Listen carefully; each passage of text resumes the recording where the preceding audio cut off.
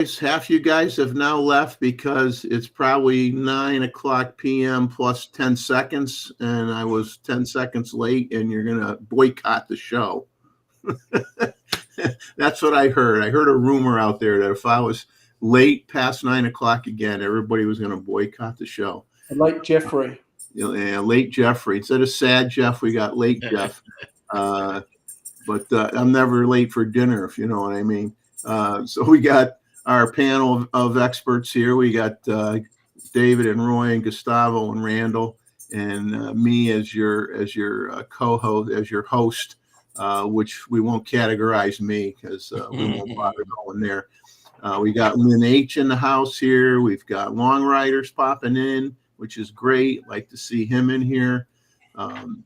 We've got Ava. Wow, Ava, you're here right on the right when we're starting. Bob Our Photos is here, and of course those of us that are on the panel are here. So we'll get talking a little bit, and I have a few. I'll start the show off with a few photo images to share with you, with a little comic relief. Hopefully you'll get a kick out of it. I got a little, couple minute skit that I'm going to do for you guys. And David Stewart, during some point in time during the show, we're going to talk about or revisit the flash that we talked about maybe a month ago, the Godox Lux Master Retro camera flash. That's $249. So I'm going to rifle off quick a reminder of what the spec sheet is on that flash, and David's showing it here on his little postage stamp screen, and I'll drag him over quick so he's not so small. And so David bought it, he owned it.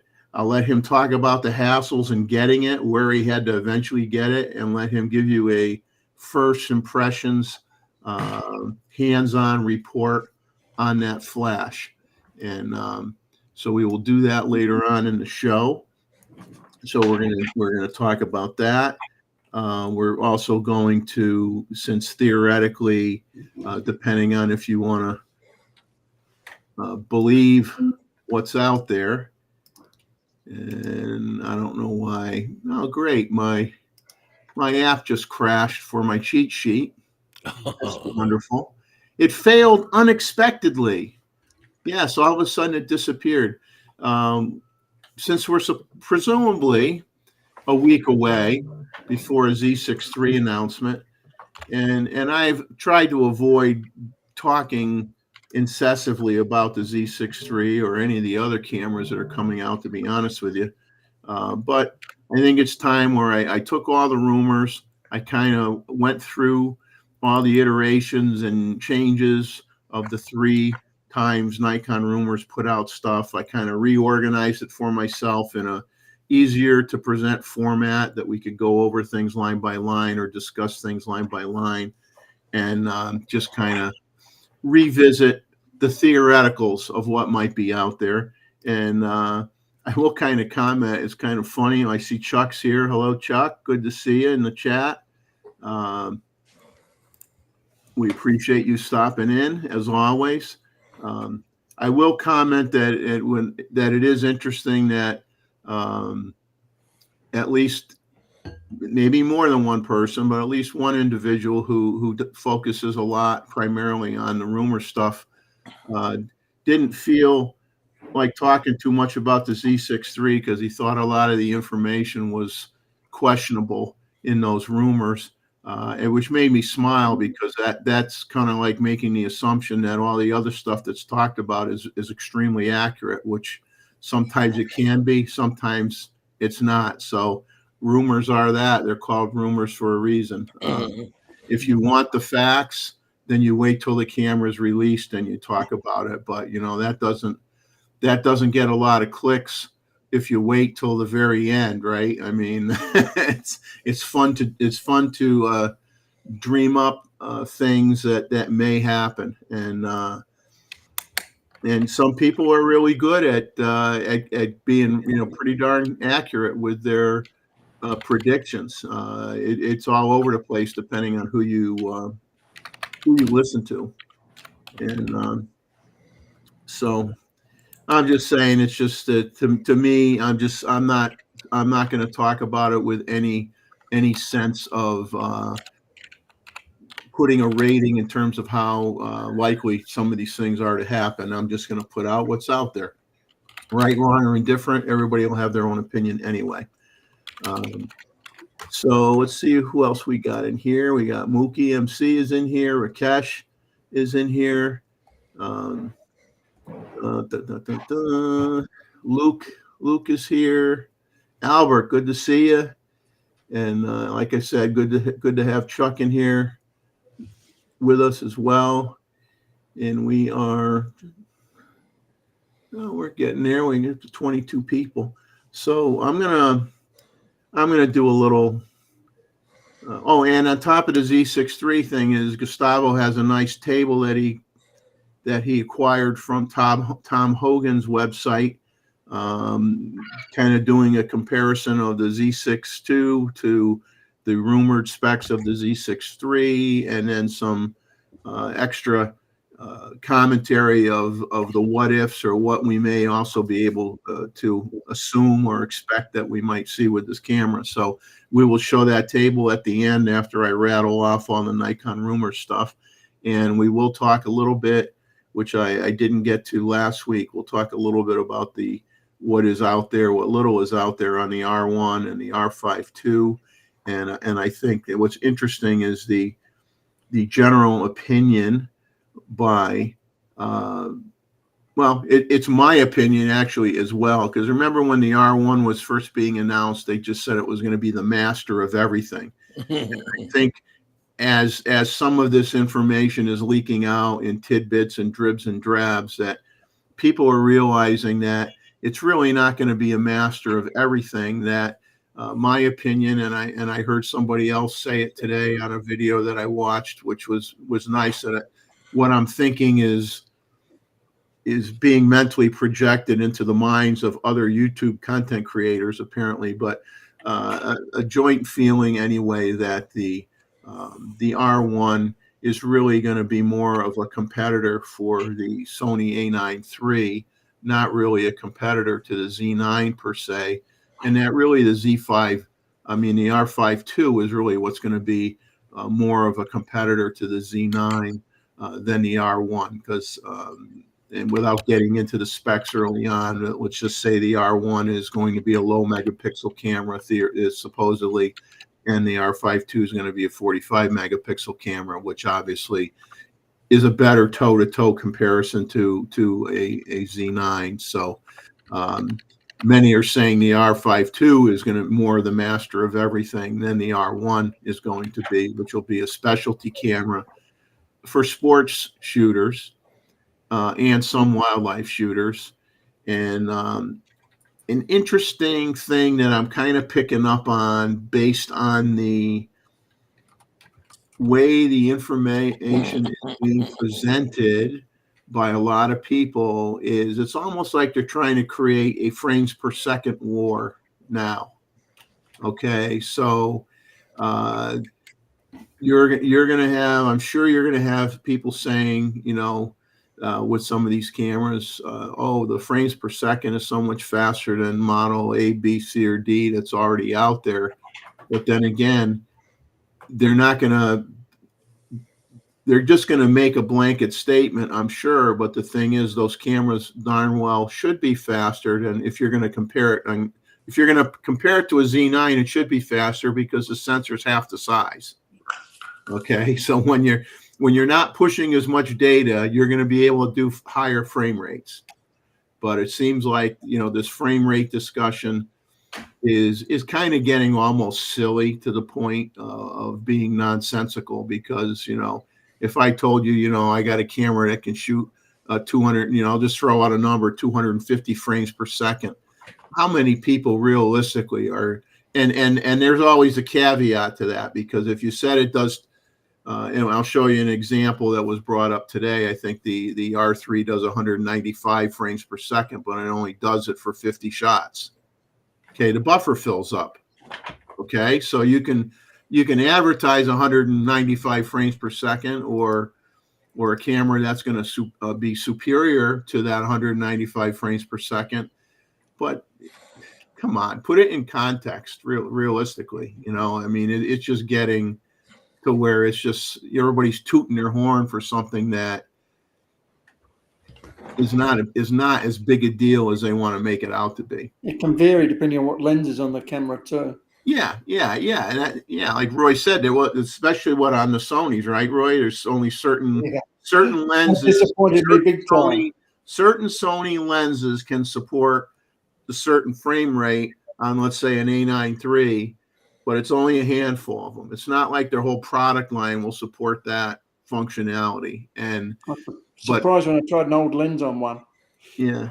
But none of these, and I'll say none, including Nikon, they all, I mean, none of them want to tell you they don't want to come out. It's in the fine print somewhere, but they don't want to verbally come out and say, well, it only works if you do this, or you only shoot in this mode or that mode or the other mode, or, there's always all these exceptions to the rule. And like I said, temper your excitement until until it comes out and you get to read the manual and find out, oh, gee, yeah, I could do so many frames per second, but it's 10-bit. It's not 14-bit or it's not 12-bit. It's 10-bit. You're always going to find some little thing in there that's going to make you go, oh, that's too bad. I wish it was this, right? I mean, manuals don't live in the real world. Right. I mean, we feel when I say we, I'll just speak for me and Gustavo and say that we would love to have that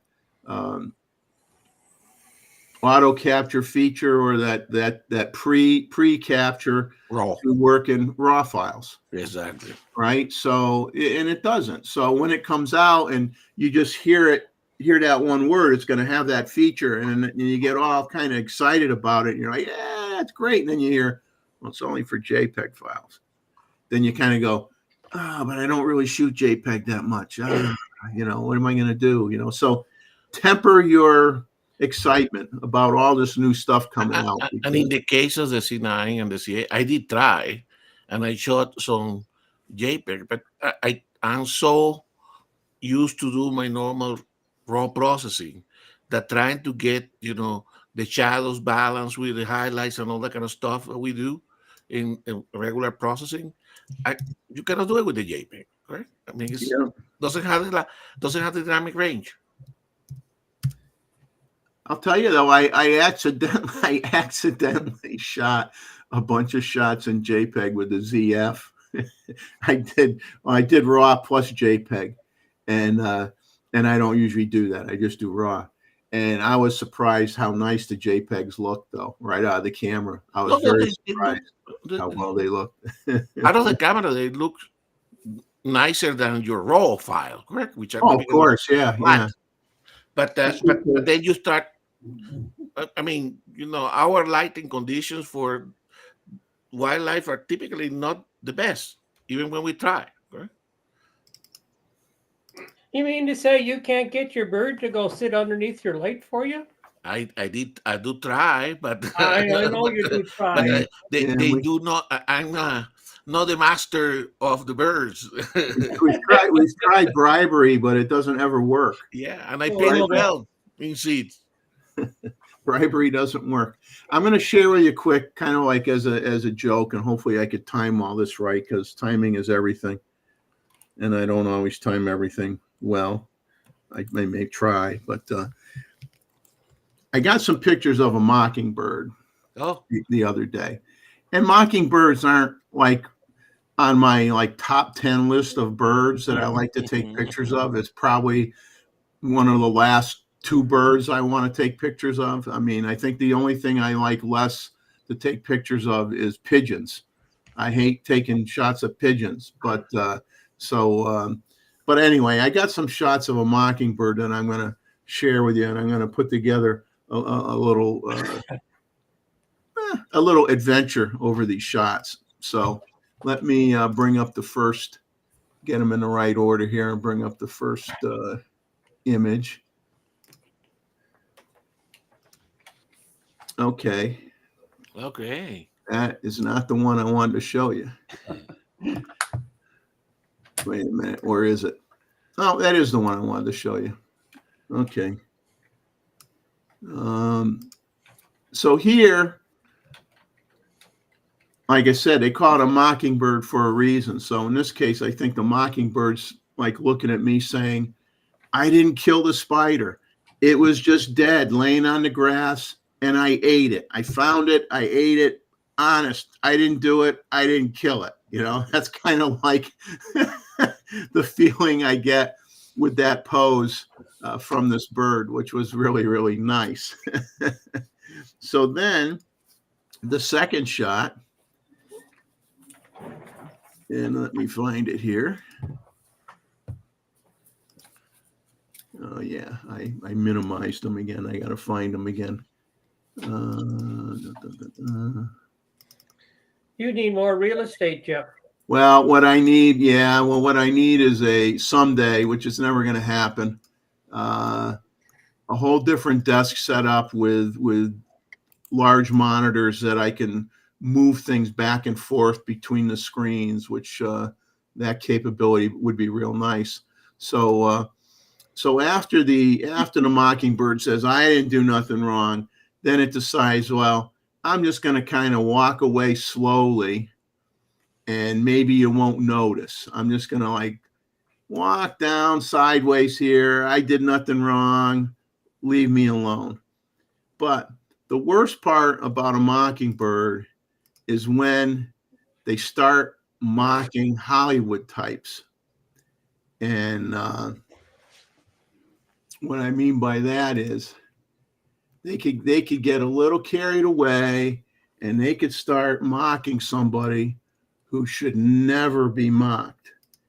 Some of you may disagree with this, but we will show you a situation here. I hope it was not Bob. We'll start it off. No. We'll start it off with the appropriate music and say there are some things in Hollywood that whether you like the person or not, their work had an impact. So let's just say a Mockingbird should not mock. Remind me of my times. Should not mock a certain actor. It's just not something you should mock. But you had to have this Mockingbird, had to go and do what it did. And I'm just saying, this is so wrong. Got it before they get you a copyright infringement, Jeff. This is so wrong. Yeah, and you had to photograph it. When you start mocking John Travolta, I give up. He did do some good movies. You know what is the most famous Mockingbird? Was actually Thomas Jefferson Mockingbird. Thomas Jefferson had a Mockingbird as a pet, right? Because obviously, you know, he was a amateur, actually quite serious naturalist, okay? And as you know, the mockingbirds called mockingbirds because they imitate the song of other songbirds, right? And they actually, if you look at the spectrogram of an imitation of a mockingbird, is almost indistinguishable from the spectrogram of a regular bird. And they incorporate the repertoire of all the other birds, like the lyra birds in Australia, Roy. Although the lyra birds are very, the lyra birds are in another category because they mimic all the sound, camera clicks and all that kind of stuff. But the mockingbird, what they do is in their strategy, they incorporate all the songbird repertoire. Okay? But Thomas Jefferson has a mockingbird that as a pet. You know, we are full of useless comments in this Saturday night live show. Right? It's our job. Hey, Exactly.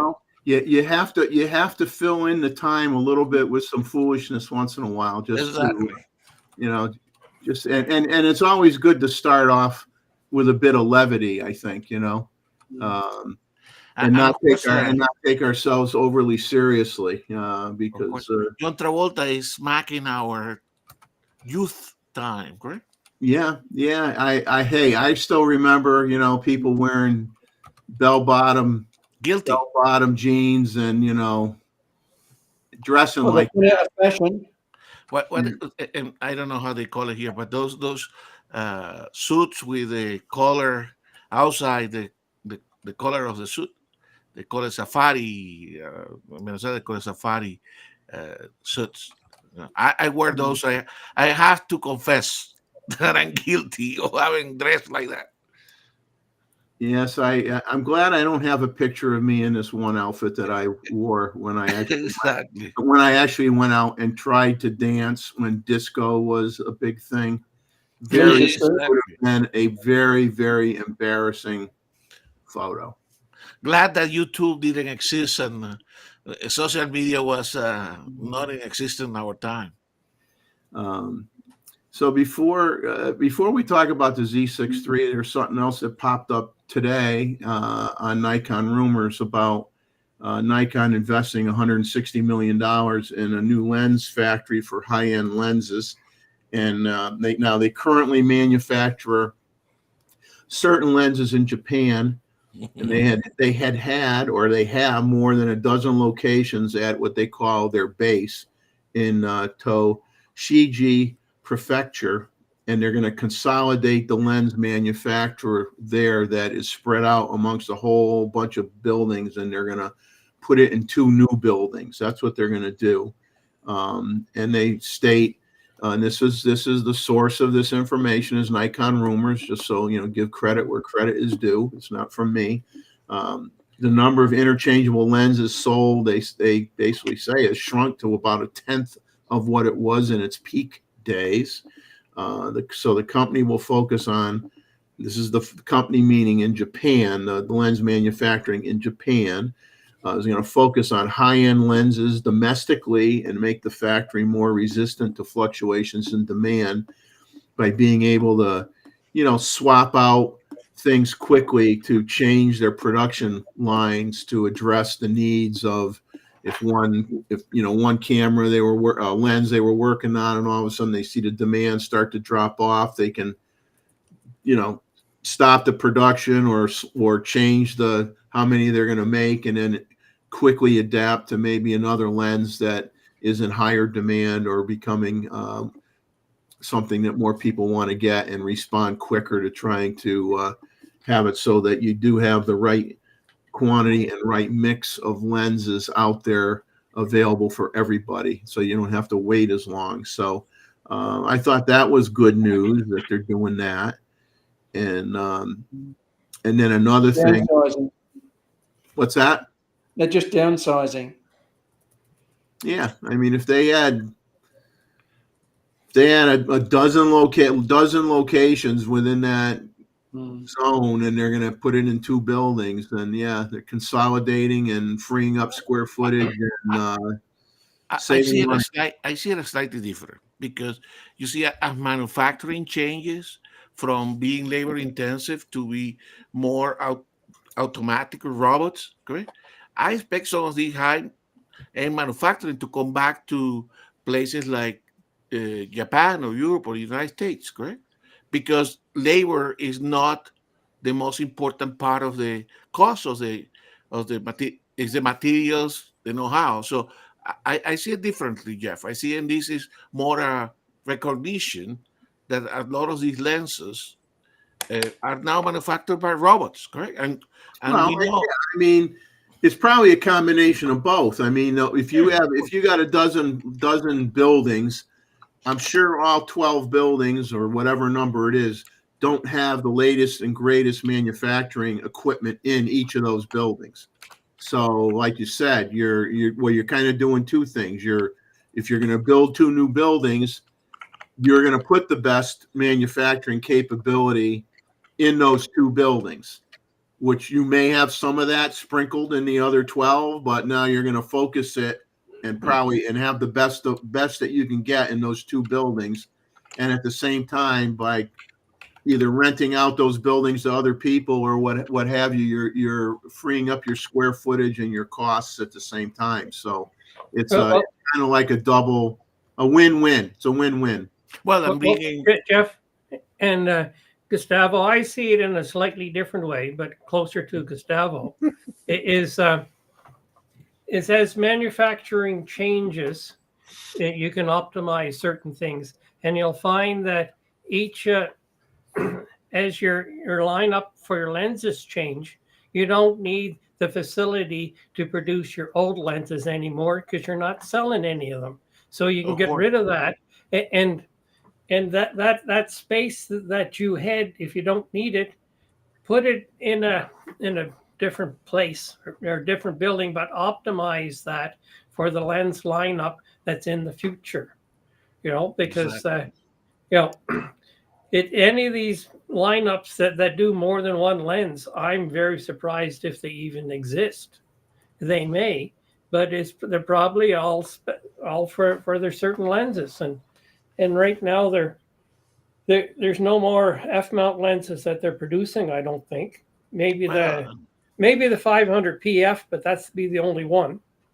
Well, the more common, not necessarily not bad lenses. I mean, just not specialty lenses are still going to be done offshore. I'm sure. Where a lot of them are now, but.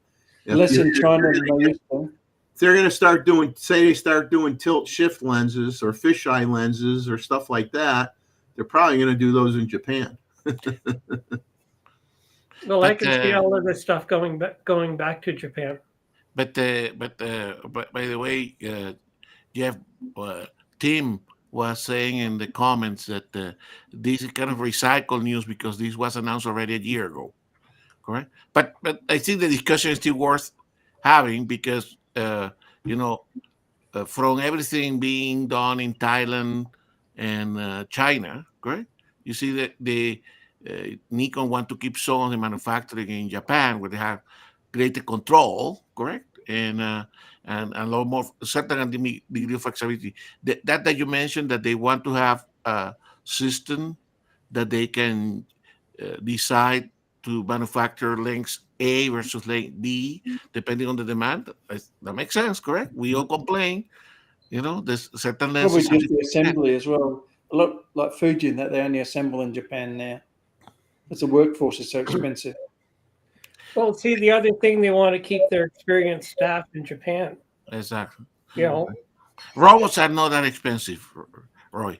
I'm going to put up Albert's comment here because I think it's great that people in the chat are willing to share embarrassing. Now we need to see the picture on the show. Apart from us 5 here, correct?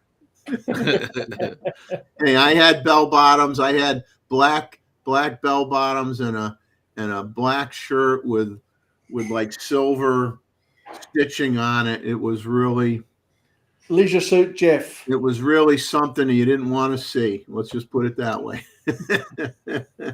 Hey, we are people of our times. What can I say? So let's kind of like skip to the Z6 III because I'm sure everybody's been drooling for months to probably talk about it again. I mean, it's been a while since we dove into it, and I think I think it's the price point camera that a lot of people have been waiting for a long time. I think I don't want to pretend I speak for everybody, but I think a lot of people that if they have the Z8 and the Z9 in their bag are probably going to just stick with the Z8 and the Z9 in their bag. I didn't see any indication in any of the rumors that they were going to have dual USB ports that Roy wanted so bad. Yeah, very disappointing. I didn't see any hints of that. So as soon as I saw that was not on the list of things, I'm like, well, Roy's going to get a ZF now probably. But obviously one of the more argumented topics is what kind of sensor is going to be in this camera. And the rumors, at least up to this point, are still implying a 24.5 megapixel BSI sensor that's going to be optimized for low light and high dynamic range. Some may be disappointed in that, who may have wanted a 33 or a 35 megapixel camera to have a little bit of cropping capability. But it certainly, having the smaller sensor has not dissuaded people from buying the ZF, right? So if you look at, no one's crying too much that doesn't have a 33 megapixel sensor in it. But I myself personally would have liked it to have a little bit more, because then if it had a little bit more, then you could argue, like, if you say you didn't have a Z9 and a Z8, and let's say the autofocus features are comparable to what they have in a Z9 or a Z8, if you had the a little extra cropping capability, instead of making, say you had a Z9, instead of making your second body a Z8, you might consider a Z6 III, because it would be, maybe it's not 45 megapixels, but you can still crop a little bit, and you might say, yeah, the price point's better, I can afford it, I'm not breaking the bank, I want to go that way. But everybody's going to have a different spin on it anyway, and we don't even know if this is what it is. This is all just rumors. 7 or 8 stop VR, same system supposedly as what's in the Nikon ZF. 283/297 autofocus point, near 100% autofocus coverage within the frame, which nowadays is pretty much typical for all the cameras. That's nothing mind-boggling. Now they're saying an updated focus algorithm, and then of course, because it makes good conversation, is it better than the Z8 or the Z9? Who knows, right? Who knows? CF Express Plus SD card. Okay, so it's not going to be 2 CFEB slots. Apparently, it's going to be one of each. A new higher resolution EVF, 5.76 million dots, versus the Z8, the Z9, and the ZF all have 3.69 million dot EVFs. So I personally have no complaints at all about the clarity of what I see looking through my Z9 at all. And I don't think, and it's the same thing in the Z8. So I don't think anybody has much to complain about. Very bright and clear. Now, more resolution requires more battery. Now, supposedly 14, it's going to have mechanical and electronic shutter, 14 frames per second mechanical, 20 frames per second electronic, and that's shooting RAW. And I wrote down good enough for birding and sports ? And I'm going to remind everybody who has a short-term memory like I do at times, the D850, remember, only had 9 frames per second max with the larger battery in it. Okay, that was used a lot for, obviously, for birding. It was used for sports. It was used for everything. And the world did not come to an end. And even the D6, which was 14 frames per second, but that was only a 20.8 megapixel camera. So you see these when they're talking to me, when they try to promote, whether it be an A9 III or maybe the R1 as a sports wildlife camera, predominantly, what I see it as regarding sports is, obviously, you're shooting people, you're shooting race cars, you're shooting track events, you're shooting basketball games, you're shooting football games. And if you're a pro photographer, you get preferential positioning on the field or on the basketball court or whatever, where, a smaller censored camera is not going to hurt you, and your subject matter is larger. Now, when you try to promote these cameras and say they're great for wildlife, Well, that's where you got to put a little caveat on what are you going to define as wildlife, okay, or nature. If you're taking pictures of bison at Yellowstone or large or grizzly bears and stuff like that, yeah, those cameras aren't going to have too much trouble with that. But if you're doing a lot of if you're doing hummingbird photography and you're doing trying to get a sparrow in flight or something, or a kingfisher or something like that, you have to have that ability to crop, which we talked about earlier in the show. And so they'll try to sell it as a wildlife camera, and it's maybe a wildlife camera for Weddings. for some subjects, like some naked guy running through the woods. There's your wildlife photo. But anyway, but it's just interesting to remember how much slower the frame rates were on some cameras that really aren't that old, that somehow managed to put images in Sports Illustrated magazine and all the wildlife magazines too, and had no trouble at all. So that's what I'm saying. How many frames per second do you say enough is enough already? Now they're saying it's going to have 120 frames per second JPEG, 1/16,000th of a second shutter speed, Expeed 7, depending on who you read. Some say Expeed 7 for sure. Some may say Expeed 7 with a question mark. Well, we'll find out, right?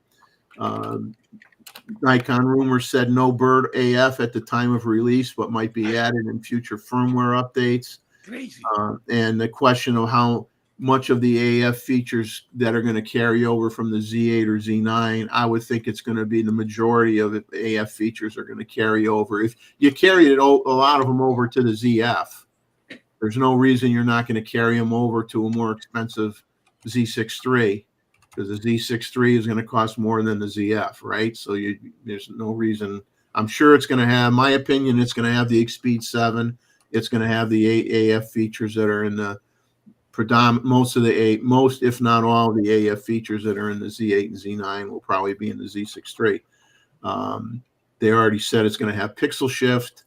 It's going to have the PSAM dial on the top.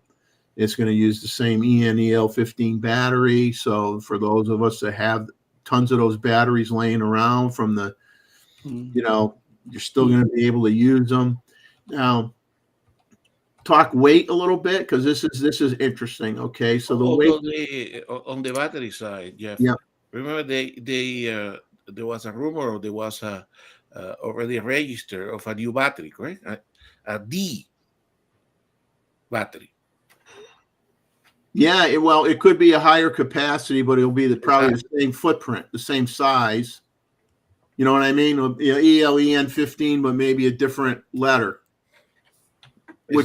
Which would make sense if you're because the camera is going to be a little bigger than a Z. It's going to be bigger than a ZF. It's going to be bigger than a more Z. power consumption. Yeah. So now the weight is interesting. I'll give you both grams and ounces for those, depending on where you live. You associate with one or the other. The weight is supposedly 700 to 750 grams, which is 24.69 to 26.45 ounces. Now the ZF, by comparison, is 630 grams or 22.29 ounces. So the ZF weighs less than what the Z6 III is going to weigh, while the Z8 is 910 grams or 32.1 ounces. So your Z6 III weight-wise is going to be in between the ZF and the Z8. And I'm sure it's that way relative to the body size as well. They're saying it's going to be bigger than the Z6 II. Okay, it's probably not going to be as big as the Z8. They're saying hybrid body design between the Z6 and Z8, bigger than the current Z6/7, but smaller than the Z8. Better ergonomics compared to the Z6. That would make sense. Bigger body, you're probably going to have a better grip. You're going to have better ergonomics. Then they get into the minutia a little bit. Playback button, same place as the Z8, bottom right, as opposed to the Z6 II, which had it on the top left. Camera body size and overall dimensions similar to the Nikon Z6 II, but it's 3 to 5 millimeters longer in the width and a few millimeters thicker. Now the grip, it says the grip button layouts and design look similar to the Z8 apart from the command dial, which is the same as the Z6 II. All other button layouts is, similar to the Z6 II. And you'll have the logo on the top plate like you have now, it'll say Z6 III, Z logo in the front. And they did mention a while back a MB-N14 battery pack for it. And then they commented that would it, with a question mark, would it have online firmware updates with a question mark? That was something that was brought up as well. So that's like that's so far what I classified as general information on the camera. Now we'll talk about video. They're saying 6K, 6048 by 4032, full frame, 12-bit NRAW, 4K 120 cropped, 4K 60 full screen, 4K 60 ProRes RAW, full HD movie mode at 240 frames per second, but it's an 8-bit crop, and the recording time between 37 and 120 minutes. Recording time, obviously, depending on what resolution you're using. It will have a full-size HDMI, which for many people is exactly what they want. They don't want to have different cables for different cameras. They want to have the more robust full-size connector, which apparently is going to be on this. And it's going to have the USB-C 3.0, which is their super speed, theoretically 4.8 gigabits. And it does not appear, which they surprise us, that it does not appear that it's going to have 2 USB ports. So I apologize to Roy earlier, and I'll do so again. Miscellaneous that I put in miscellaneous was they're saying official announcement next week, June 10th through 12th. Shipping expected in mid-July, price around $3,000 in Europe, less than that in the United States. So we shall see. We'll see what we end up getting. And like I said, I have no inside information. I don't have some secret guy that calls me up and says, Jeff, buddy, nice to meet your acquaintance. I got some information for you. I don't have only Roy. Oh yeah, Roy might, but he's sworn to Swear sign for secrecy. Yeah, he's sworn to secrecy. Now, And apparently, he's biting his tongue. yeah. Apparently, it's going to be available body only or with kit lenses: the 24 to 70 f4, the 24 to 120 f4, and a third unknown lens that we don't know about. And NX Studio is going to be coming out with a new version that supports the Z6 III, and that'll be coming out soon. So now that I've rambled off all that information, I will bring up Gustavo's spreadsheet or table here that he has. no, mine is from Tom Hogan, so it's properly referenced. But I think the way he presented the data. I'm just going to throw this one comment up quick since it's kind of funny. I'm just going to make it up like everybody else. Get those clicks. Yeah. Well, you are a 501 after all. Oh, yeah. Yeah. Every time I get another subscriber, another angel goes to heaven. Another person goes to heaven, right? I feel like... But I try my best not to make up stuff. You guys should know that by now. So I'm going to bring up Gustavo's sheet here and let him talk. Tom Hogan. Tom Hogan. Well, but you were kind enough to borrow it. Exactly. And we give proper accreditation Credit. here, reference. Right. Give the credit to the guy who did it. Yes. Exactly. So I think the way he presented it was interesting in as much as he put the true C6 II specs, which we have here, correct? And then he put the anticipated, which is the rumors, correct? And then he said, well, eventually there will be the actuals, correct? Yeah. And that's exactly what you were saying. Although he anticipated to be 33 megapixels, like Chuck, he seemed to favor an increase in megapixel. He seems to indicate here that the speed 7, which I think is a must. Okay. Then he has here all the different um, VR and video specifications. Okay. Now, all the way up to now, interesting. He say electronic only. Okay. I have people kept both the mechanical and electronic. He kind of anticipate or that it will be electronic only. Okay? And then there are the other things here, subject detect. Actually, that thing that you mentioned, subject detect and no bird detect, that would be kind of silly that they do that, correct? Because Well, they might. Well, I think what they're implying is it may have, like when it started off when we had animal detect, and the bird detect came out afterwards. But I mean, I don't know why you would hold that back, because it's out there if you have it. So I don't know why you'd hold that back. Yeah. Then he goes here into the EBF, obviously an improvement from the version 2. And then he talk about here the cards. And you see he mentioned here the ENEL 15D, right? Yeah. Instead of the 15C. Yeah. Right? And of course he also see a bump of into the price, which I think most of people expected. Now, as you can see here, I put a couple of arrows here. So this is actually, to me, what will make this camera interesting, right?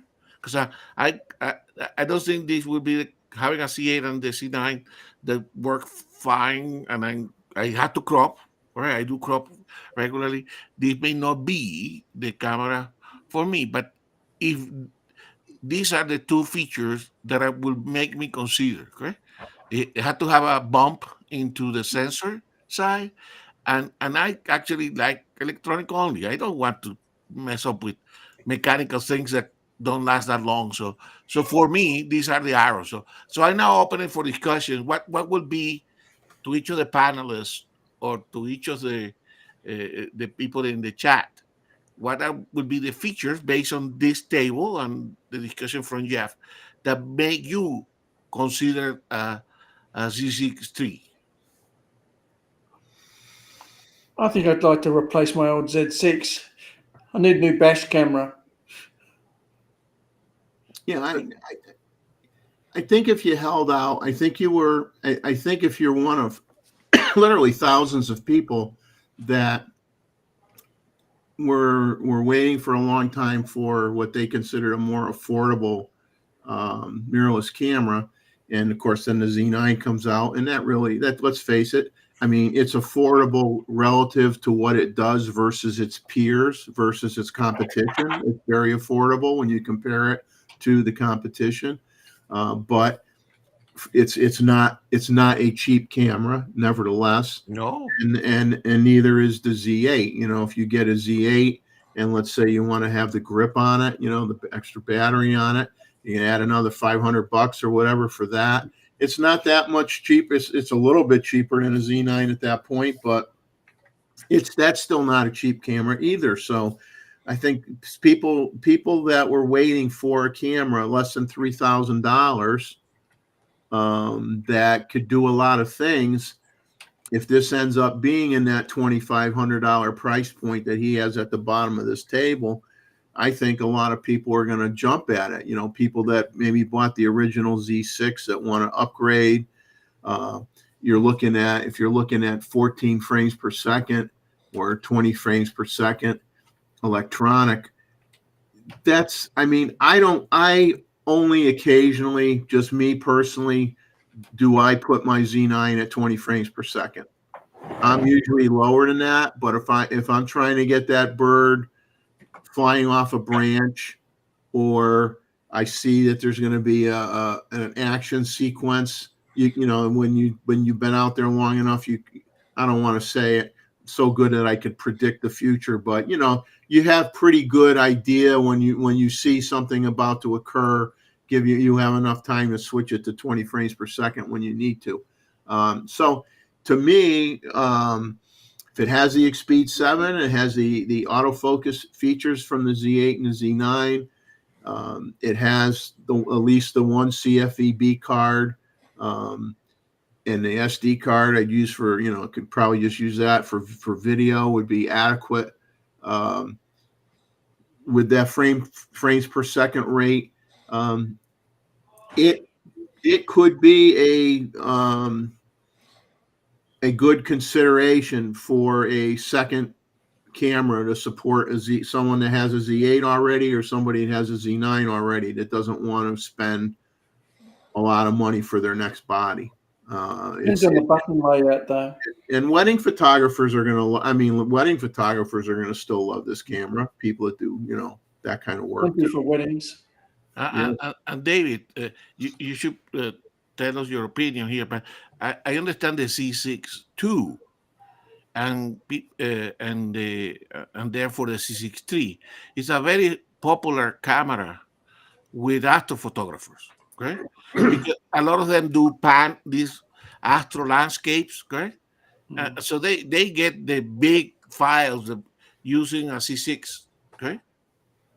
Yeah, well, see, what you can always do is I think you can turn your resolution down on your 8 and 9, because I've turned the resolution down on my 850 because I only shoot it at 24 megapixels. You know, and I think that I've shot fewer than 100 shots on my 850 full resolution, because when it's at full resolution, it doesn't have it's no better than a 750. You know, and I've got my 810A.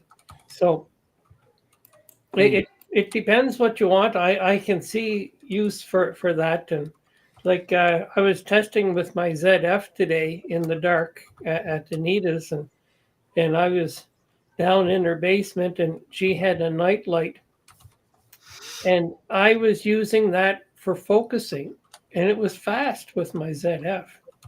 You know, and but I found my 850, it'll autofocus for Aurora some of the time, which is an awful lot better than before. And my 8 and 9, the autofocus works most of the time. You know, so I'm just in that situation where a Z6 doesn't interest me, even for what I do. You've got a wide variety of bodies that fill your niche, David, already.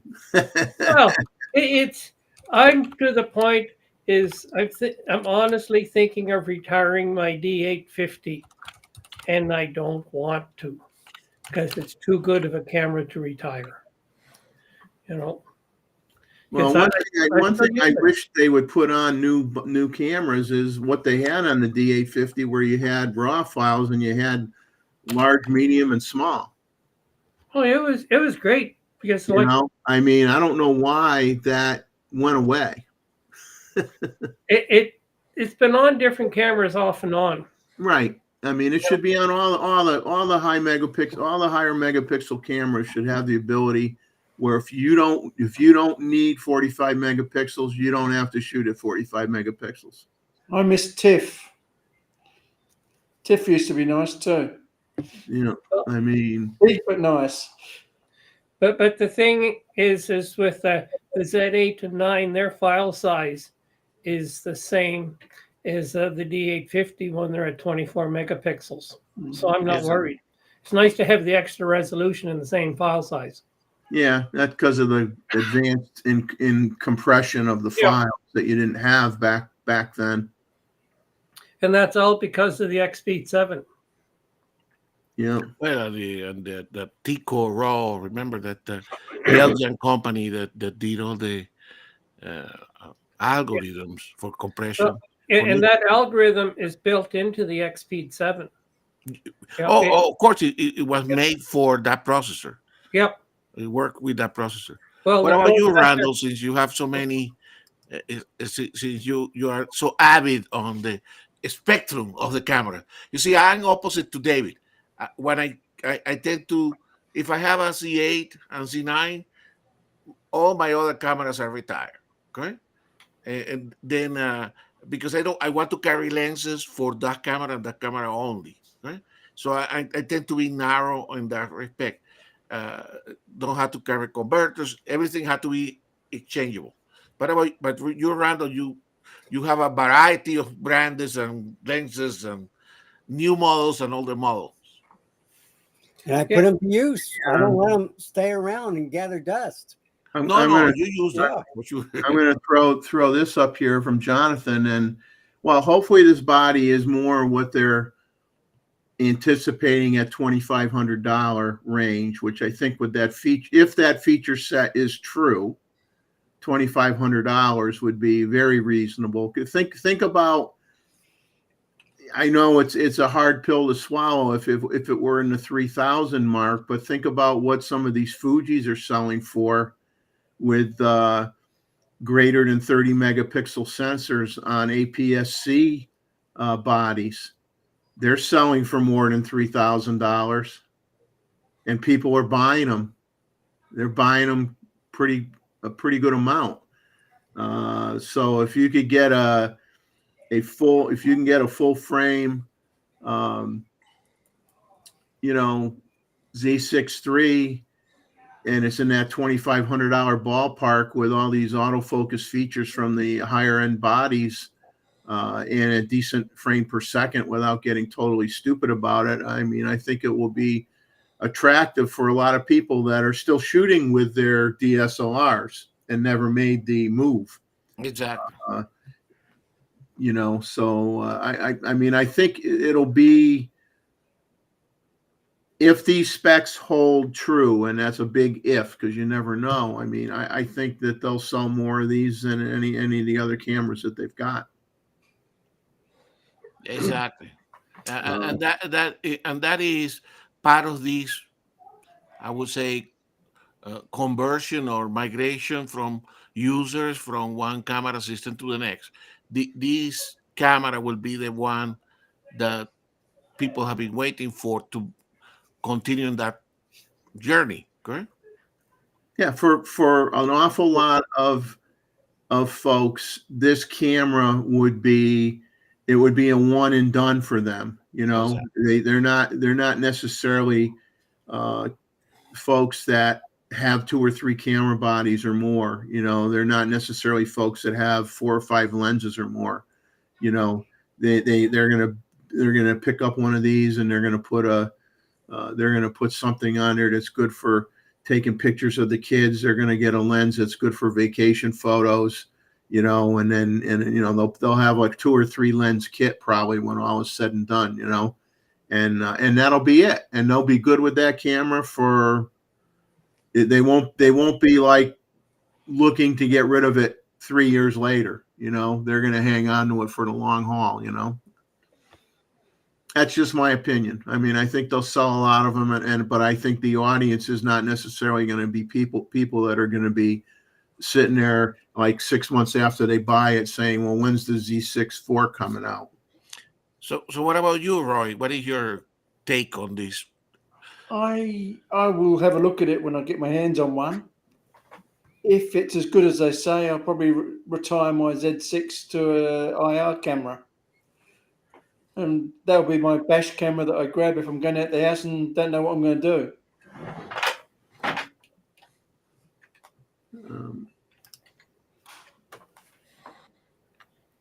Yeah, I think I'm gonna, it's gonna be interesting. Wait and see, But I mean, I'm not.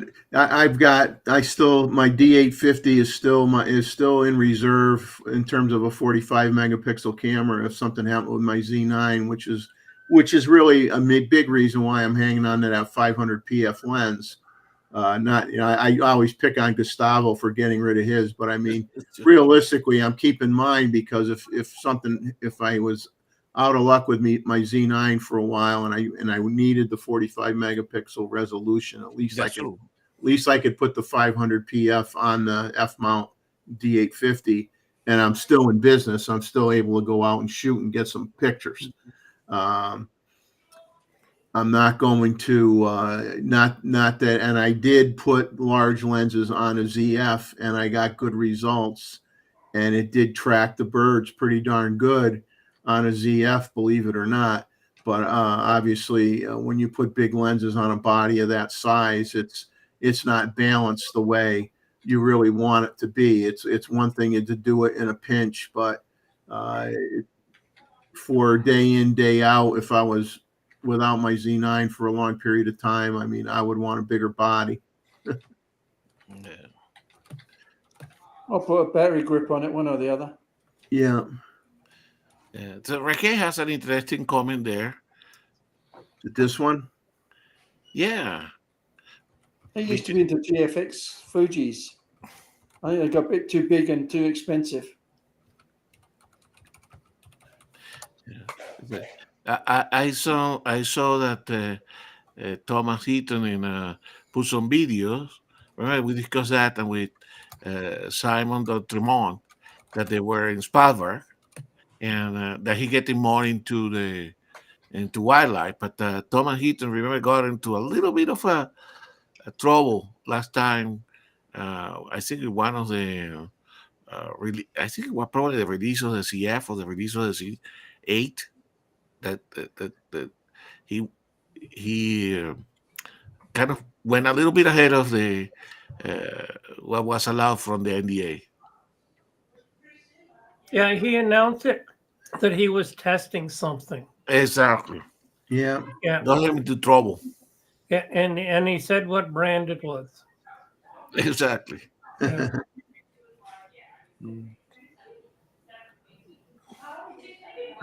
Maz is asking me, is this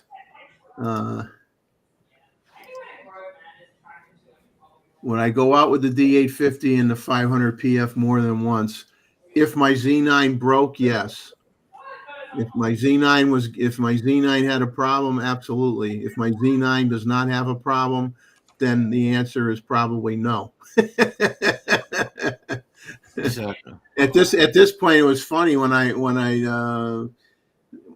might have been a few weeks ago or something. I ran all my lenses to move the lubricant around in them, and I put them on the D850, and I was, defocusing them and then reacquiring focus, and I was focusing on something close, something far away, and I was doing that on all the lenses and making them work for a while, and making sure that everything was okay. And with squeakers, it was no squeakers, everything was perfect, no squeaky sounds. But the funny thing was that at first I thought my lens didn't work, and I forgot that I hadn't used the D850 in such a long time. I forgot that I had it on back button autofocus only. I didn't have it where the regular shutter button would actually focus and take a picture. So I'm like, I put the lens on, and I hit the shutter release button, and nothing was happening. I go, oh, you know what?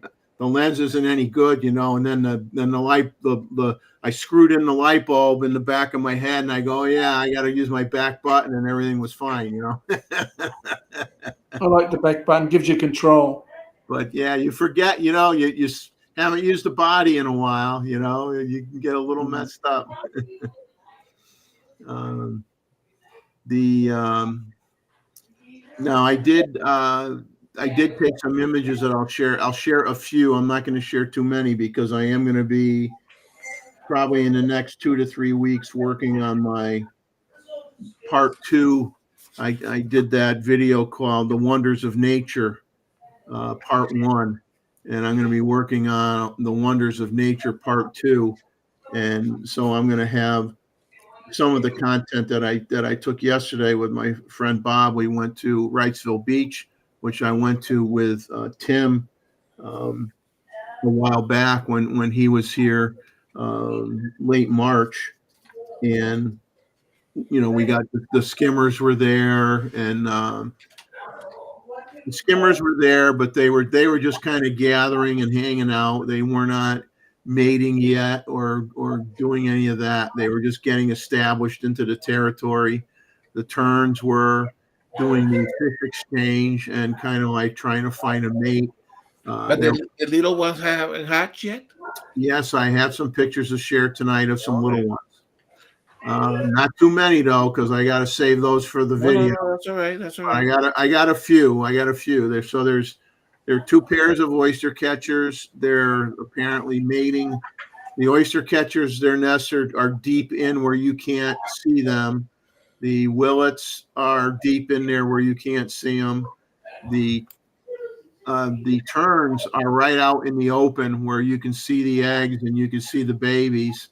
And I'll talk about some of the behavior of the babies. That was very, very interesting to watch. And obviously, I'll talk about it more when I do my video. But I'll talk about it a little bit tonight. And the skimmers have not started. There may only be literally a handful of skimmers that may possibly have laid eggs. Most of them have still not laid eggs, and they moved from the area where Tim and I saw them. They had decoys. They had wooden decoy birds in a certain area where they wanted them to come because they were dredging the other end of the beach, and they were doing what do you call it, the beach sand reclamation projects. Where they add more sand to the beach. And so they wanted the birds to go to the south end of the beach, and they had those decoys there. But now when I went there, I'm walking up to the same area where Tim and I probably saw, I don't want to exaggerate, but I'll say, probably 300 or more skimmers, and there was not one there, not a one. And I'm like, oh no, where did they go? And then I ran into an Audubon trainee, Audubon person, and what they have done is they've settled further back in different pockets.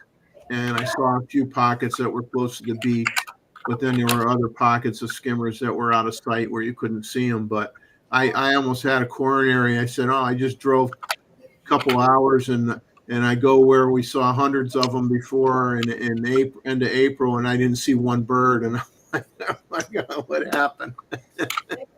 But do they move close to where the dummies were put, the wooden? They're in the same general area, but they're not in that particular spot. They're a little bit further in, and like when you hit that location, you have the higher grasses. You had to like go around the corner, and then they were there down a little bit, maybe 50 yards, 75 yards around the corner where they weren't before. So they did kind of move around a little bit, but when I didn't see any, boy, I got freaked out. I'm like, oh my God, where did they go? But I'll share a few pictures in a little while. But were there a lot of comments in here about people being interested in the Z6 III, or not too many? Not too many. Not too many, huh? Worn them all out already. Well, for many, you don't wait forever. You make a different choice, right? And then you're going to stick with it. So it's probably more for those that still haven't migrated to mirrorless yet. Mm. Should be a good general purpose camera. Yeah. But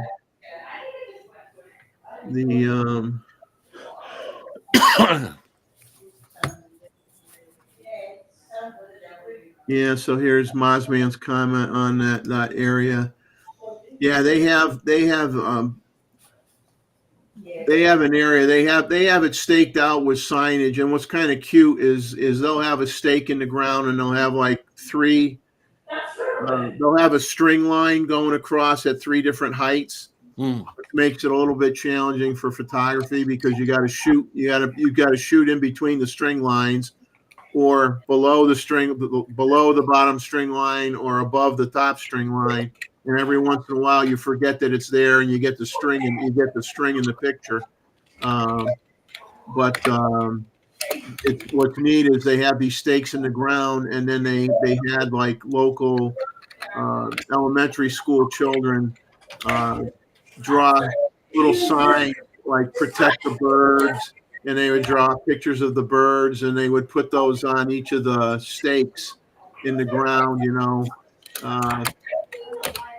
Leave them be, nesting birds. They'd have all these cute little sayings and pictures of birds and protecting the birds. It was really neat. It made a project out of it for the local in the school. I thought was really nice.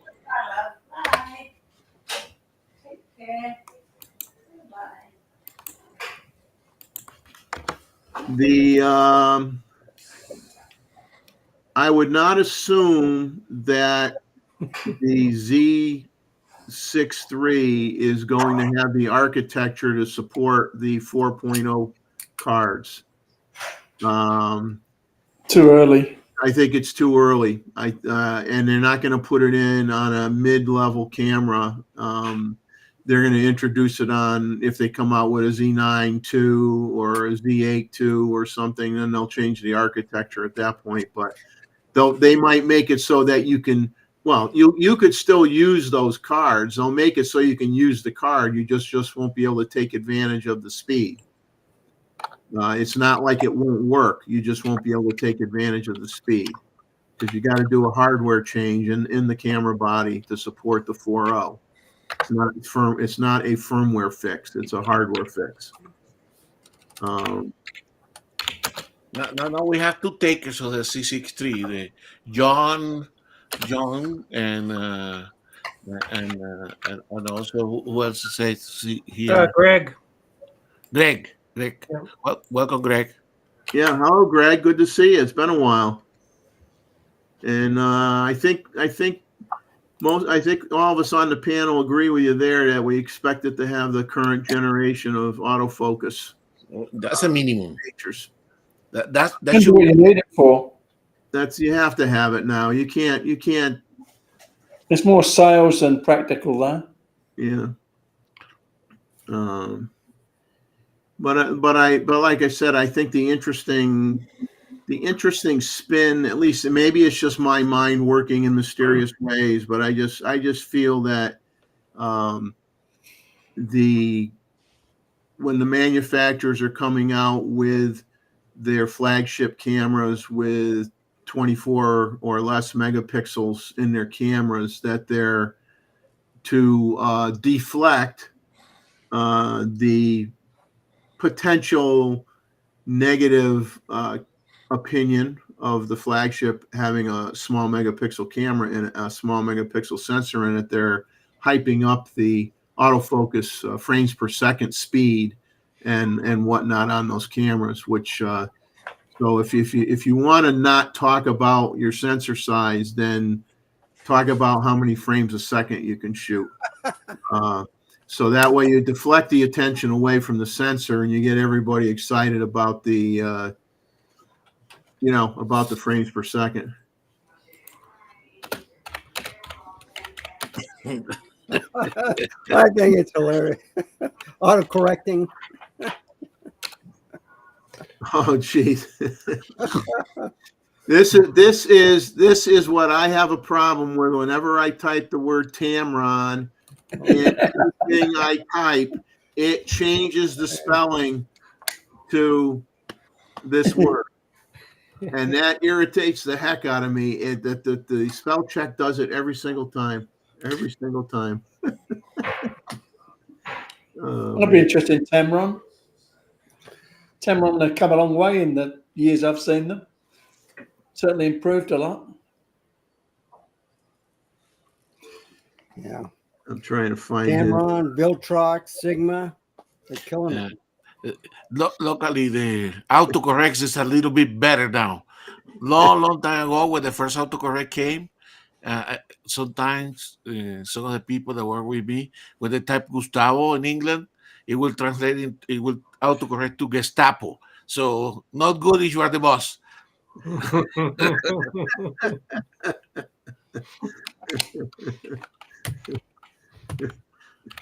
It's much better now. But tampons versus Tamron, no problem, John. Has anybody ever tried the 35 to 150 yet? The F2 to 2.8, I believe. I picked it up one time. It was heavy. So it kind of reminded me of the 60 to 600, and that was heavier. So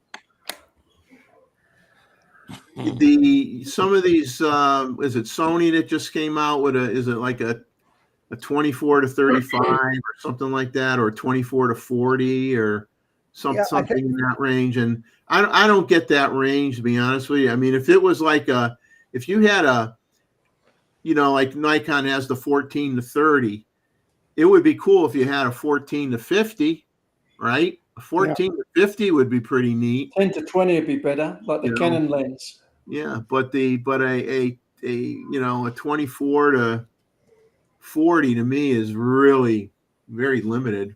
Very limited. you have to worry about the auto distortion on lenses when it's below 24. So well, I hate to say it, a lot of them are kind of cheating a little bit, where all those corrections are being done with with what occurs with the software in Lightroom or whatever, applying corrections to it, versus correcting it with the glass itself, which I think is a little bit of a shame. I mean, I guess I'm too old school. I prefer to see the best lens with the best correction that you could get optically versus via software. But I mean, I think the one thing that with the software, I could see it for obviously the vignetting, but in the old days, all the lenses wide open vignetted if they were wide lenses, and some people like that effect anyway. Some people add vignetting to their photos. They're not worried about taking it away. They add it in some cases, and usually, you knock it down a stop, 2 at the most, and it goes away anyway. But good for portraits. Yeah. I mean, even sometimes when you have a bird in flight photo where it's mostly sky, it sometimes you do the vignetting just to kind of knock down a little of the sky area a little bit. You know what I mean? It's good to be able to switch it in or out, though. Yeah. Gustavo had a Tamron 400 f4. I had a Tamron back in the day. It was a 500. I don't remember what it was, though. That was actually a big telephoto, even for A4. It was good, but interesting enough that some of those Tamron lenses, those kind of exotic telephotos, you will buy the lens, and you will have to then buy the adapter, correct, for your Canon mount or your F mount. Well, Tamron had the adapter system. Exactly, but so you had to put that extra. It was not that thick. It was just a few millimeters thick. T2 adapter. Yeah. Yeah, they had T2s and T4s. Exactly. The T4 was automatic and the T2 was manual. That lens that I was referring to was, for sure, that was probably in the 80s. So that must have been for sure a manual. There's a lot around then. They had about 1 or 2 glass elements in them, though. I still have it somewhere simple. in my basement. Because that was I learned a lot to do a lot of wildlife photography with that one. Actually, that lens got me a photo of a field fair when I was living in Buchan in England, and that's the photo that I submitted to BBC Wildlife Photography of the Year that actually goes through the first screening. So from the 10,000 to the 500 photos. So great memories. I think I have the photos somewhere around here. So film with with all lenses. Well, when the comments here in the Randall's got chat, something very similar. Randall's got a toy. Let's see. My Yeah. 500 millimeter. It's lighter than Yes. the PF. And it's fat also. Much cheaper. I can put it on this camera right here. There's a And little that also acts as a police baton in a pinch, it is made out of metal. For that. right? Yeah. What's funny with the conversation in the chat here a little bit about the John had Mr. Wu, I guess, talking about Vivitar lenses. Is Vivitar? I had a lot of Vivitar flashes when I was young. Yeah, me too. Vivitar had a good lineup of flashes back in the day. Didn't last long though, did they? No. They were the cheap alternative to the brand and to the Mets, correct? Yeah. Oh, I love the Mets. Mets Mets were 45 all the professional. way. Yeah. I've still got a trunk full of them. About probably a dozen or more. Where was Mets 45. where was Mets manufactured, Roy? Mets was the manufacturer of lighting. Yeah, I but know was that German? Was it German? German, yeah. Yeah. Very rugged potato mashers. What is team saying? We're stringing behind on chat and ahead of video. What the hell is going on? Yeah. Here we go. Albert's on the case. The hypocrites in photography are staggering. Absolutely. Only last week it said that Panasonic was bankrupt. Now it's being said that their new camera has destroyed Canon and Sony in terms of video. Yeah, as soon as they come out with the GH7 and petapixels. I mean, I didn't watch the petapixel video, but I saw the initial reaction, and they were all like Googling over the GH7. Micro Four Thirds, of course, but if you're good with that, then that's fine. S5 II is quite a nice camera for video. Mossman is not a fan of the Mets. with an S rather than a Z. I love the old Mets flash. Good memories. But Vivitar was the flash system to go for the amateurs, correct? And Sunpack. Remember Sunpack? Yeah, Sunpack. I had Sunpacks too. Yeah. What else was there around? Well, they came out. Some of them came out with auto thyristor technology before the main brand camera bodies did. Well, Sunpack did. Yeah, had auto thyristor, and 422D I think was one of the models, if I remember right. I had a Honeywell that has the feature on it for the flash to disconnect from the camera was built into it. That's not on this new one, but anyway. And I could take pictures at a couple of 100 feet or so away after dark with it. It was bright enough. Yes, those big potato masher ones. Oh, yeah.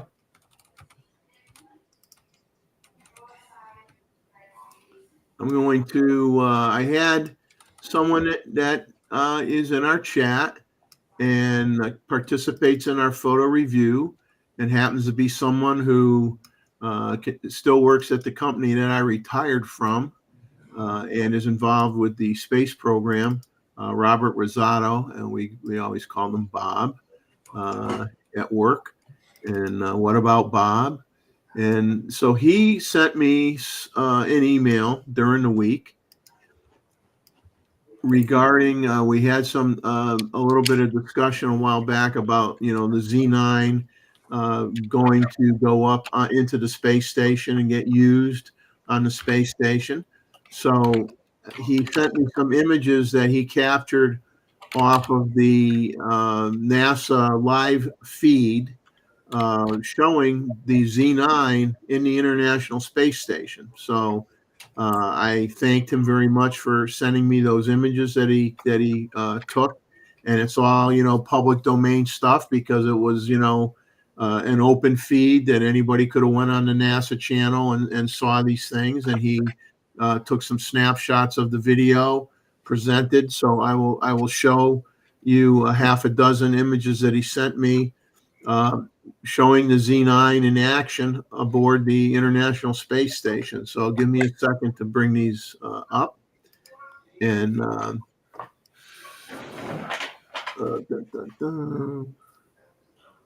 well, hopefully. Oh, I hate this when I go to pick on the file, it cuts off the name of the file, so I can't tell which one was the first shot, the second shot, the third shot. So now I'm going to have to guess. Can you see the time? No. Oh man. So well, you can adjust it by the time or whatever. Well, I know which ones were the last two anyway, so I'll just pick one here to throw up on the screen. So here you can see a Z9 in the lower left-hand corner of the frame. There are two cameras there, Jeff. And there's another one to the right of the gentleman in the foreground, on the right-hand side, to the right of his shoulder. There's another Z9 mounted there. So you've got two Z9s in the picture right now. You got one in the lower left, and you got one in the lower right. Yeah, interesting. They're using those little brackets. Yeah.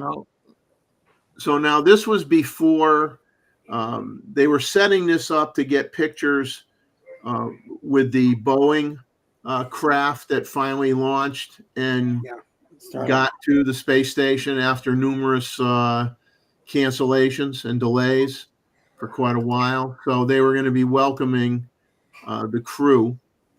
And so you will see these people in one of these photographs here. So let me go to a different photograph.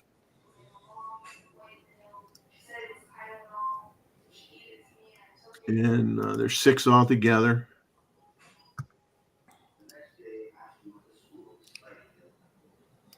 Like that. Excellent. So you got. So we have to assume that the camera that took the picture is also a Z9. I'm assuming that, yes. And we'll bring in another one.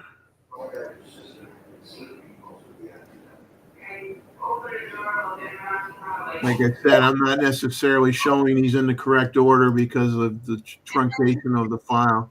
Okay, yeah, so this one should have come before the one I just showed you because they hadn't walked through the opening there yet. So yeah, so you can see the bracket here now better on the Z9 on the lower right-hand side. And you can see that it looks like there's I don't know what's above here, whether that's a flash or not. I think one of the other photos that you'll see shows a flash on the camera. So Robert need to investigate that one there. About what is the camera they use for the video feed. The camera on the left had a monitor above it. Yeah, so here's By the way, put that one back because I have some question for Robert. Yeah, here's now has the flash on it. Okay, they're getting everybody ready for a group photo. What flash is that? It probably is an old. It looks like an SB 700 or something like that. I don't know. That doesn't look like an Icon flash. Actually, it does. It is. It is. Oh, wow! It's big and bulky.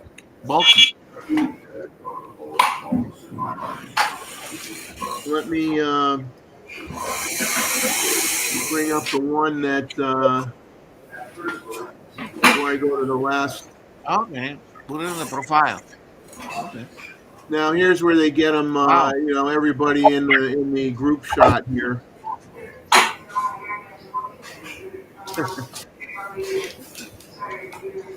See how they're floating? They're floating away in the corner here, floating But away.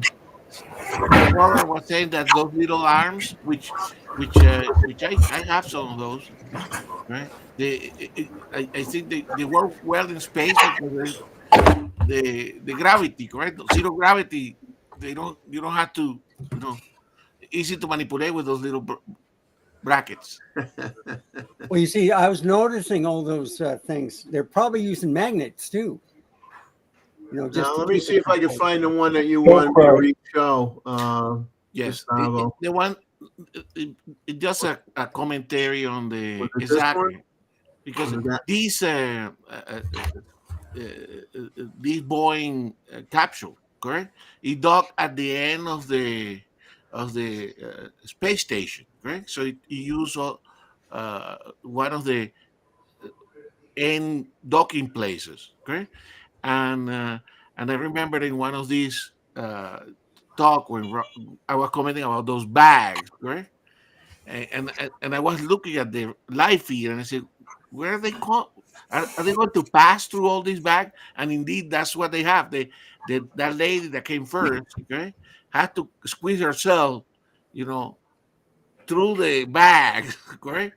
And I thought they store some sometimes garbage on those, but Robert correct me on one of those things that he mentioned the name of that type of white bags. This is where they store a lot of material. I presume they have some index to find out what it is in each of them. But she came through that, you know, between the bag and that port in there, correct? Which Robert says they use the Manfrotto magic arms a lot, and he says the tunnel goes down a bit. Okay, that they're walking through to get from, exactly. you know. But you can see that like a door, correct? That separate the module is full of these bags. They had a sale. They had a sale at Walmart. You got to put your luggage someplace. Exactly. Yeah, Robert so, mentioned the name of those bags. Thank you, Robert, to join this, Excellent. sharing this. I think it's always interesting. yeah, this is when they started popping in here. Yeah. Yeah, a crawl shot would have been nice, right? But David was also making a mention that indeed this Z9 that is on the left has a monitor, correct? Yeah, yeah. That one's probably. I bet you that one's the one doing the video, and the other one has the flash on it. And that's for the group photo. So Robert, do they have? Okay, he responded that. So they have three. They have the Soyuz, the Dragon, and this Starliner, right? Yeah. And not a monitor. Oh, he says the light panel. Okay. Okay.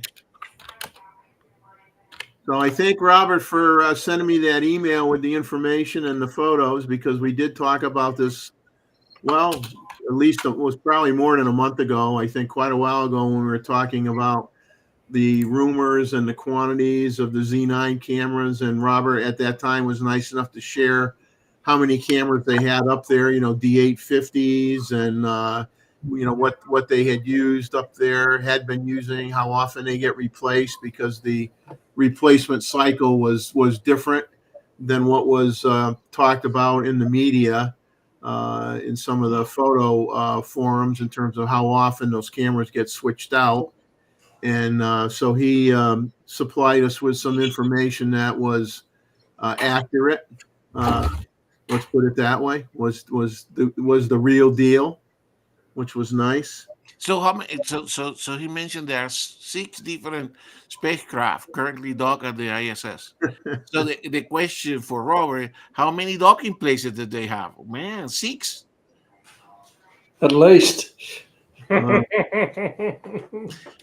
Each of the occupants got.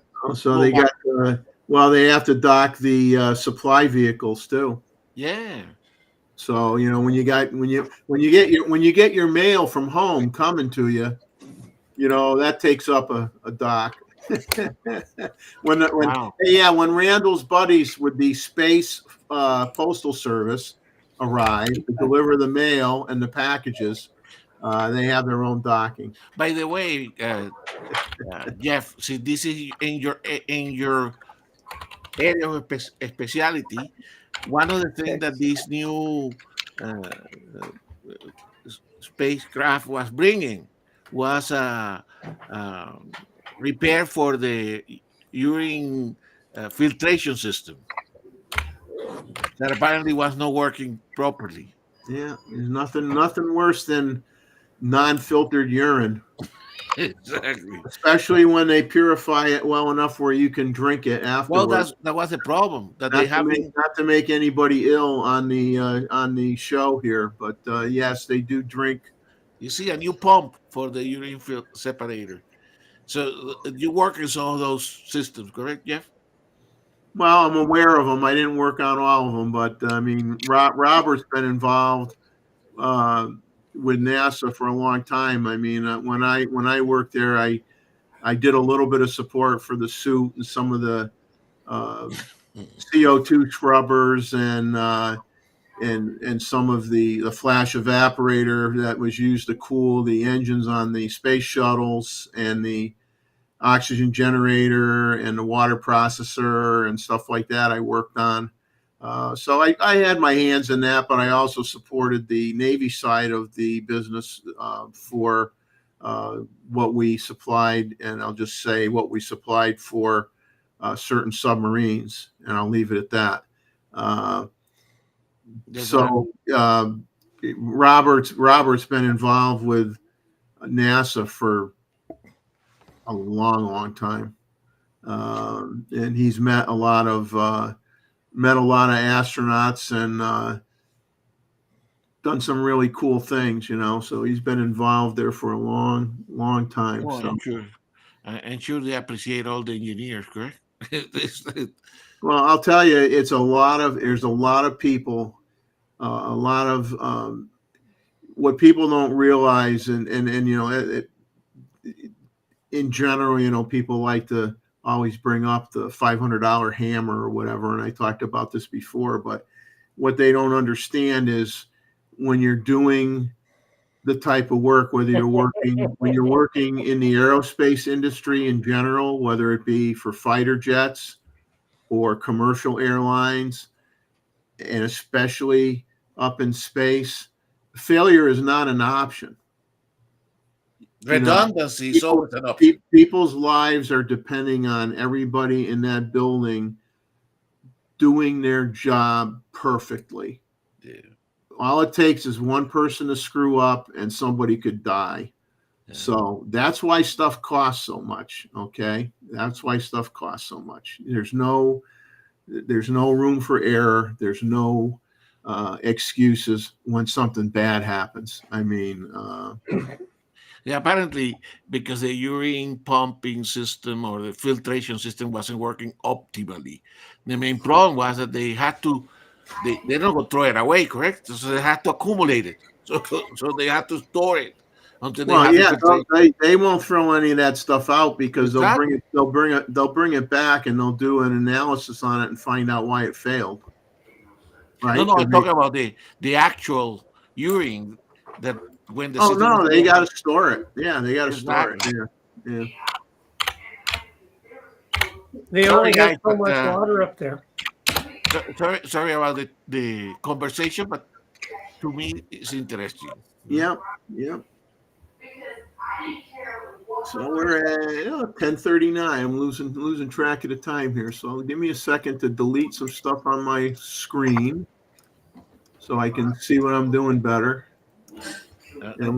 Jeffrey, and later on, typically in the back end of the show, I'm going to show some photos that I took this week, that I shared with Jeff of the swarming bees that came into my area. So that would be interesting for people. I never photographed them before, so So that was on Monday that I was able to take those photos. I'm gonna jump to the discussion on the flash that David bought. So I'm gonna bring up the specs, and I'm gonna go over the specs quick. I'm gonna put David on the big screen here.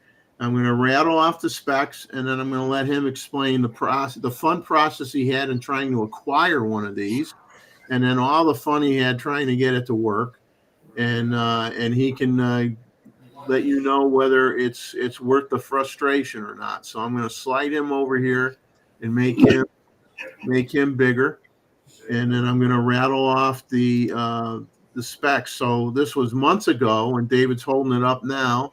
The new Godox Luxmaster Retro camera flash, which costs $249, and it's what they categorize it as a Gray Flex inspired 2.4 G wireless flash that works with a Godox X Pro 2, XT2, and X3 for remote triggering. David has something else that he had to finagle to get it to work with. A X Pro, is that an H? No, the X Pro N. X Pro N. So that wasn't on the list. So obviously they don't give you instructions for that one. So the flash can do 32 channels in 5 groups. The wireless range is impressive, up to 100 meters, 328.1 feet. Has a touchscreen interface. It does not support rear curtain flash options, from what I could find out. It does not have that capability. That's one of my favorite features. The guide number is impressive at 82 feet at ISO 100. That's very good. That's got a lot of range. Recycle time about 1.8 seconds. Now, it has a bounce head, 0 to 90 degrees, but it does not swivel left to right. The output levels are 1:1 full power to 1/256 power, adjustable in 0.1 step increments. Has a rechargeable battery. Has manual mode, auto mode, high-speed sync, multi-flash mode, optical modes, TTL with an optional wireless commander, 460 full power flashes per charge, which is really, really good. And it comes with an included bracket that will allow you to mount the flash to the bracket and the bracket to the bottom of your camera. So at this point, David, I will let you run with it. Go for it. Well, this is it's a nice setup when you get it running, but That's half the fun. yeah. But the controller that I have was not their cheap controller, which was mentioned in the instructions. With the cheap controller, all you do is you turn on the flash, you set it to the proper options, and you go sync, and it's supposed to work just like that. 3 hours later, after going through this many times and trying it manually, it took my third or fourth try manually to get it to work. I ended up having to change all the original settings that I had on my controller to something that would work with the flash. Then I had to go through and change my other 2 flashes to match. So I've got 3 Godox flashes in total, but I've got each of the 3 on different channels, and it works great. It's had a little bit of vignetting on my 40, but it kind of goes with the retro, and when you flash it, I'll turn it on here. It actually pops like an old flash bulb. Yeah. Okay. So now that it's green here,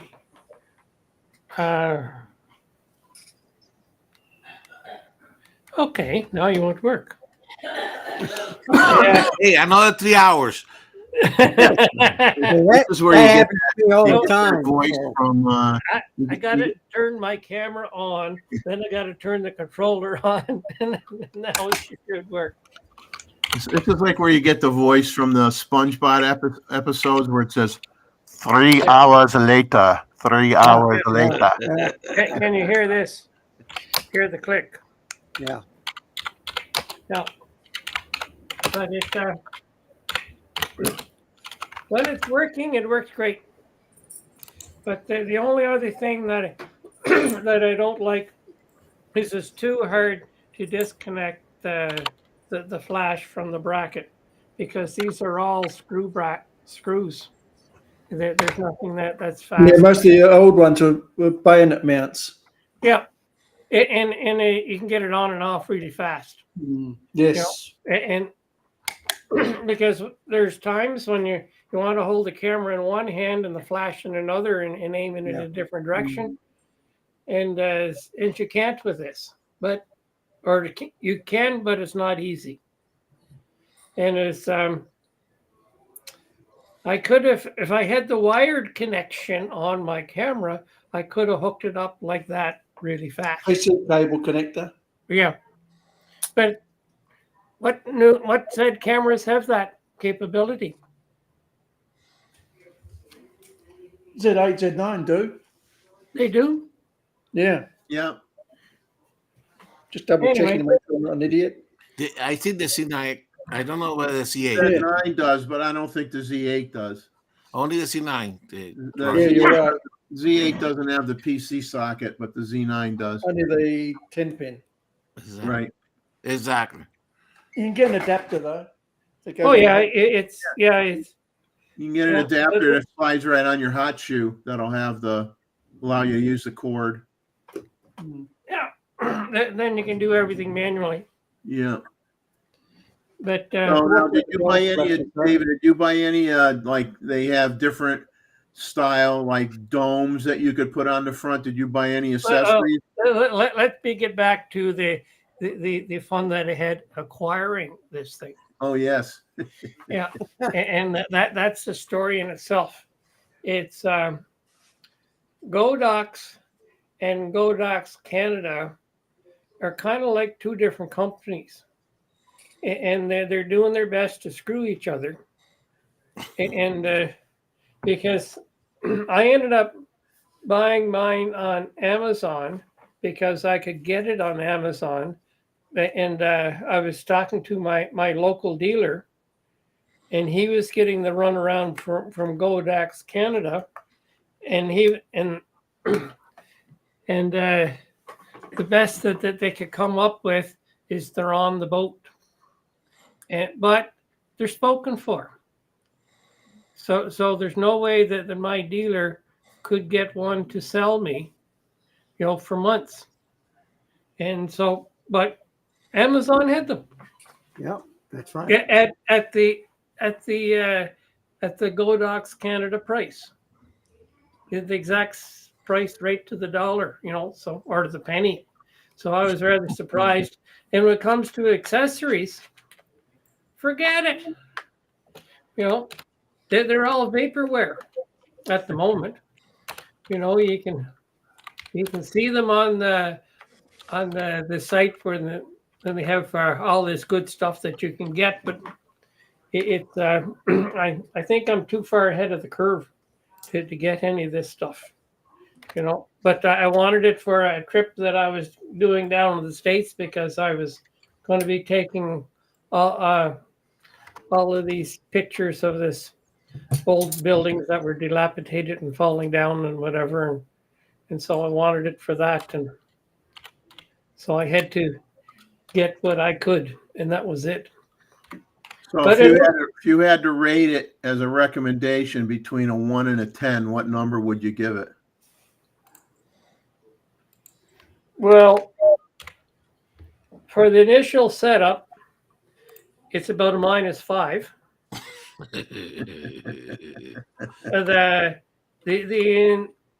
The instructions as far as they go they may get a 3. But the flash, once you get it working and whatever, it's probably about a 7.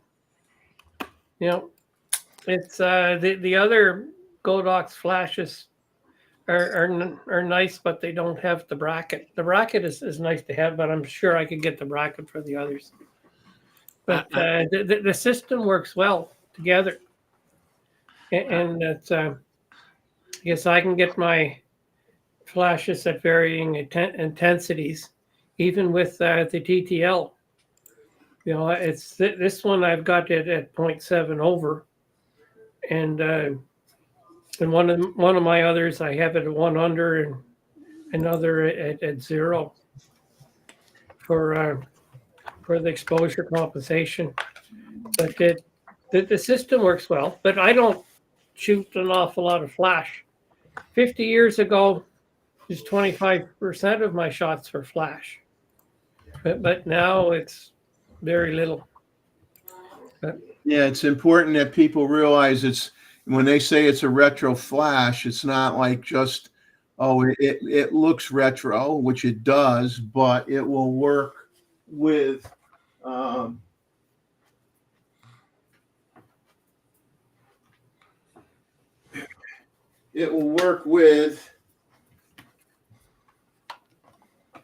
the retro cameras as well. It's not just a Yeah, it'll work with any. It'll work with a TLR. Okay, Yeah. It'll work with cameras from the 50s and the 60s or earlier. So obviously, you mount that bracket on the bottom of the TLR with the flash on the side. I mean, that's nice. That's nice. And you look cool, correct? And you look cool. And we all know that photography is all about making a fashion statement. Exactly. Yeah. Yeah, you got that right. You gotta look the look. Exactly. David, it's like those cameras they used in the crime scenes from the 50s. Yeah. So, like back when we started. Exactly.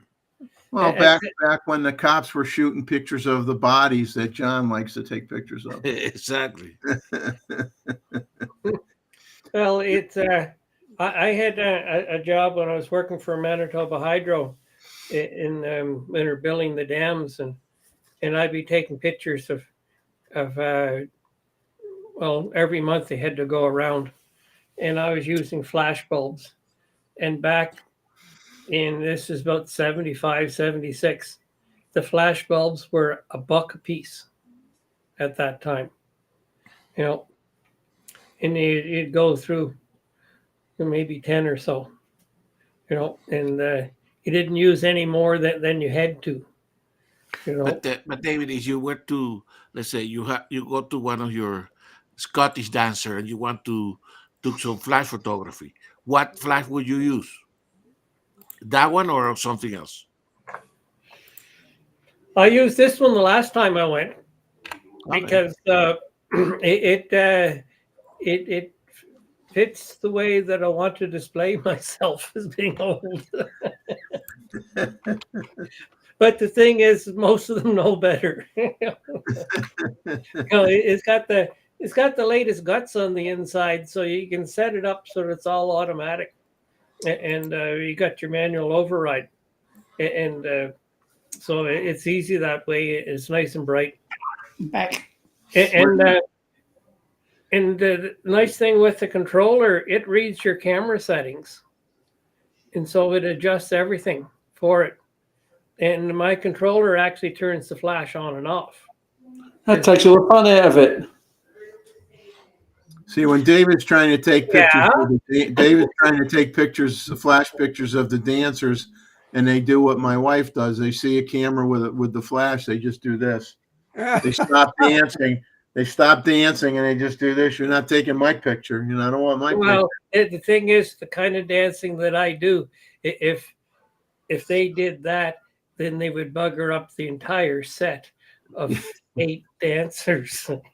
And you don't ever do that, And not only that, is I could outweigh them. Rakesh, most of us are very jealous about what you posted up here, that you took 3 classes with Jerry Guionis. I'm sure that was eye-opening. I'm sure. In person, you see. In He's very person. good at posing people. Yeah. You probably had a really fantastic time. How did you, now, was that sponsored through a retailer who had him come in to do this, or a specific camera manufacturer or camera club? You want to elaborate a little bit on how you found out about it and through who, and just so, because we're curious and we're nosy, or I'm nosy. But definitely jealous, man. That would be fantastic. He comes back with a yes. Comes back. Yeah.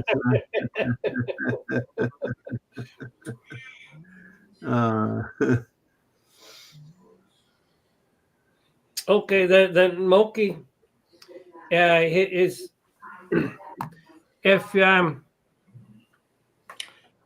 It depends on what flash you use. yeah. Yeah, that's Some do, some don't. Yeah. that's dependent both on the era of the camera as well as the era of the flash. With the Metz CT45, you get a different head that goes on the hot shoe to control each flash for different cameras. So you can get TTL to a degree.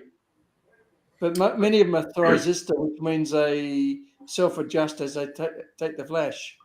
My old Honeywell, what I would do with it is I had like a controller that sat on top of the camera, and I would set in my ASA and my f-stop, and it would adjust the flash. So that, but it all depends. Is like, and that was from back in the 70s.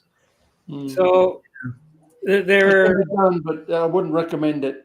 A lot of the cameras from the 60s did not have TTL at all, and your sensor to cut off the power from the flash was built into the flash. It was not in the camera at all. You were just setting, you were like looking at, okay, setting your shutter speed for the flash sync. You were setting your ISO and setting your f-stop, and then you would adjust the dial on the flash to match. Okay, you're at f5.6, flash is at f5.6. You put in your ISO, it tells you, okay, you could take a picture between this amount of feet away, minimum flash distance, maximum flash distance at full power, and you basically, the cutoff of the Power. of the bounce back, the reflection of the flash was picked up in the sensor that was in the flash itself. It was not in the camera. The flash has a meter. Flash. Yeah. You've got to watch that. But some of the old flashes have very high triggered voltages, and some of the early ones can damage a digital camera through the PC with the hot shoe. it's the one that I have is way over 1,000 volts. We've had some that are over 3,000 volts that we've measured. But the TTL didn't come in until the mid-late 70s. And at the first, when they did come in originally, that power that you didn't use, it was wasted. And it wasn't until the 80s that they recovered that power so that you could use it on your next flash, so you could recycle faster. Yeah, once they put in the big capacitors. Well, they had big capacitors in them. That's how they stored the power, with capacitor. Flashes were brighter then than they are now. Yeah. Oh, were they ever? Yeah. Here's the Unique Photo Store yearly photo show. Or maybe you could set light to paper with the old flashes. If you put a piece of paper over the flash. Well, but what I would do is you get a piece of paper with typing on it, and you held the paper against the flash, and you set the flash off. It would burn the paper, and you Yeah. see smoke coming off it where the writing was. Sometimes it would burn through, depending on the ink that was used. Fun days. I don't Oh. know. Here, Roy, this is a question that probably you might be able. I have not bought one of these cameras yet. I don't know that I will, but I haven't yet seen a one of those old graphic cameras for many years. I'd look at butkus.org, butkus.org. That's a website full of manuals. yeah, he has all the manuals for almost every camera, pretty much. I've sent him a few of my own. Yeah, Yeah. yeah. I had a little chat with him email wise. I sent him a donation that was long overdue, and he says, "Whoa!" He says, "What are you doing?" I go, "I owe you a few, believe me." I says, "I've gotten a few manuals from you." I says, "I'm trying to catch up." There was a few more sites that did that, but they're all closed down. Yeah, he's the guy who's the best in terms of your best Manual. shot of finding one anyway. More Who is for this? cameras and flash, but Who is this? Yeah. Butkus. Okay. He basically has a you could just go online and you could just type in that you need a manual for a, I don't know, let's say an SRT, a Minolta SRT 100 or a 101 or whatever, and his website will come up and he'll have a PDF file Wow. for that manual, and then he asks for donations, and you could then download that PDF right in your computer, and you got a manual. Because if you're Wow. buying vintage cameras, the odds that the person's going to provide you with the original manual is pretty much slim to none. I like the PDF better anyway. Yeah. But the one thing with your Godox flashes is that with the controller, your flash can be a long ways away. So with somebody like Gustavo, he could have his flash closer to where his bird is going to land, and he can be almost 100 meters away with his Z9 and his 800 and his 2x on it, and he can set the flash off from the camera and get his bird shot. I would do that with most flash, so. Yeah. Yeah, there's a lot of flashes out there. What I get very annoyed, I guess I'll be polite and I'll say it gets very annoying sometimes, is these flash manufacturers don't specify their flash output capabilities consistently from brand to brand to brand. Like that particular flash is how they used to rate flashes all the time. They used to say at ISO 100, you got guide number blankety blank, good for 80 feet, 90 feet, 100 feet, whatever. And then you knew if you had like a flash with a zoom head on it that narrowed the beam angle, it would extend the distance. And then if you had one that allowed you to use ultra wide, let's say a 24 millimeter wide angle lens on there, then obviously your flash coverage is wider. You might have to put down a little panel or something in order to do that. And you would get the coverage, but you wouldn't have the distance, right? Because you're covering a wider angle of view. You're not going to have the same distance on the flash. But a lot of these flash manufacturers, they might throw out a guide number, but they don't tell you what based on what ISO, right? They give you half the information. And then you can't, and then nowhere in the manual does it tell you the information that you need to know really what the range of that flash is. And and I'm talking current flashes. I'm not talking flashes that are 30 years old. I'm talking modern day new stuff, and they don't give you good information in their manual or even on their website. And their English is not, the translation's not that good either. No. And Moki MC, is saying the flash is probably not going to recycle fast enough for 120 frames. No. Your continuous LED lights don't cycle that fast. You know, Exactly. So But if I did try to actually what you were mentioning. I did try that with the hummingbirds and the flash, yeah, and I think with the A10, correct? The Profoto A10, two Profoto A10, you could you could still do 5 frames per second.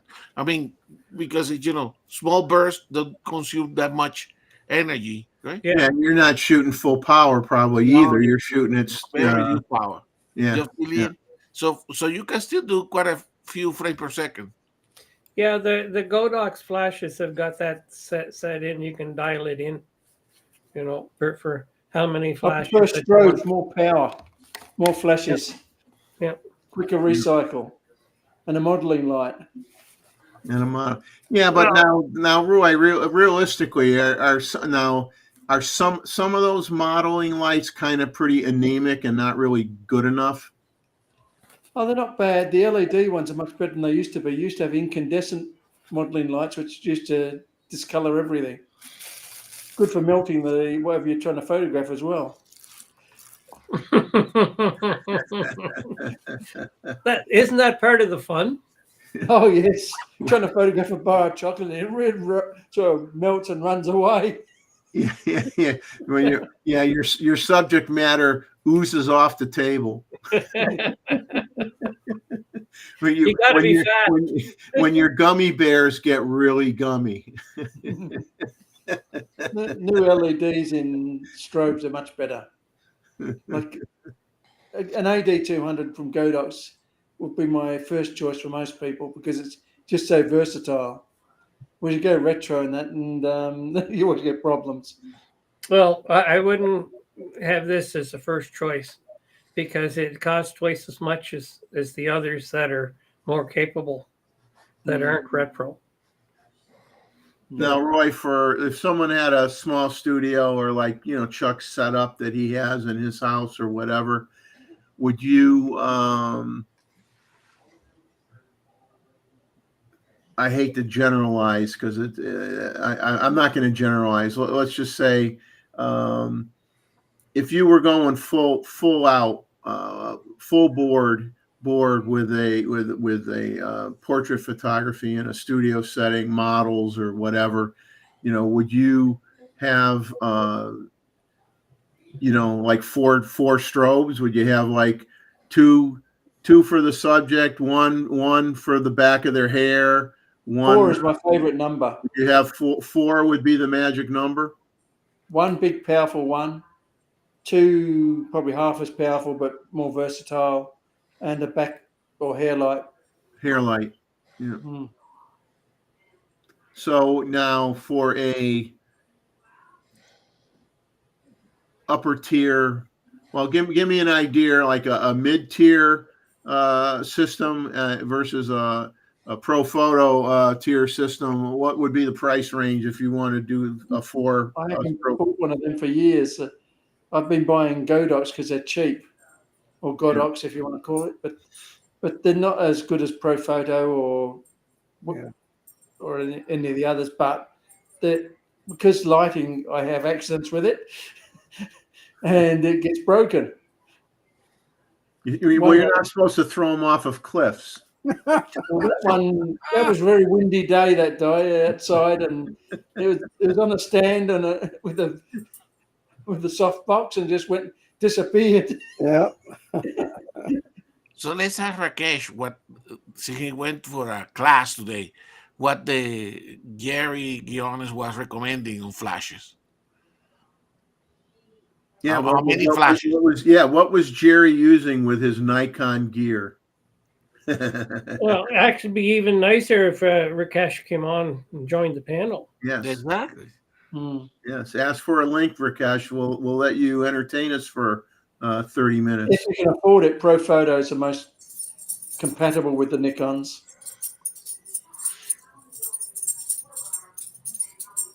Yeah. Very expensive though. Worry about the battery too left in them.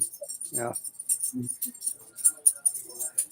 But I would think you'd probably be, depending if you were going mid-tier or upper mid to the high end, for a 4 strobe setup. I mean, you could be talking like $4,000, right? Easily. $2,000 to $4,000, depending on. If you don't mind mains power, it's much cheaper. And that's not counting all the attachments to put on your. Well, the stands are very cheap. They're only $10 to $50 as a rule, but Yeah. the soft boxes are pretty cheap as long as you go Bowens, because Bowens mounts are so common and cheap. Once you go away from that, like my old system was Ellencrom that got stolen, disappeared from the back of my car one day. Yeah. That's when I went Godox. Robert's saying they're talking about batteries and flashes, and Robert's saying he stopped using Duracells because they leak a lot. Robert, you're going to love the story. I wish, I'm sure Bob, my friend Bob, isn't in the chat anymore. It's past his bedtime at this point, but this is no lie. His mom gave him an old, it might have been a Brownie camera that his dad had. I mean, in the original box, it had a flash. It had the original Ever-Ready batteries that had the cat on it, like the 9 Lives, the cat. I remember that. He took those batteries. He put it in the flat. The batteries, they there was no signs of any leakage at all, and it said on the battery, leak free, guaranteed not to leak. He put those batteries in that flash, and those batteries worked. Wow. And they've been sitting in that box for since like the 1960. They've been. The thing is not to leave the batteries in the flash or camera. And they worked. He put them in the flash, and they worked. He says, and those were not expensive batteries. I remember those when I was a kid. Those are the yellow and blue, correct? They had the silver.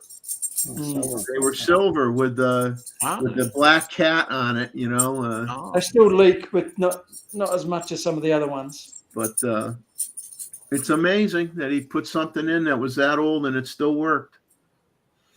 I missed AA batteries. At least you had a pocket full of batteries that worked.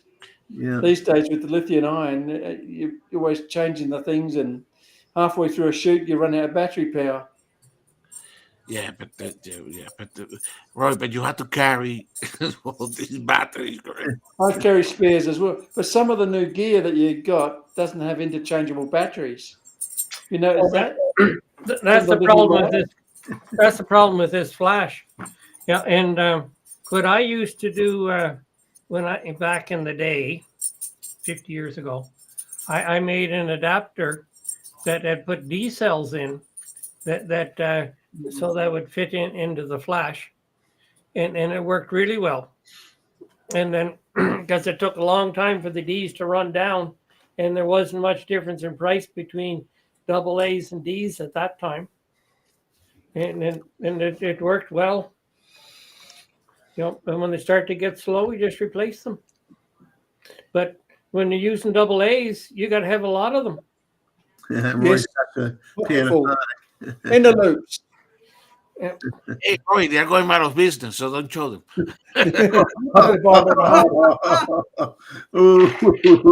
I'm sorry, I couldn't pass on that. Panasonic. Well, that was very good, actually. That was good. Panasonic in the loops. Like this company are so tiny, correct? They're the most reliable rechargeables. Let's see. We're gonna do a little. So what is that the white when it create I know it's a sulfate, but I don't remember exactly. I mean, way of damaging an electronic, correct? Get all this nickel cadmium or the lithium ion.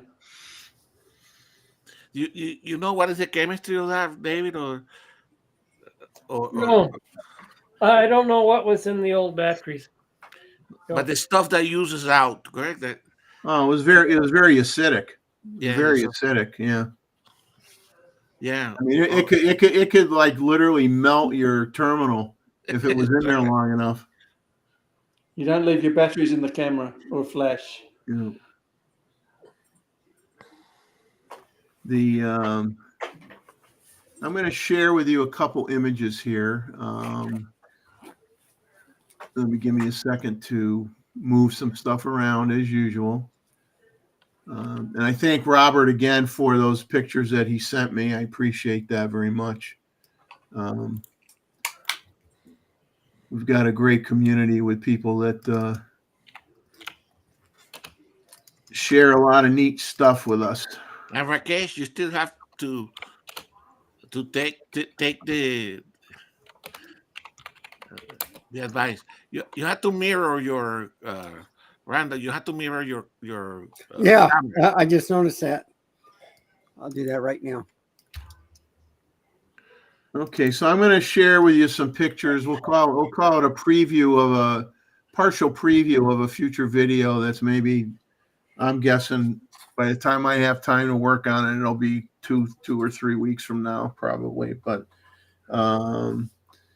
these are some images from Wrightsville Beach in North Carolina. This is to capture some of the, to try to get lucky enough to capture some of the younglings being born. The problem is every species that's there nesting has a different cycle in terms of when they lay the eggs. You know, I mean, pretty much it's usually around that 23 to 30 day period of time before the eggs hatch, you know, once they lay them, but they don't all lay them at the same time. So I knew going there, and Tim was nice enough to contact his dad, who has a lady friend that walks that beach pretty much every day or quite a bit, was able to give me a heads up as to what was going on before I drove down there, so I didn't waste my time. But the willets and the oyster catchers and the terns, and there's several different species of terns there. You have the common terns, which are larger. You have the least terns, which are smaller. And then you have the black skimmers, and they don't all like do everything at the same time. You know, they're not all having fun at the same time. They're not all laying eggs at the same time. So you got to go back in stages, and hopefully you get to catch some of the activity that's going on. And so I'll share with you a few images from yesterday's shoot. And so first, I'll start with, I'll save the babies for last here. We'll start with a pair of oyster catchers. There's 2 mating pairs there.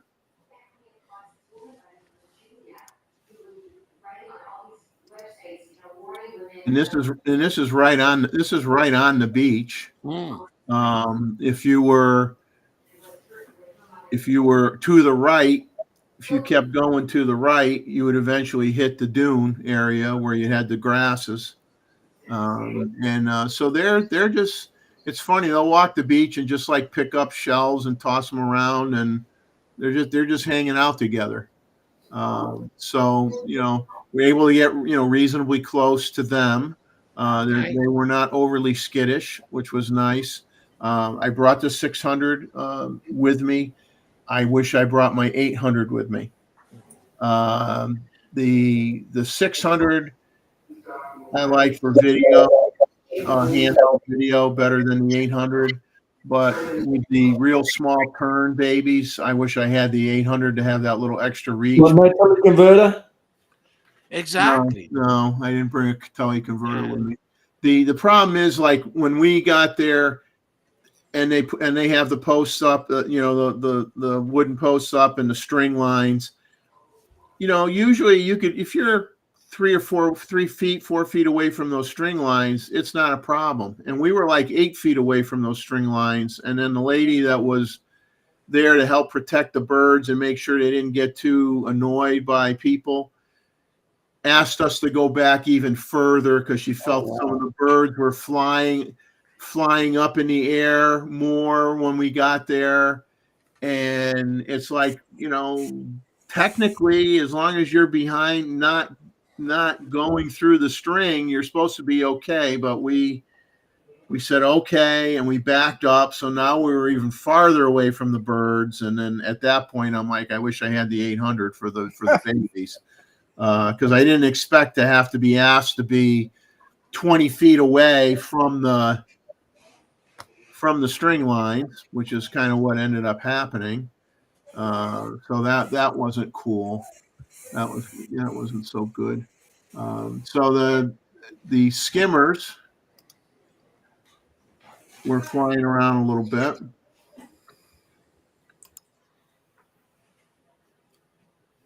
You can see the stake, in the left hand side of the screen. You can see one of the stakes sticking up.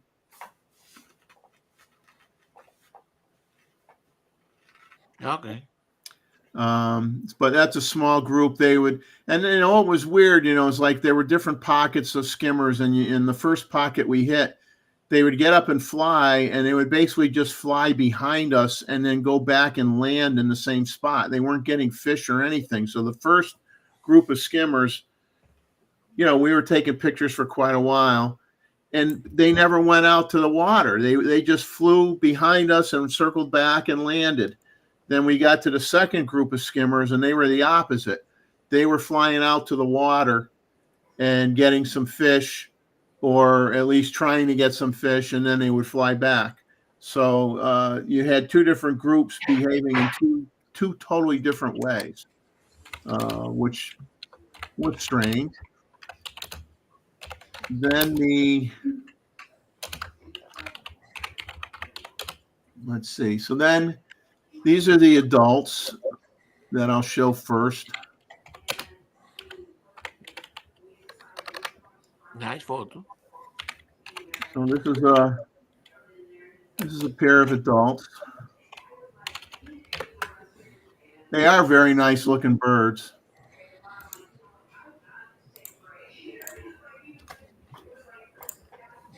And get back to. What happened?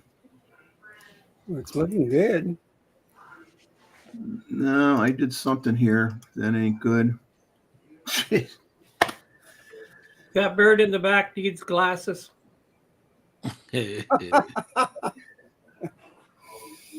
I can't even see it because I lost my.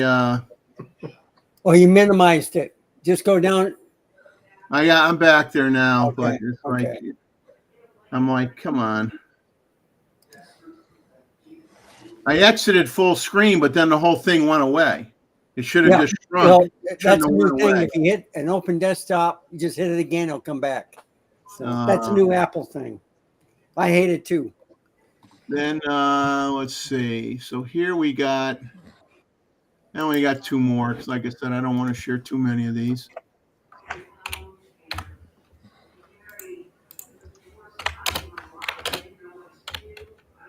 So here's an adult sitting on a baby. Okay, there's a baby. It's not on an egg. It's actually sitting on top of the baby.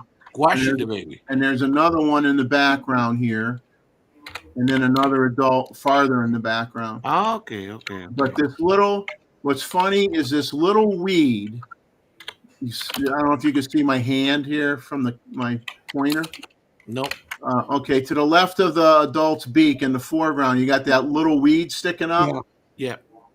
The babies literally would go underneath that thinking they were going to get shade. No lie. They'd have their head under there, yet they'd have one little leaf over their head. And I felt so bad for them because they were really, really hurting in the heat. And I never saw the adults. I got pictures of the adults feeding them fish, but I never. The young would walk around, but they would walk around in a very, very tight. I'd say within 5 feet probably from where they were born. They were not walking down to the water to get a drink. They were not walking into the reeds to get under plant life to get cool. They were not walking around a lot. They were, you could take a picture of them and then jump over to another set of birds, and 10 minutes later go back and to the same spot where you thought they were, and they're still there. They're just not moving around a lot. And they're like really hurting in that heat. And I never saw the adult go out and get some water in its bill or whatever and come back and try to give the babies a drink of water. Not once. And we were getting affected by the heat. We were there about 3 hours. We had to leave after 3 hours. And we got there pretty early. But the lights look good, Jeff. I got one more, I think. Yeah, I got one more here. Oh, now that's a cute one. So here you've got you've got two young least terns in the foreground, and then you've got an adult with another baby to the right of these grasses that are to the right of the adult. There's some grasses, and there's a baby like with its head just underneath the grass. You can see its body. Now those are obviously soft focus because of the depth of field. The focus was on the two babies in the foreground. But they were fun to watch, and they were fun to get. It was a great day. It was a great day. I mean, but I spent all day. I spent half 4 or 5 hours last night and a good part of today going through all the pictures that I took and getting rid of a bunch. Let's put it that way.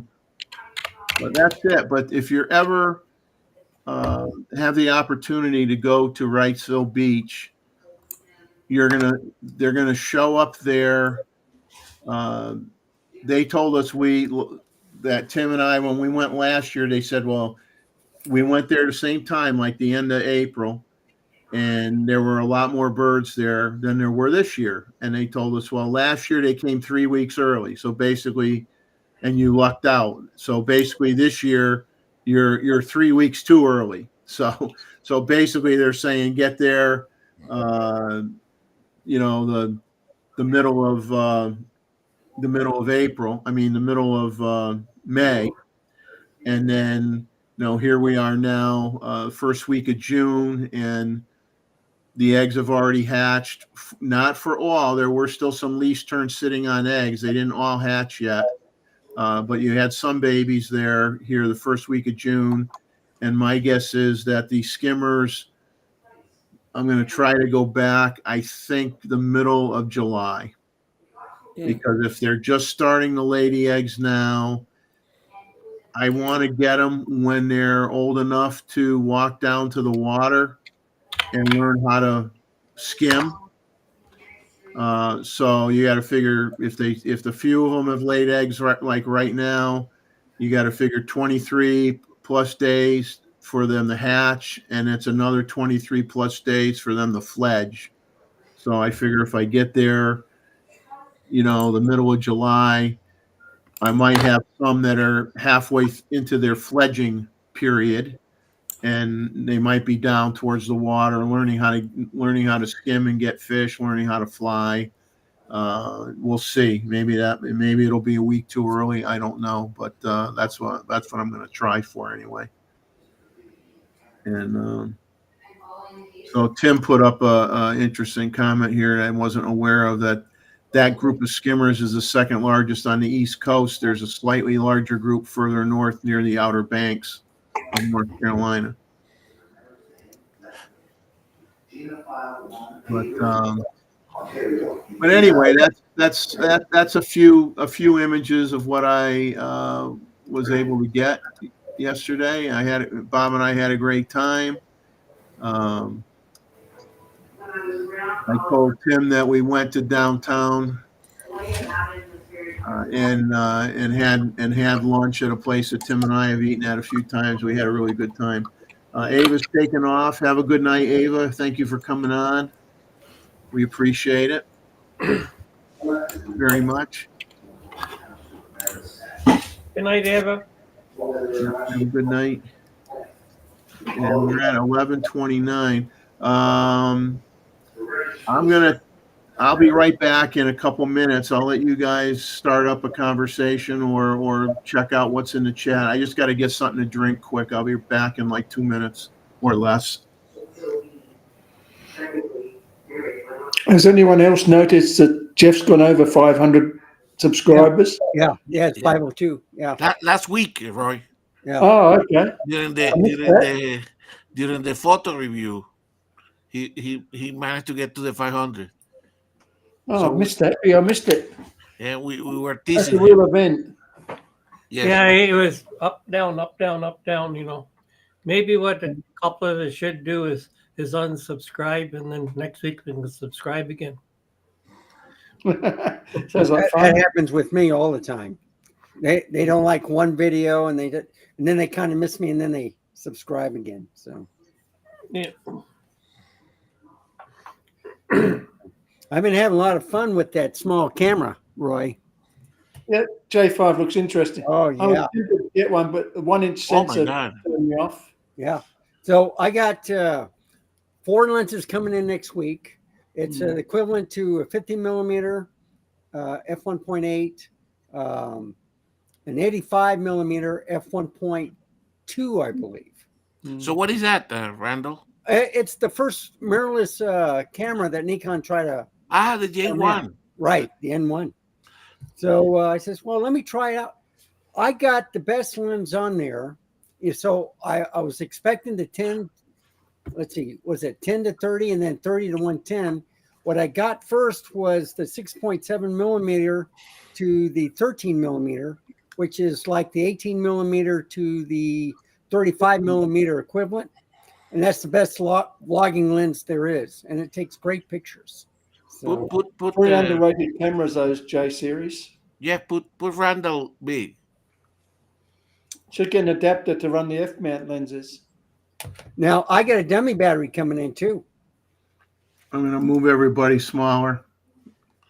And Wow. let's see. So you can see yourself and I can make it. So this is at 35 millimeters. Okay. This is now at 18 millimeters. And it has a flash. So what I do sometimes with my flash is I just point it up and then take a picture. So, but it has no hot shoe. And I like a hot but shoe. it does record 4K, but only at 15 FPS per second.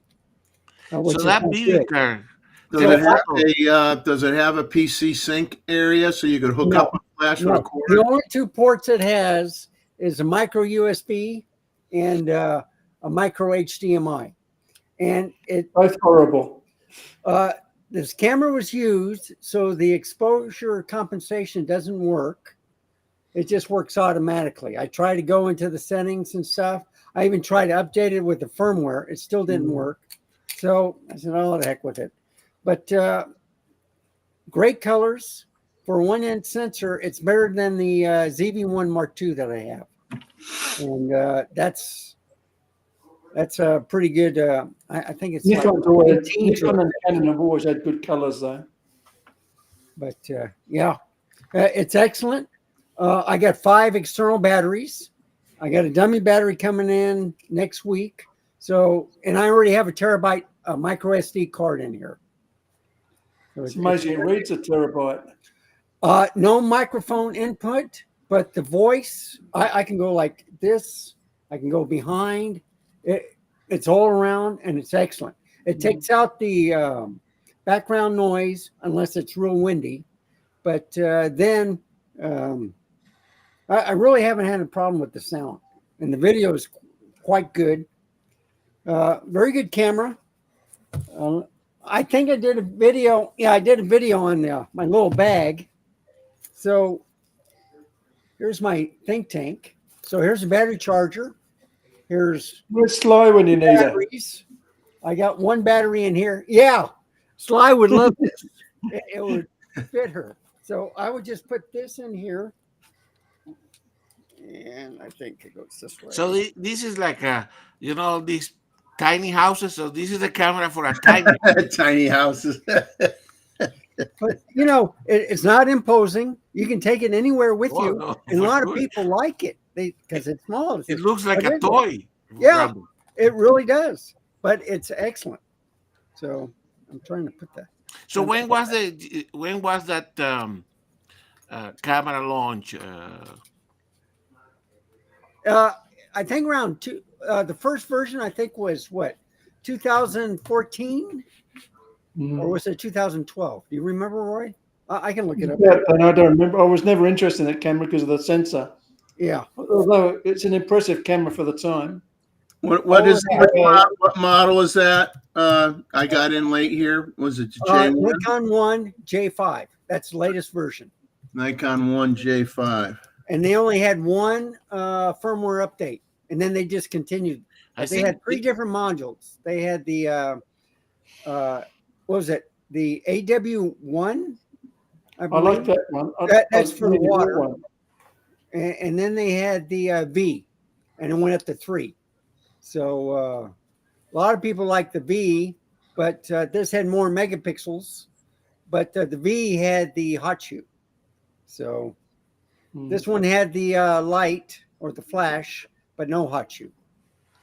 So I took this. Everything was compromised. I got a good deal on it. It was like for $250, and with the lenses and stuff, they're excellent. There's not that 20 many. megapixel, 20.8 megapixel camera, and it looks like it was around 2018. Yeah, that was the latest. That was the latest one. Yeah, I think the earliest one was like 2014. Might have been a little bit earlier with the J1. yeah. So that one you Matt have Irwin's there. got the same camera. Didn't they come out with the cool pics after that, or was that just before? I think they did the cool pics before, but there's a lot of weird models in that. Okay, yeah, they're selling two, one silver, one I think black of Coolpix 9900S. I've never heard of them. But Roy and Randall, the cool pics were fixed lenses, correct? Fixed lenses. Yes. Well, these one allowed. I mean, This is more like a real camera. So I put the 500 on there. I had problems with the exposure compensation. I had better luck with the adapter to with the Nikon F mount. And so I just stick it with the Z7 II with the F to Z adapter. I've been using the 2 version, and it's been working great. So for a light 500, and I got a 2x converter on it also, so I can go up to 1,000. With that camera, it's a 2.7 crop, so I can get like a 1578 focal range with a 2x converter on it. It's just unreal. And when Jeff was talking about birds on the beach, that would have been perfect. Mazmian's got the Nikon 1 version 3. Yeah, the V3 is. Here he is. Yeah.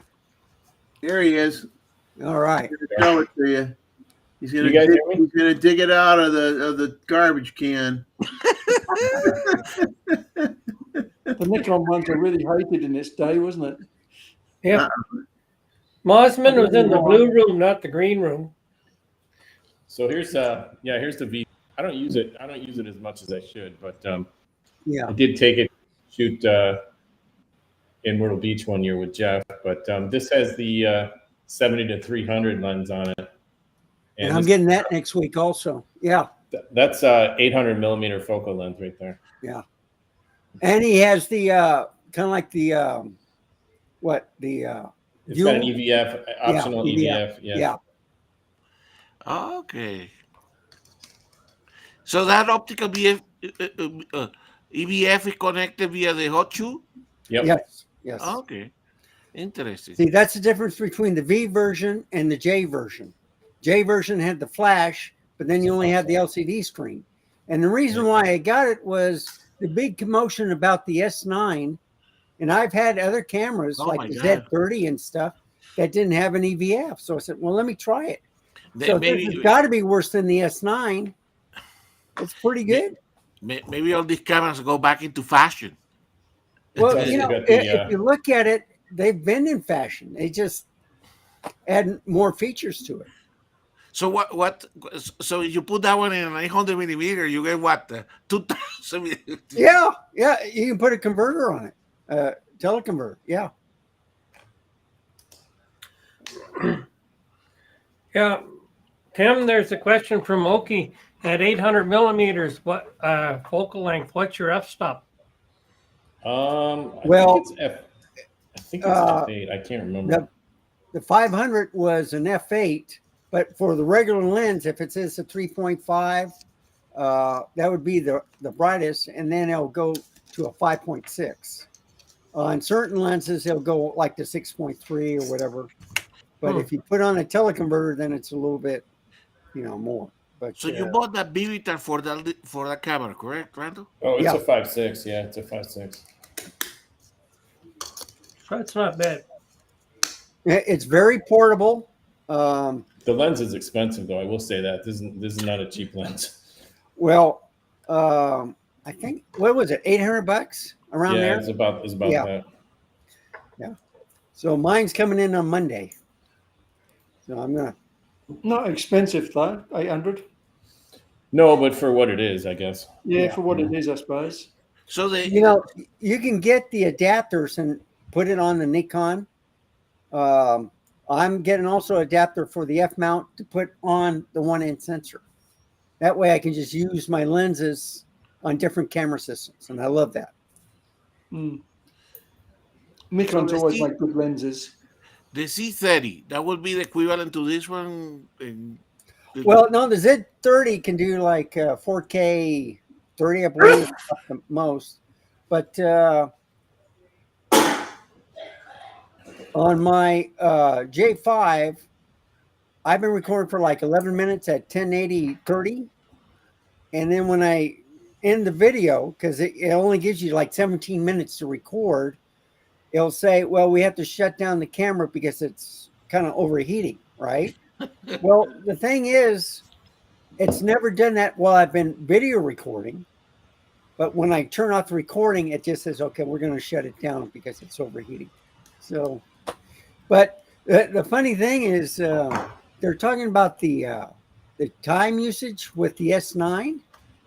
I think I can get more time with my camera than with the S9, but the S9 can do 4K. This one does 4K 15, but it's not very good. You need at least 4K 30. So, I guess 4K. The funny thing is that we talk 4K, or we may shoot in 4K, and then people talk about, well, you want to at least get 6K or 6.3K oversampled 4K. But the bottom line is, if you're putting it on YouTube, it's going to be 1080p anyway. That's right. So it's all this excitement about nothing, unless you're going to actually do a production thing and present it in a movie theater or something. You have a 4K TV at home, and you can feed it in 4K right into the TV set. If you're doing it through YouTube or something, it's going to be 1080 anyway. So it's like, well, they make it 720. 8K. You talk about 8K with a Z9. I'll never use 8K ever. It's a talking point. It's not practical. It's not practical. And of course, the more resolution that you're trying to use, the more powerful computer you need, the more expensive software you need to do your video. You know what I'm saying? So the more you push the envelope, the more everything costs you. And it gets cost prohibitive. It's cost prohibitive. And the majority of people are on cell phones. So unless you're going to make money at it. But So what sensor was that one, Randall? The X sensor or smaller? This is like a Smaller. It's a 1 inch. micro four third, It's a 1 inch sensor, but 1 it's inch. a 2.7 crop. 1 inch. Wow. Yeah. It's good pictures. If you watch the videos that I've been putting up, it does very good pictures. So. The new DJI are mostly 1 inch, so it can't be too bad. Let's see. So I'm getting the 10 to 30, 30 to 110, the 70 to 300. I'm getting the 18.5, which is a 1.8. And then I'm getting the, I think it's the 35, 1.2. So now you getting these from one source, one place, or different? all places? different sources. All different. I got they're basically, some are brand new, but they've discounted the prices. Usually eBay. I'm getting one 10 millimeter pancake, which I want to try out. And it's, I believe, a 2.8. But, you know, I like dabbling in old stuff also. And I'm enjoying it. So I got another backpack where I have all the Nikon F lenses. I have one where it's the small primes, and then one with the larger primes, you know, the zooms and stuff. And I got all the adapters where I can combine it between the L mount, the Nikon, the Z or the F, or now I'm getting adapters to even connect to this, the CX mount is what they called it, the 1 inch sensor. But I love doing stuff like that. I says, well, if it saves you money, instead of buying new lenses and you have these lenses available, just get the adapter, put it on the camera that you want to get, and see if it works. And that's what started me on this trend. So I got a whole bunch of Sony APS-C lenses and full frame lenses.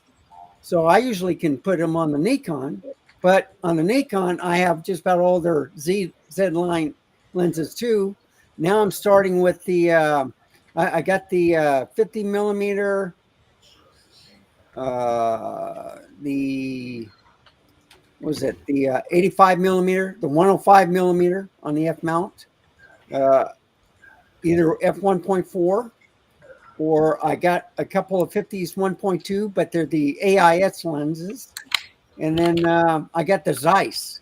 So I got another Zeiss coming in, and this is for Nikon. I got the macro planner, which was, I think, a 1.8.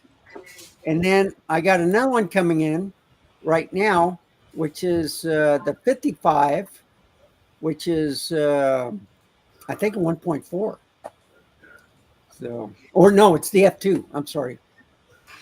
It's with the V. It's not the Distagon, but it's version 2 also. So I forget what they call it. But I like using the old lenses. I got some Leica lenses, which I have adapters that I can mount with the Nikon Z. And I can also take the Nikon F lenses that I'm picking up and put them on the Leica. So I like stuff like that. So I can put them on the Panasonic S5 II, S5 IIX, or the SL2S. And I was looking at an M8, but I says, nah. I mean, it's a cheap price, but it's only 16 megapixels. But it has the old, what is it? The CFC sensor, you know, kind of like the retro. It was before the BSI. Yes, indeed. Yeah. So, you know, I was looking at that and I says, well, I don't know. I'm more into video, but I'm starting to take more pictures. So Well, you got enough to keep you busy for about a week, I think. Yeah. You saw my video where I packed up my trunk of my car, right? With all that gear, just to prove it. Painful. It's like, instead of in Jaws, I think you're going to need a bigger boat. I think you need a bigger car. And more bags. The issue, Randall, is that you have to keep all the, the cables that go with the chargers, that go with the cameras. I mean, it's And batteries. otherwise, exactly. Otherwise, you get a mess, and then you know which one goes with So which. I'm very neat. I put everything together and it'll fit in one bag. Exactly. I sent one to Mr. Camera Junkie, which was a backpack of all of the R10 and APS-C lenses, so he could use it for his YouTube, because he's going to keep it for about 6 weeks, and he's going to do different videos on it. And he couldn't believe it only weighed 6 pounds. And I had all the lenses, a dummy battery, extra batteries, the adapter from EF to RF. I had a couple of RF APS-C lenses in there also. So he couldn't believe it. I said, I had everything covered on the focal length. I had the 55 to 210, the I think I even sent him the 100 to 400, the small one. But yeah, he couldn't believe it. It all fit in one bag. And then he picked up the R10 and he says, "That is a tiny little thing." So you put too much stuff in your vehicle, Randall, you're going to have to hire a security guard to follow you around.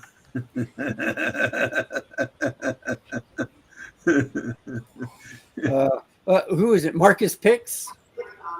Oh man, you see all the equipment that he has. So, Randall, you need to do a challenge with all the cameras you have. Actually, you have to have one camera to the front, which you already put. Correct? When you go your camera outings in your car, but you have to one looking on the side, one looking to the to the rear, one looking in the cabin. See how many cameras you can fit in a single car. Well, I did 3 at one time. So I had one in the rear and 2 in the front. And when I was doing the Christmas lights, I had the 2. I was comparing 2 different models. I think it was the R6 Mark II against the ZVE1 at that time. And the guy, liked me doing it. He says, "Hey, nobody's there. Go around again. And this time you get the best lighting." And I did that. So, yeah. And then I put it on YouTube. I put links to his, to get him more people to come and see his Christmas lights and stuff. So it worked out pretty good. I can get some good deals where I can I didn't have to pay to go in through seeing the Christmas lights and stuff. And I went around 3 or 4 times. They recognized me. Oh, just go in. So I use different cameras all the time just to go through this one place. Randall, let me ask you a question. See, you have so many cameras for your car. So how's your camera security system? How many cameras you have around your house? Because you have like 20. All right. So you might not want to say, Randall. I got the R6 II. I got all the Z mirrorless cameras. All right.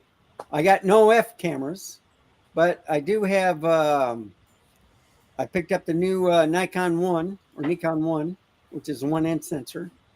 And let's see. I have Panasonic, Leica. I have Sony. You name it. I have Canon. Let's see, what else? I have point and shoots. So I try everything. I don't have the, I've been looking at the DJI Osmo 3, I believe, or is it the 4 that's out now? With the invisible stick. So a lot of people are using that for selfies to walk around. Who's the guy that shows up sometime? He lives in New York. He's taking his R6 or his R5 out. Anyway, he has a GoPro, and I asked him, "How are you mounting that? Viewing?" And he has a contraption on his hot shoe where it brings it out to almost level to the camera, and then he has different sound systems so that if one fails, he has a backup. And it's pretty neat how people do it. What gets me is you get on YouTube and you see him describing stuff and finding out that there's a stand right in front of him, which is holding his iPhone, and he's filming everything while he's doing his discussion of holding and showing the product and stuff. So one guy has a GoPro headband on his I think he wears a helmet or something. And it's amazing what people can do. Well, boys with their toys.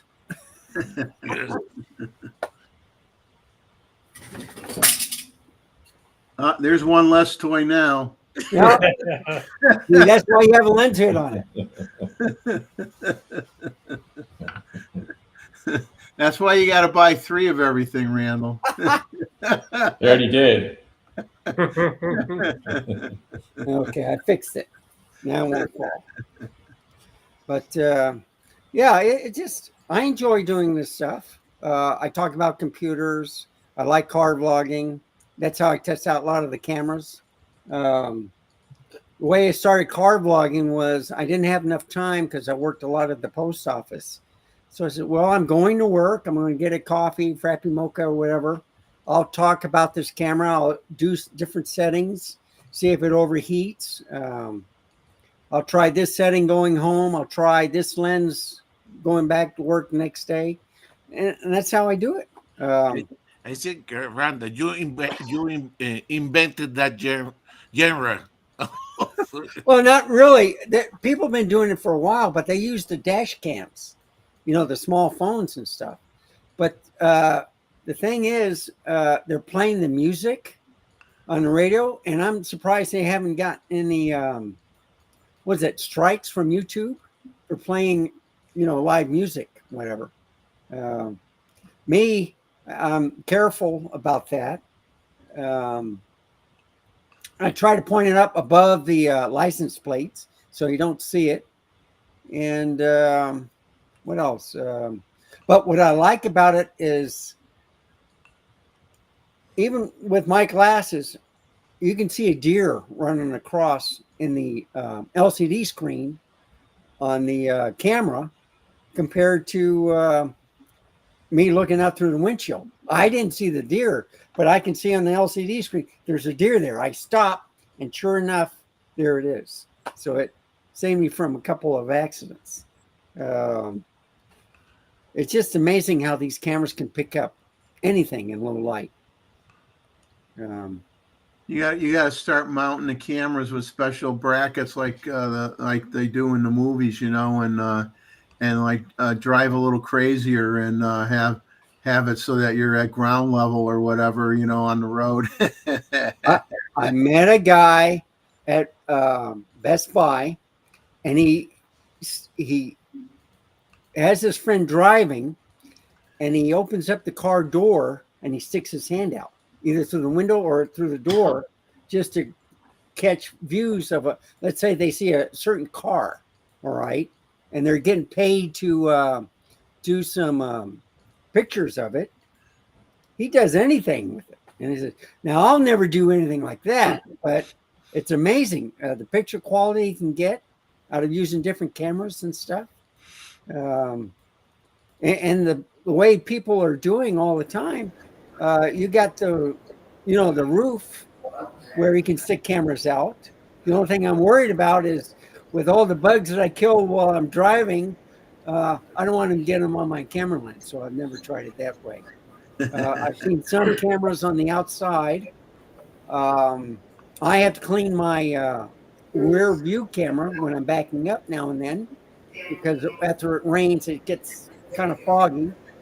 And so, windshield. But the thing that amazes me is all the crazy driving that I see, that I pick up.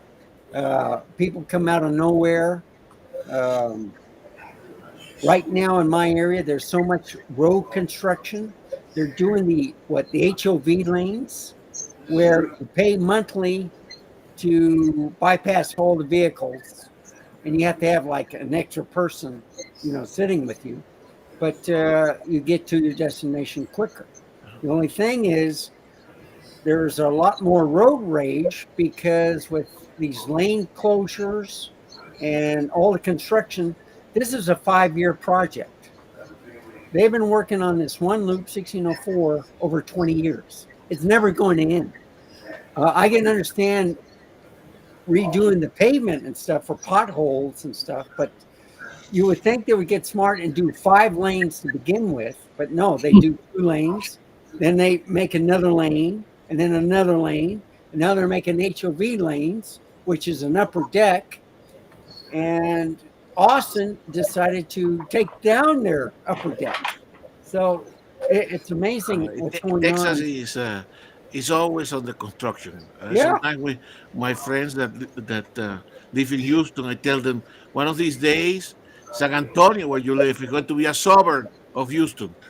Because they keep building west. Huh? More lanes. Okay, so from San Antonio, Austin is almost like that. We're still a little bit farther away from Houston. But if you take Katy, Texas to, let's say, the state line to Louisiana. Exactly. Okay. So look at Miami. Now, I paid $24 while I was there for a week on toll roads. I didn't know they had any toll roads in the city, but they got me on camera. They got my license plate number, and they sent me the bill. So, but you think my driving or the driving in my area I thought was bad? Go to Miami. I mean, it's unreal. People will get on the right or on the shoulder just to pass you to cut in front of you. Hey, Or they won't let you in. Randall. We got people here from California. Yeah. Well, there's Hey, Miami. I got a way for you to make a quick buck. When they finish the HOV lanes, you can make money trying to catch the people that have a blow up dial in the car, so that it looks like there's 2 people in the car when there's really only 1. Oh, people do that here. And then you could go and collect be like a bounty hunter. You say, I'm going to catch all those people that are breaking the law with mannequins in the front seat. Because people do that. It's crazy. Yeah. They get caught all the time.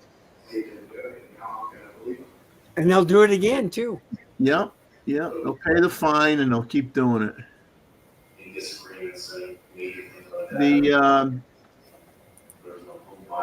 Although we didn't talk about this last week, I do got a few notes on it, so I might as well. Before I change subject matters here, we might as well try to balance out the panel here with it and add another Canadian to the panel. Hey.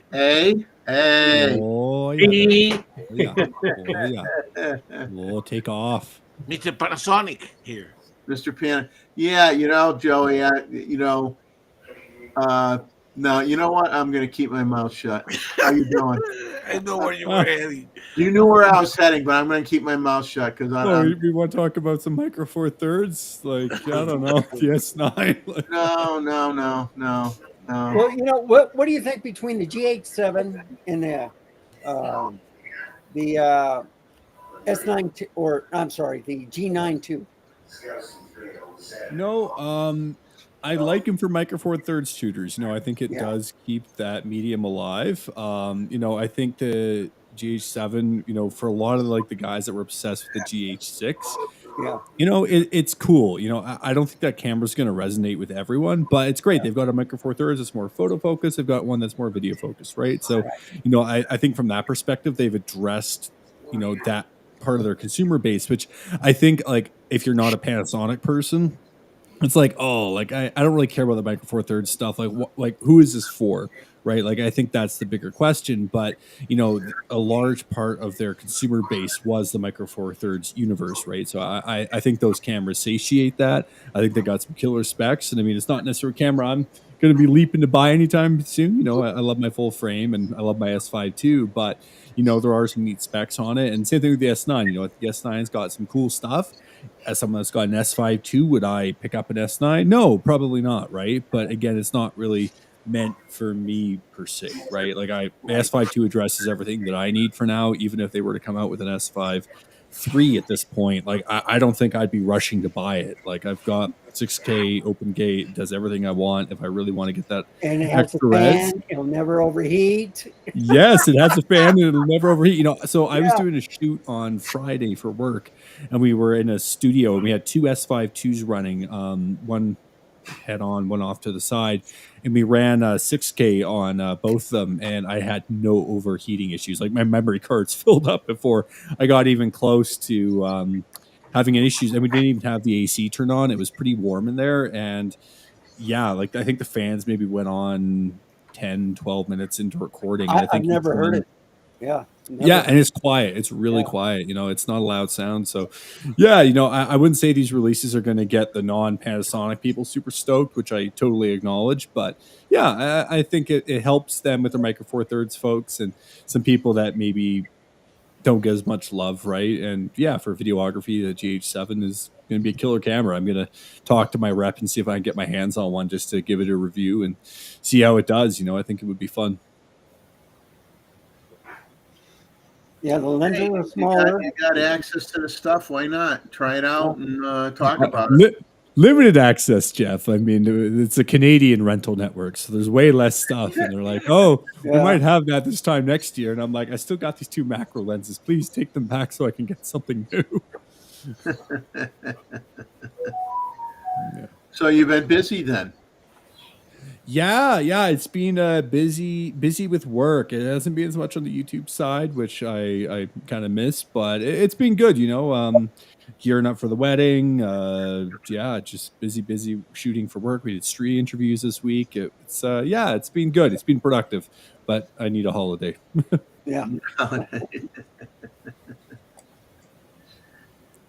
Well, hey, I don't recommend you go back to New York and eat at the same restaurant. Yeah, that's not going to happen. Yeah, no, I will be cooking for myself when I go back in August. So I got to go back in August to get the wedding outfit that we had sized up on this last year. Basically, it was like a boutique. So they've got like a satellite store in New York, but then all the clothing and stuff gets made back in India. So it's like you can obviously get the clothes shipped from the store once they ship it to New York to where you are, but it's so close to when the wedding's going to be. I was like, no, like let's go back. Let's make sure everything fits perfectly. Wow. I'm not going to get my cousin to tailor it for me. I do trust her, but not this time, not with this, right? So yeah, we'll be going back. And I think actually, I don't know if do you guys watch Hot Ones at all? No. Yeah, I know what that is. Yeah, you know Hot Ones. Yeah, so on that same channel, they've got a burger show with this guy named George Motes. He calls himself the Burger Scholar, and I'd reached out to him when I was there before, and we had this whole little shoot planned at this brand new restaurant he opened in Manhattan.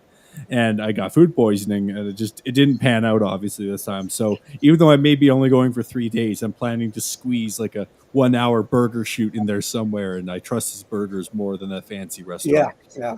10 out of 10. Yeah. Yeah, a restaurant show that ends with food poisoning doesn't sound like a good combination. No, you know, it was costly too.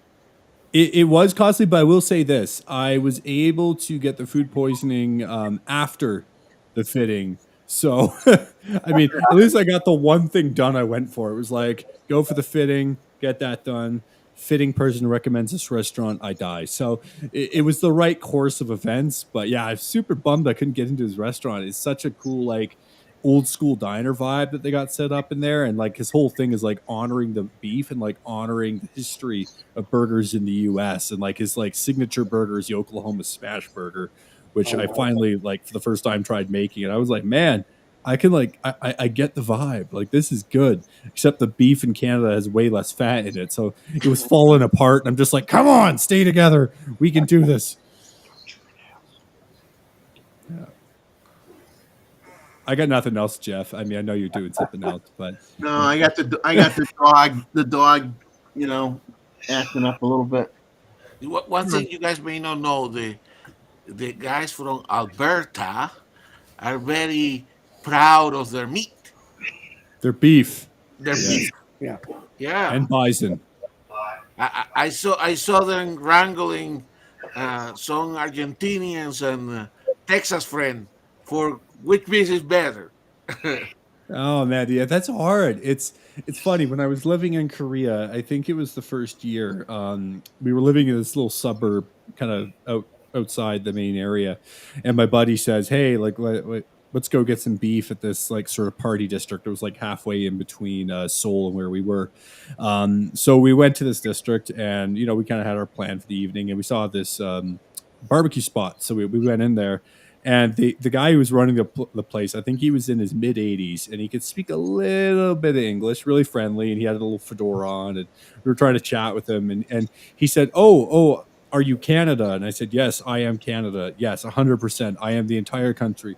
He said, "We do Canada." And I said, "What do you mean we do Canada? I don't like how that feels. That makes me feel sullied and unusual." And he pointed at the butcher, and the butcher just went, "Bird to beef." And I was like, "Yes, my man, I will only eat here. This man is a god." You thought that we're going to eat you. I had my fears. No, Well, no, really, or something worse than that. Oh, Jeffrey, behave. At least buy me dinner first, man. Come on. But no, it was good. It was yeah, it was a neat sort of connection, because I went back to that restaurant a handful of times over the few years I lived there, and they never really had like a lot of foreigners come through, and like they always knew me. It was like, "Hey, Joey," and I was like, "Still don't know your name, man, but let's get our beef on. Let's do it." Yeah, so it was cool, you know. But then they stopped carrying the Alberta beef because the export fees, so they went to Australian beef, and you know, Roy, it was delicious. I loved it. It was good. It's actually kangaroo, though. Yeah, kangaroo or ostrich. Oh, Kangaroo, ostrich, crocodile, little tasty meats. Yeah, Roy, I would love to have said I enjoyed kangaroo at the time I had it, but I was staying with a host family when I was there. Very gamey. Yeah, well, and the dad, he was British, and he butchered this thing. Like, it was darker than like a meteorite. And he's holding this thing in his hand, and he looks at me and looks at the meat, and he says, "I'm not eating mine. It's fine." I was like, finally, thank God, because that thing was like, you need to get like a hacksaw to get through it. It was brutal. Crocodile was quite nice. Crocodile was nice. Yep, I've had croc. I like it. An alligator too. You see, Jeff, we've proven that this show can go everywhere. We go everywhere. that's right. We are now teaming up with the Food Network. Proteins today. Once a month, we will be talking about food from Australia and Canada. Exactly. And we got to do like a David Attenborough impression to like talk about the very rare Olympus shooter you see. Like, "Oh, look, there is the Olympus shooter. A very great system that not many people use, but is actually quite underrated. My friend just got one, and I am substantially jealous." So the skill testing question is what camera brand goes best with Alberta beef? Exactly. Whichever one I'm using. I'm just kidding. There's the comment. No, that's tricky, man. Yeah. I don't think you could like pair something because the meat's so good and there isn't a perfect camera yet, you know? Like we're waiting. We all will say, "Oh, rah, this is the right one," but we all know there's at least 3 deficiencies with every camera each of us uses. It's like that one thing you're just like, really? You couldn't just get that one thing right on this one version, you know? And they're like, "Oh, we'll put it out on the next one." And then the next one comes out and they've got rid of 3 things but added that one thing. So there's no winning ever. Vegemite, that is a really What I'm going to acquired say to this comment is it's not likely that I will do that.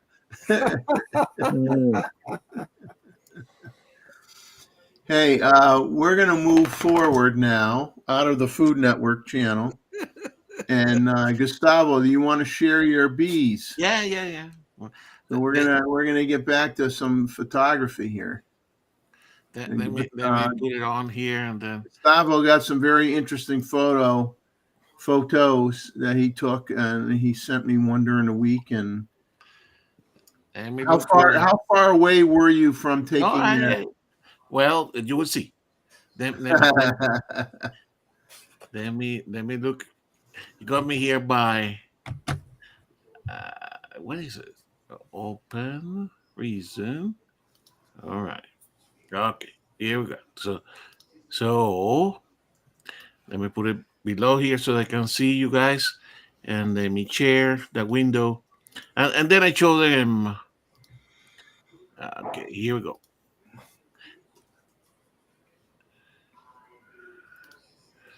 All right.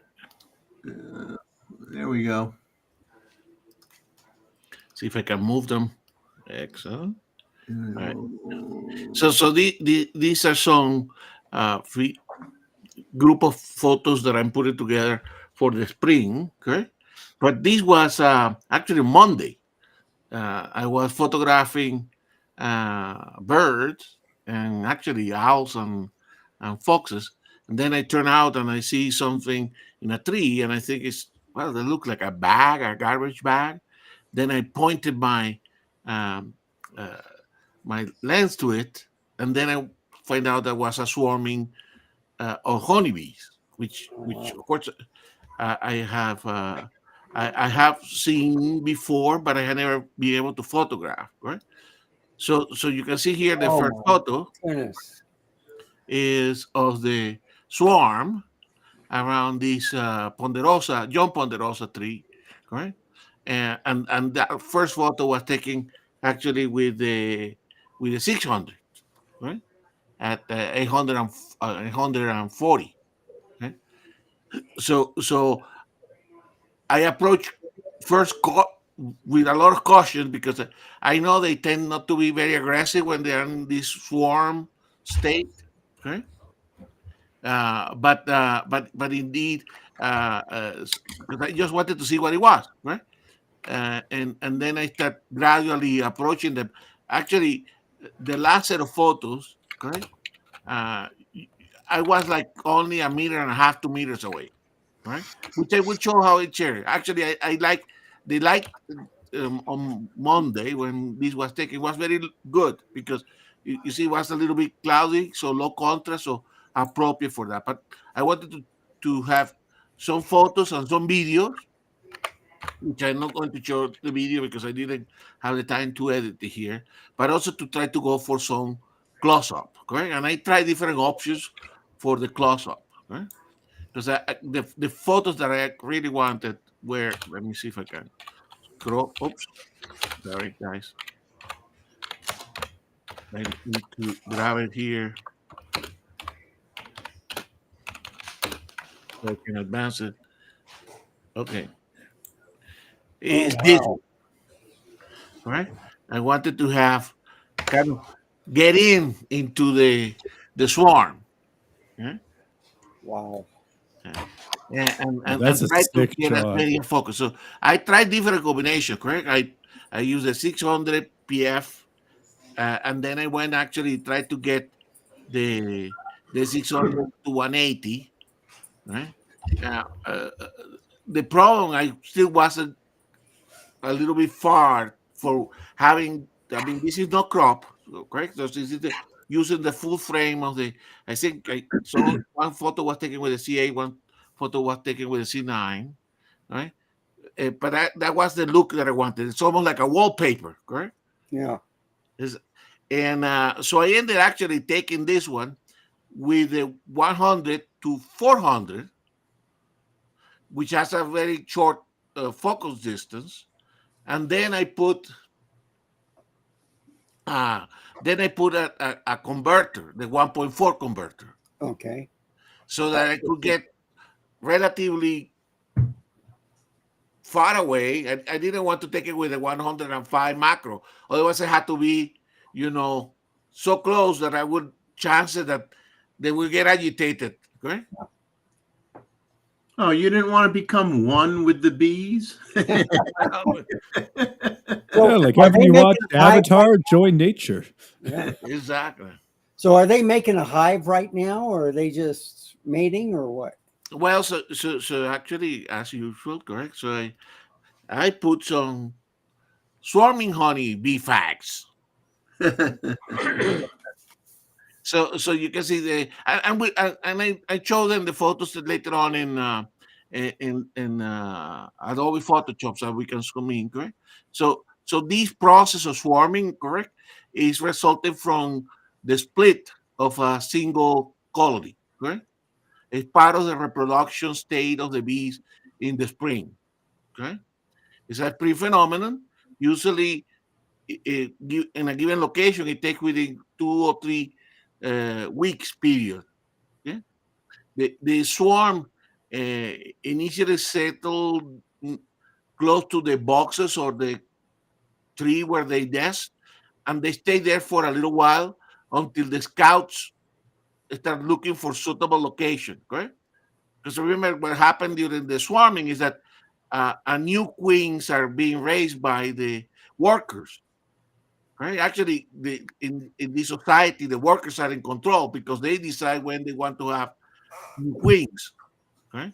And they actually raise new queens, and they stop feeding the old queen so that the old queen can uh, do some weight and fly again. And actually, the swarm is actually some of the workers with the old queen that went away before the new queens are born, because otherwise that old queen will kill them. Right? Oh wow. So so you can see you find these photos and you're interested in the photography, but you ended then a lot about what's going on. Correct?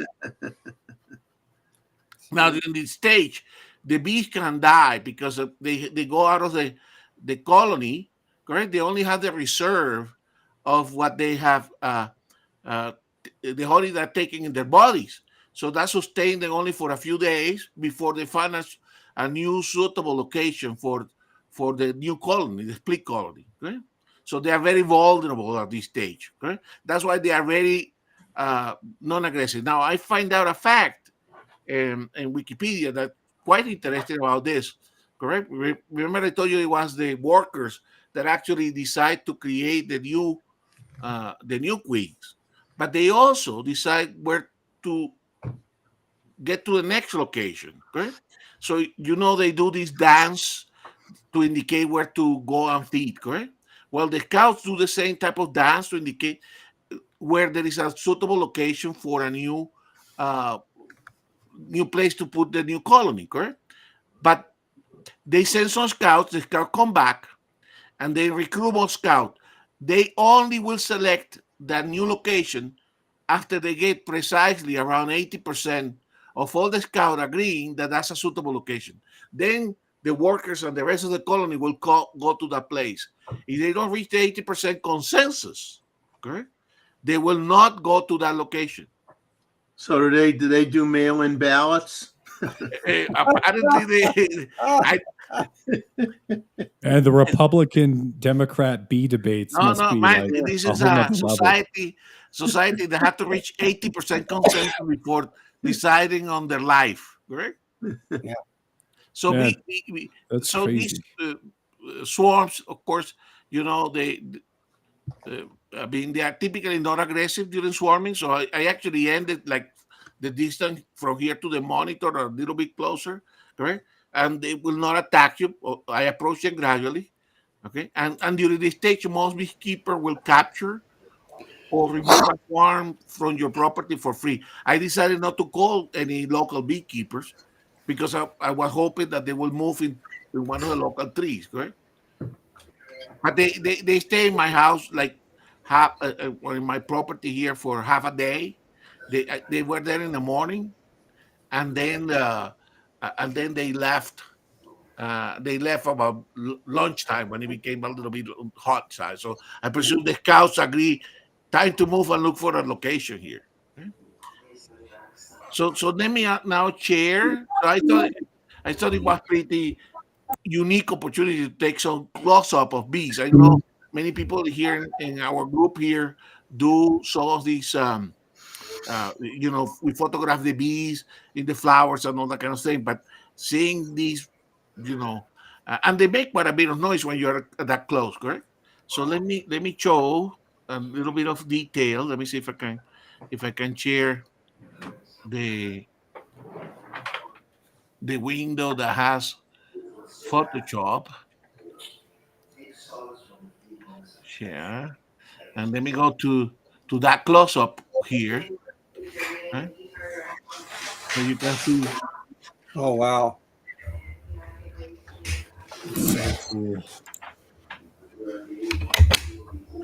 So you can see it's a single mass and this swarm was pretty large, right? So there's about what 20 on top of each other, or Oh no, randomly was that. I mean, the swarming, the width of the swarm was like this. So I don't know in big scales how many are those, but quite a few. And you can see here, the file info. You can make some prints of that and try to sell it to someone that sells honey and say, we can make a new logo up using this bee picture and put your logo on it for your honey jar. Exactly. So you can see this was taking 1/100 f/16 at 3,200 of a second. So I'm trying to stop down to get as much in focus as I could. But so anyway, this is actually the photo that I wanted. I wanted to take the swarm, but I also wanted to have the close up because it's unusual to see all the bees just in top of each other, and you can see the level of details. Of course, not all of them are in focus. Yeah? but still, that's a great shot. Oh my goodness. Love the details. Obviously, if you don't like insect, this will give you the GBG. Put some people uneasy. My son doesn't like bees that much, but I got stung by so many bees and wasps when I was a kid. It was ridiculous. Exactly. So my grandmother had fruit trees. She had a pear tree, and yellow jackets, make the underground nests. And if you have a pear tree and you're not like picking all the pears, and eating the pears, which, a pear tree, with my grandma in my grandmother's yard, she's not going to eat that many pears. So a lot of the pears would fall on the ground and, nice and sweet. And the yellow jackets would be there eating it. And if you got near that tree, you just got stung like crazy. Like crazy. Yellow jackets are those are they can be different. At one time I was eating a sandwich, and a yellow jacket landed on the sandwich. It was like a bologna or something like that, and he came and ate the meat of the sandwich. Right? He cut the meat. So anyway, so this is how it looks, guys. It's wonderful. Such a cool shot. Boy, that. Anyway, so that's what happened on my neck of the woods, or happened this weekend here. So now when you come on the show, we're going to have to say, what's the buzz this week? Exactly. I like that. Hopefully no sting marks. Gustavo, what lens was that? Did I miss when you said?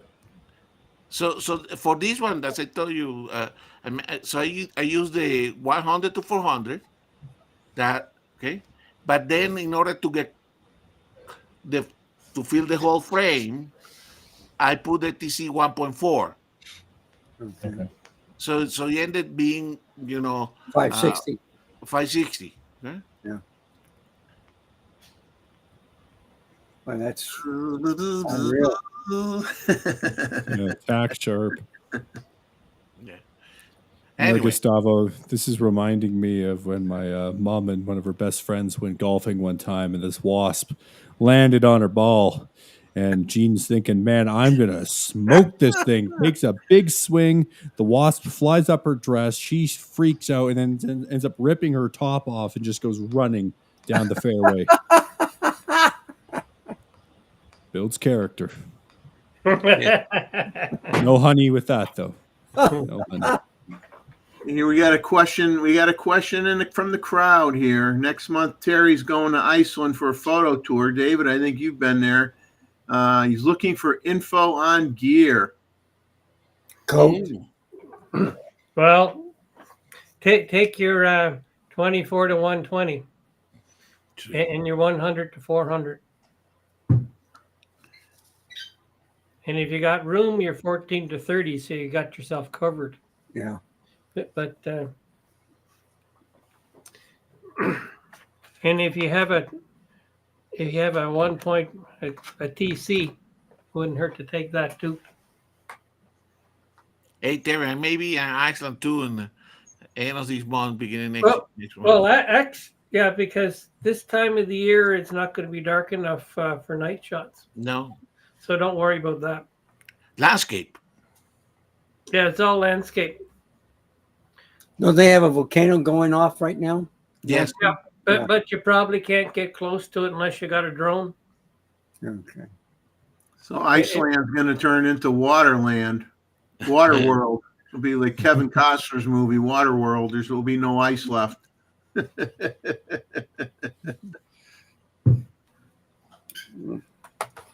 like the dog's keeping you busy there, Jeff. Oh, yeah. Yeah, she came out of her temporary coma underneath my desk. Yeah, I don't know. He's a good dog, though. I'll never complain about this dog. I'll tell you, it's an amazing animal, amazing dog. Oh, but what Terry mentioned is 14 to 24, 24 to 70, and 100 to 400 with the TC. That's a good combination. Yeah. No, well, we discussed this the other day. Percentage for kind of macro for a distance, it turned out to be, you can see that's what I went for. So Yeah. No, that's good, and that won't be too much gear. I mean, it won't be. You're not bringing super long tellies with you or anything, so that'll work out good. Easier to pack. Yeah, I'm just trying to think of the name of the place for. They've got it's a theater that's all in glass, and they've got LED lights that you can play with the lights with the keyboard, and then you get outside and you get some really good shots. I think it's a Perth or no, and I got to think of what the name of it is, but there's stuff there to shoot in Reykjavik after dark. Some really good stuff, and it's safe. You won't use your wide angle lens that much, but there are a number of things you want to get really close to. It's just 24 to 70. He'll use that most of the time. What about filters? Does he need to bring any ND filters with him for the waterfalls? Well, depending what he's got for a camera, I've been getting 1 second exposures with my Z8 and the 24 to 120 on it. And,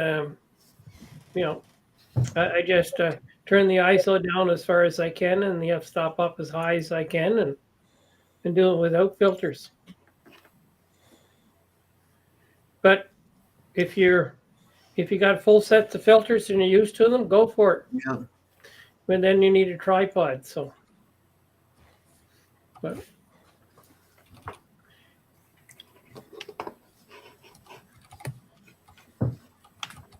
Well, I'll take this opportunity. There's a lull here. I got to run, guys. I just wanted to come on for a little bit to say hi, but nice seeing everyone. Nice to see you. It's a full house as usual, and yeah, have yourselves a good week. All right. Have a good one. night, Joey. Take care. Thanks, everyone. Have a good Take one. care. See you. Thank. So hello to Luis. Glad to see that you you made it, and you're not in a you're in a Wi-Fi working zone. Yes. Hi, good evening or good morning. Back in the Netherlands. Yes, I'm back, yeah, for a few days already. I never managed to join you guys with the hotel Wi-Fi. It was really horrible. Did you recuperate from the heat on the Arizona? Yeah, I never thought it was, well, it was really warm. But my English friend, he really suffered with it. Oh. Yeah, it was funny because in our car, he always wanted the air conditioning on. And his side of the car was at like 65 and my side was at 78. Oh, wow. Yeah. And it did work because I could go with my hands like, oh yeah, cold, and it's okay. Yeah. So No, he Control. had icicles hanging down from his nose, and you were okay. No, I mean, I understand it fully. He really didn't. I told him as well, listen, it's not nice to. I mean, we started in the high 80s. We ended up with 106. Wow. And then, I mean, I was raised in Portugal, so for me it was kind of. I'm used to it. I don't like it, but it's okay. M&Ms. Breakfast of champions, right there. M&Ms. M&Ms, yeah. Yeah, the photo of the birding was very nice, Luis. Yeah. So, thank you. You can share it on the next photo show or here, because from your Instagram account. That was a nice to have the adult and a young one, and beautiful. I love it. Yeah. I actually removed the twig to the left of the adult yesterday. But now it was good. It was good. But so far I've been through not even half of the pictures that I took. And I came back with more than 500 gigabyte on media. So Wow. Only a few videos. I don't shoot that many videos. But I'm going through the pictures right now, but it takes a while. It was a good trip. It was nice. I never photographed aircraft in a long while. Used aircraft recognition for the first time, and it does pick up the cockpit. It's quite interesting. Wow. Even with fighters, it goes for the cockpit and not for the airframe. That's very good. Interesting. That was interesting to see because I asked my friend, "Where do you focus?" And he looked at me like, "Was what you?" And then I switched to aircraft recognition. It picks up the you see like a rectangular bar, at least on the F-15s and 16s. I don't know with a bigger aircraft, but I suppose it does the same. It went straight to the cockpit. That's cool. Yeah. But a lot of EAT eyes, Gustavo, I ended up never using the 1.4 teleconverter, although I could in the morning, but it was after 9 or 10, there was so much warmth that I ended up never using it. So did you manage to get to the Madeira Canyon and seeing the hummingbirds, or where? Yeah. In fact, when I talked to you guys a month ago, I didn't realize that somebody that I knew, we have a common friend in New York, he actually moved to Tucson, and I didn't know. So I went out with him for 3 days. Okay. And he guided us around, and me partially during one evening and 2 mornings. So I switched to birding instead of taking a lot of pictures. Well, I took a lot of pictures anyway, but so I had this, say, short list of some 60 species that I wanted to either see for the first time or take better pictures that were kind of possible in the area. Ended up with 46 new species, which is amazing. And I saw 10 species of hummingbirds. That was really nice. Well, that's almost as many as there are. Yeah, no, I only missed kind of one of the regular ones. I couldn't wish for better. if I would go back again, and my friend is thinking about it already in a couple of years. But Then do I you would recommend concentrate. a little bit early in the year? That's what he's looking for. Yeah. I would concentrate more on better pictures. But by the way, Jeff, I just emailed one picture to you just before I joined. Okay. That one I only processed 4 pictures so far, and I did that quickly, so maybe you can have a look. Find my. But it was nice to be with as Jeff says, just traveling is excellent. Photography is part of it, but being with a friend of mine and going and see places and enjoying the differences and sometimes not understanding. So what was your friend shooting with? Mainly military aircraft. No, I know, but what equipment? Oh, I'm sorry. He Canon, and he bought the R5 just before, like a week before. Oh my God! And the first few days he was struggling with the settings, and but he got there, and he was at the end. He was shooting hummingbirds in flight and whatever, and seeing how it goes. So it was cool. Oh, wow, that's a steep learning for a week with a. Yeah, it was the first time he had a camera with his a new technology with subject recognition and so on. And he hadn't been in the States for a while, me neither. So it was good fun. I was also stopped by Border Patrol due to suspicious activity. I was alone in the car, but the officer came to me. I didn't realize at first that they were, behind me. That area in Arizona where you were, I mean, not now, always you have Border Patrol, right? Mm-hmm. I mean, even where Randall is in San Antonio, right? Yeah. Driving from, I think from the cities in the south, mm-hmm. Correct, towards San Antonio. Yeah. In the highway, there's a Border Patrol sideway but in that area in Arizona, New Mexico, there's always Border Patrol. Yeah. What did they think you were doing?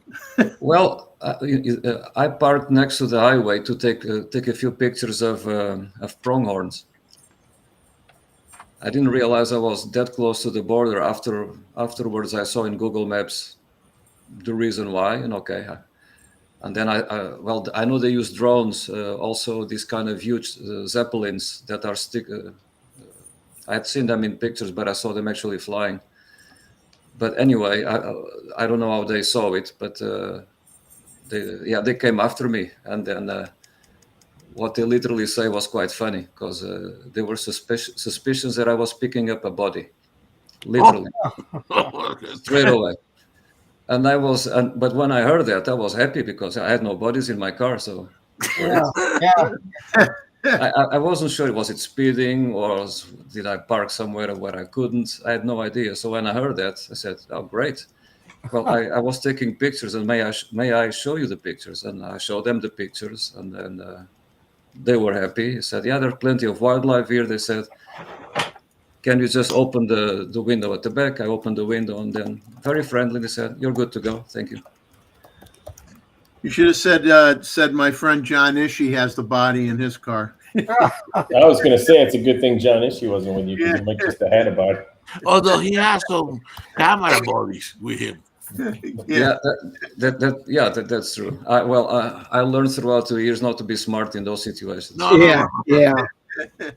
So Luis, I would get myself in a lot of trouble, I think. Yeah, exactly. My sense of humor would get me in trouble. So Luis, people that had to travel, and particularly if you come from third world country, the one place you never make any comments or complain is going through the border, because that's the time you have no rights whatsoever. I know.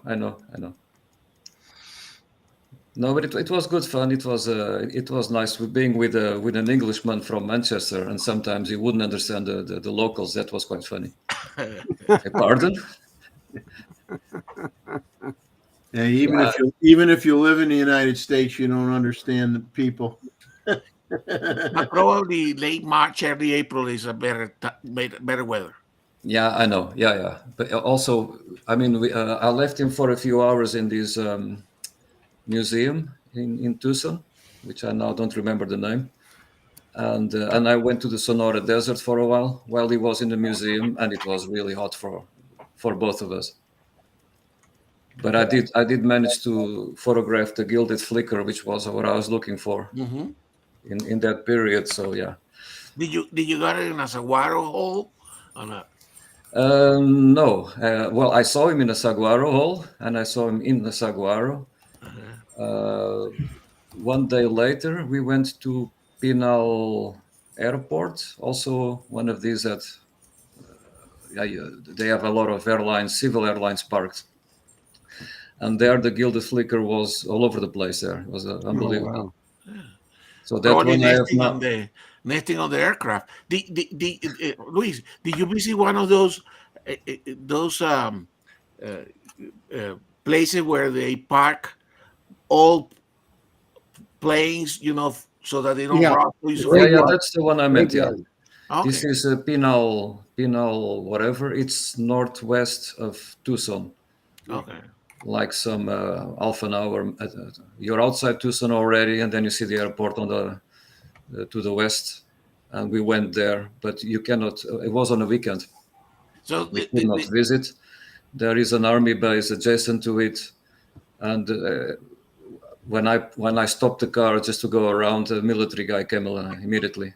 Okay. So my friend went to talk to him, but we were not allowed to take any pictures, and then we drove back.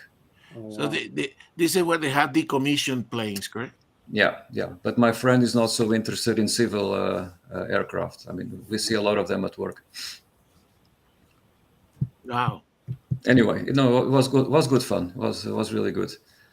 And as a good Englishman, we stopped almost every day at this place that starts with a star and ends up with a bucks for English breakfast tea. Oh, okay. It was the only decent tea he could have during the holiday, and with a bit of milk on the side, so he could make this very strong tea with a bit of milk. That was really good. And I took 3 camera bodies, 3 lenses, and I used them all. Although we saw one garter snake, but we didn't see any other rattlesnakes or whatever. So I didn't use. Well, I took the 200 to 500. I used that a few times, and the D70-100 with 18 to 300. But I didn't use that one so much because didn't see any snakes. I used that for reptiles. Photographed a coyote because he was so close. I couldn't use the 600 or the 200 to 500. It was really too close. But I still need to go through those pictures. I have a few good ones, I know, but still need to go. I saw a bear. Oh, that's something. Yeah, but he ran away in front of the car, and when he pulled off, if I was alone, if my friend was next to me, he would have got a good shot when we just drove by on the place that he went in the forest, because he was looking to me, and then he went away. Javelinas? Yeah, I saw a few. Yeah, no, I saw a lot, but no rattlesnakes. That's the only disappointment. Even the last day in Las Vegas before we departed, I went to that same nature reserve wetlands and got my last species of bird that I was looking for. It was really good. So Jeff chose the photo that we sent. Yeah, I got it ready to go here. So if Gustavo recognizes it, it's not a rare one. Ah, that's beautiful. Wow. So now just tell me with this one. I'm not so sure what it is. Oh, it's a yellow-breasted chat. Okay. They were very local and visible. Okay. I heard from everybody that they're normally difficult to see. I had never seen this species before, but they were very, say, territorial and calling a lot. A beautiful contrast. Yeah, I have a few. I'll send another one that I think it's even nicer to the photo review, I think. But I'll send a few others from the trip. This was with the Z8, the 600 PF at 1,000th of a second that I remember, and was ISO 1250 f6.3. Wow. And I compensated slightly only because the bird has a bit of white, so I concentrate. I went like plus 0.3. If it would be a dark bird, I would go +1, but the bird has already white, so I normally just compensate a little bit and just adjust it afterwards. Oh, for sure. No, it looks good. I like the pattern in the bark and everything too. Yeah, and it's almost full frame. I just cropped a little bit. The cropping is important. Hey, Luis, did you see trogons in? Yeah, I saw. Yeah, okay. I managed to. We went one day to Madeira Canyon, and because I saw the trogon there, then I actually didn't go back anymore. Probably that those, photographing the angles can be tricky, correct? Yeah, we heard trogons a couple of times, and then they eluded us for a while. And I took a picture from the sides. Of course, I would like to have a picture from the front, but that's for the next time. Then he flew away, and I never saw him again. What I realized as well, and I'd seen that before, tracking birds as they go away, as they move along, you have to be critical about the focus point. Sometimes you think you're focused in the eye, but you're not. At least the eye might leave the wider area, and I think sometimes he doesn't pick it up anymore. Yeah, no, it's still, the camera still need a little bit of help from. Absolutely. From you, correct? I have 4 buttons that I programmed to focus, all in a different way. Exactly. So I know where to press to correct it, but you just have to be aware of it. The bigger area, which is the new thing that came on the last firmware, that one picks up the eye and everywhere. If there is nothing in front, if you have stuff in front. Yeah. Oh yeah, and with twigs and so, then I always go either on manual, but I have in the joystick. If I press it, I go on the central point without any recognition. Exactly. Just to override everything.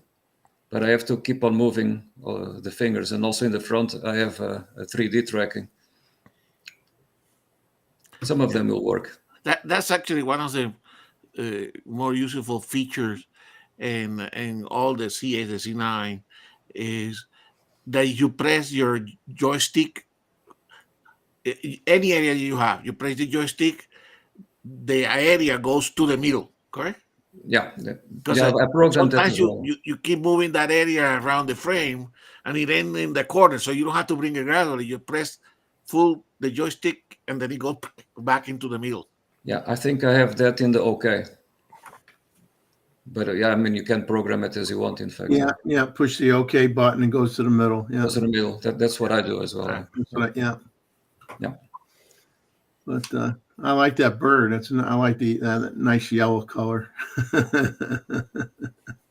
No, but I mean, a lot of for us here in America, of course, Arizona is a state that has the greatest number of hummingbird, right? Yeah. And therefore, if you want to see hummingbirds, that's the place to go. But the problem is, can be hot, okay? And so you have to balance how hot you want to be in Arizona versus waiting for them to migrate north.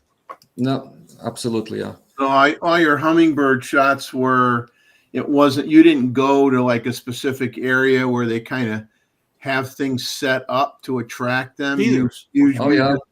I went for I visited not quite a few, but In Madeira Canyon, there was a barrel-line hummingbird going to the Kubo Lodge.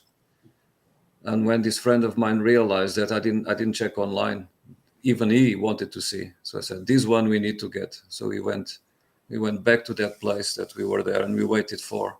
I mean, there were a few folks waiting for more than an hour, and they didn't see them. There was a couple that at some stage was just right of me. They waited for an hour, and when they decided to give up, they left, and the bird came within 5 minutes. I took a few pictures of it in the feeder, but also flying outside of the feeder. And then they heard all the commotion and came back, but they didn't see it. Yeah, I mean, that's the way it goes. Because we were also, but this friend of mine said, we're not leaving without seeing it. Okay, then we stayed. Yeah, you're always afraid. You're always afraid to leave because you know as soon as you turn around, they're going to show up. Yeah, but that's it's the same all over the place. I mean, yeah. If you have to go, you have to go.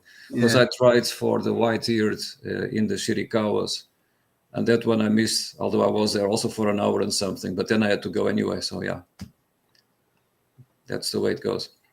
But I mean, the nice thing about that part of Arizona is that, as we discussed before, that Sonora Desert is so much so prettier, okay?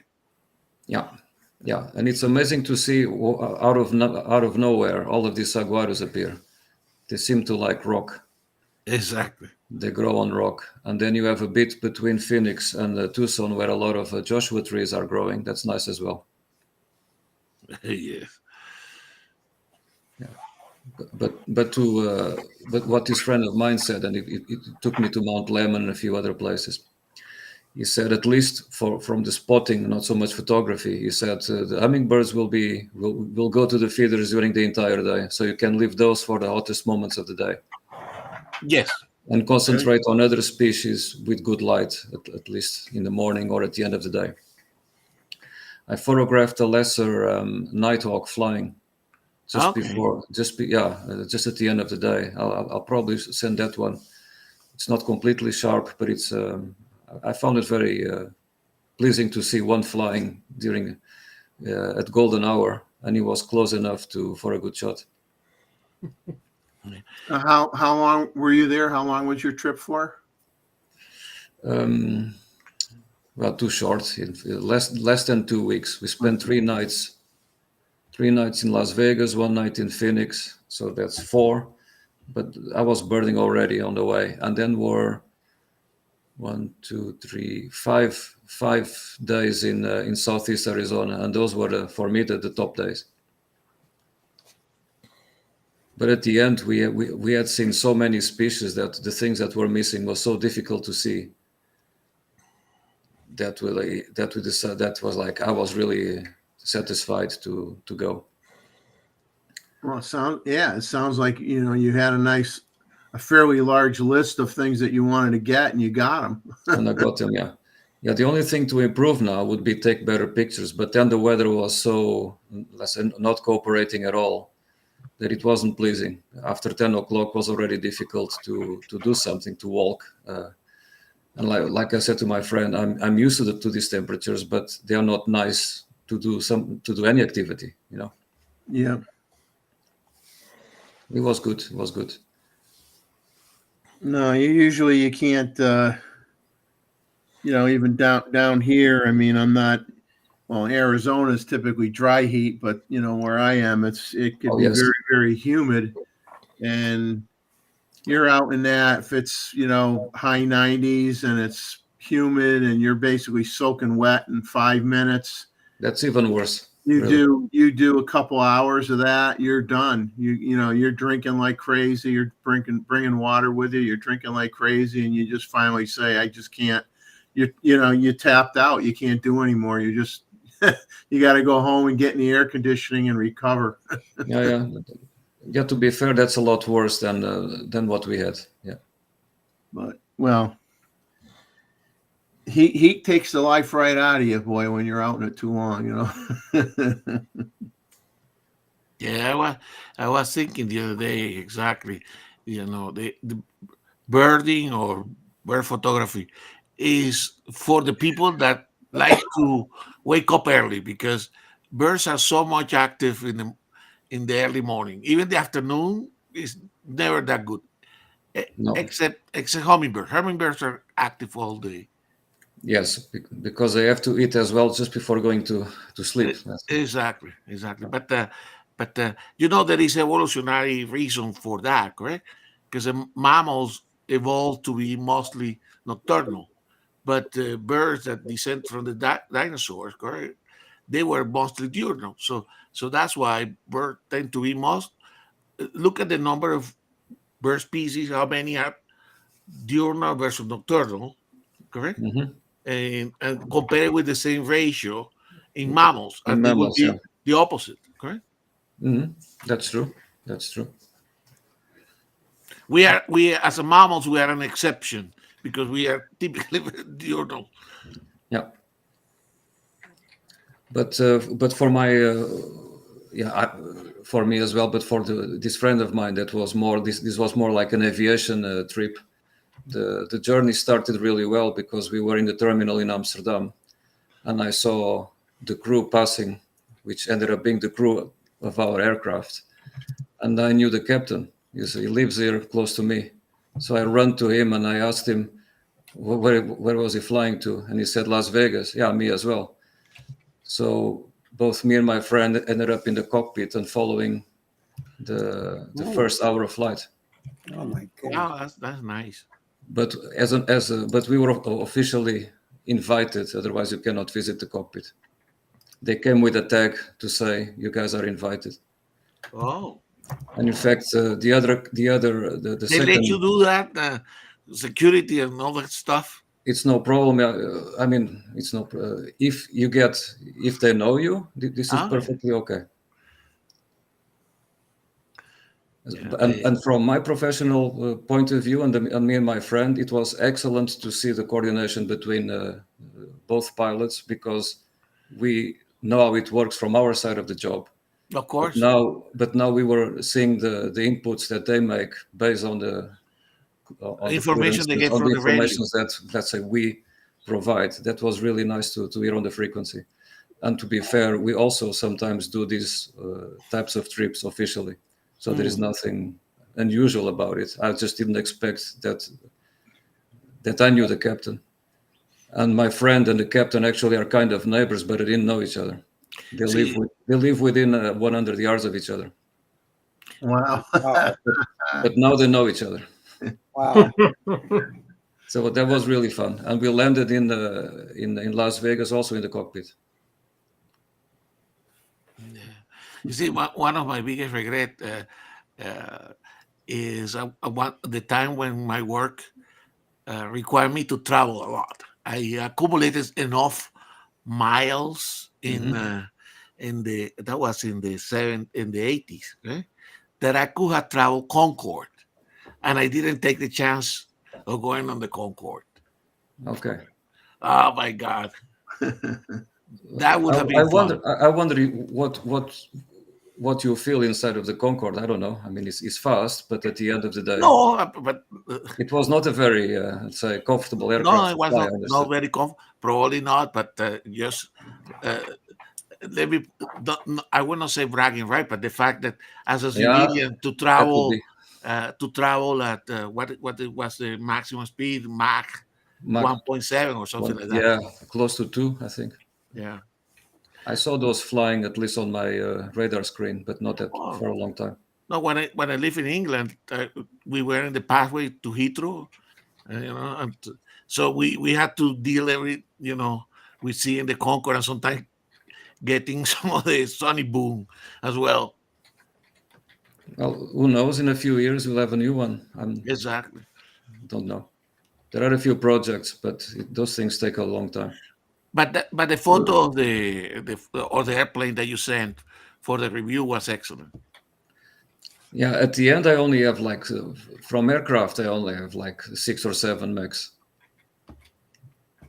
Because all of the ones in the first day I could throw away because of heat ice. We really needed to be close to the approach or just after. In Nellis, they take off towards the desert, so we kind of have to be well, we cannot be close to the base anyway, so you just park next to the highway. But they turn left, so we had to kind of more or less guess where to turn left. We found another spotter that we now kind of follow on Instagram, a guy that was there for 2 days, and we saw him all the time. So he gave us a few tips as well where to stay. Yeah, it was nice. It was a nice trip. We didn't spend that much time in central Las Vegas, to be honest. Well, you want to make sure you had money to get home. Well, we saw all the slot machines and everything, but we didn't even take a picture seated in front of one because we have no idea what to do. Just press some buttons. But anyway. Yeah. By the way, talking about that, I think it was also during that day there was the honeybees. There was a couple of I think it was Chinook, the big helicopter, correct? Yeah. Were flying around. And then I took a picture, which I was going to show today. I'll show it next week, correct? Because I wanted to see if I could get, with the Z9 or the Z8 rolling shutter on the I tell you guys, I mean, we discuss it next week, but I didn't see any rolling shutter with the Z9, even on the helicopter. Correct? You would think that it would show. I shot fan blades in the house at different speeds, and I never had any rolling shutter or anything at all. It was perfect. But on helicopters, what I heard from this friend of mine, you want them not to be frozen. You want them to be kind of moving.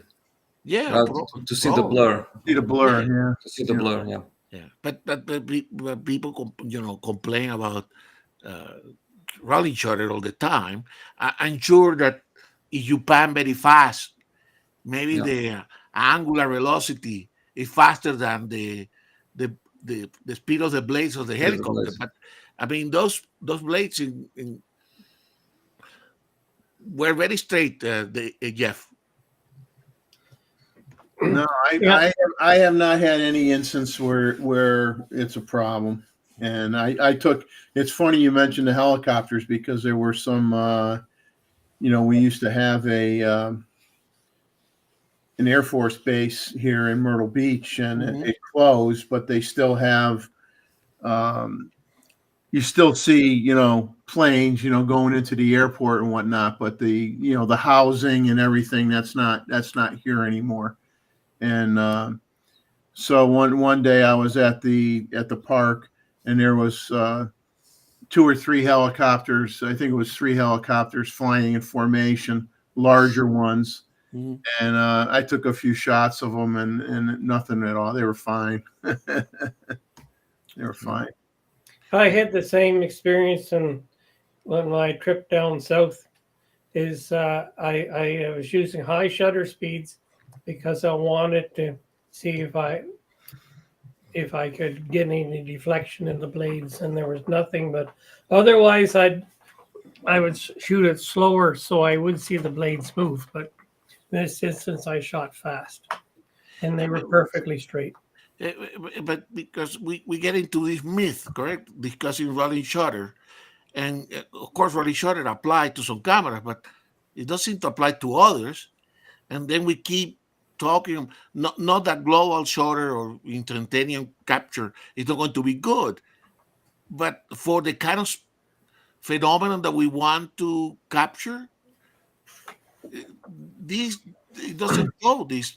Correct. It's all based on the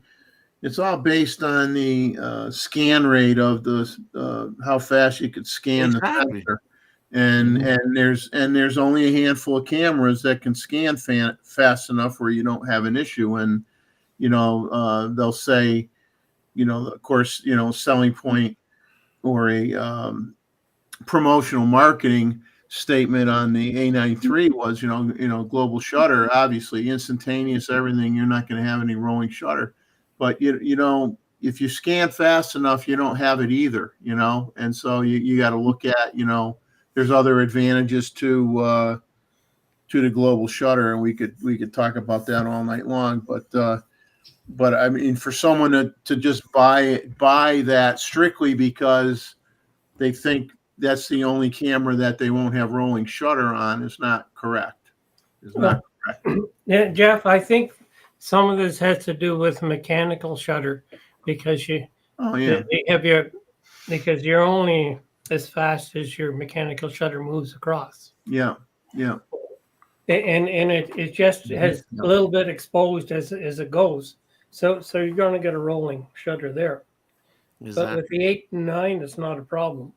No. So because I think at one point the engineers of the camera that know about these problems, correct? I mean, they had to make a compromise. Do we go for global shutter, or we make the readout so fast that under most circumstances will not apply?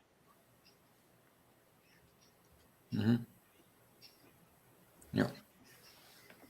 But we got about less than an hour here now, and I just wanted to brush on quickly on the what is out there currently, talking about the Canon R1 and the R5 II. Not that there is a lot of,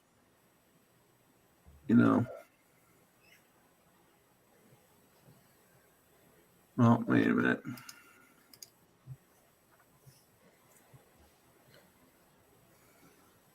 Yeah. Let me.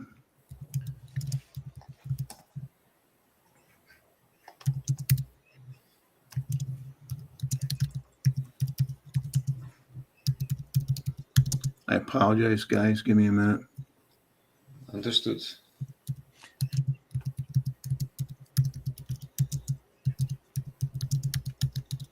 So anyway, Luis, looks like a great adventure. So hopefully we'll have you here in Arizona again.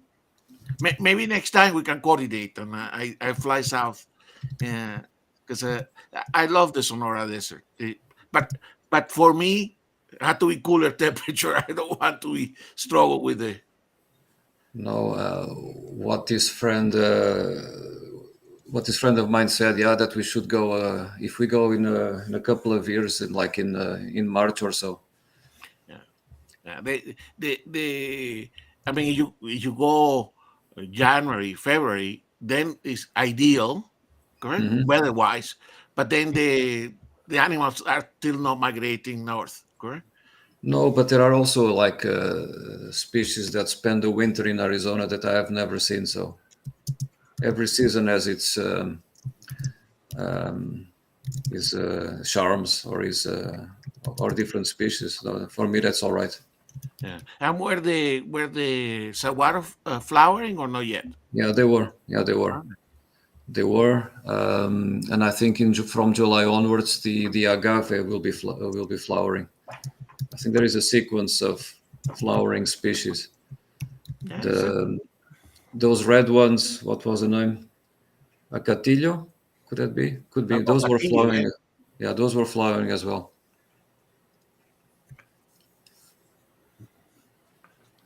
Yeah. So Jeff, why don't we put the invite for the next photo shoot, the next photo review here? Yeah, because that will be good for people to. So we're talking about wildlife imagery, and there's so many wildlife photographers here.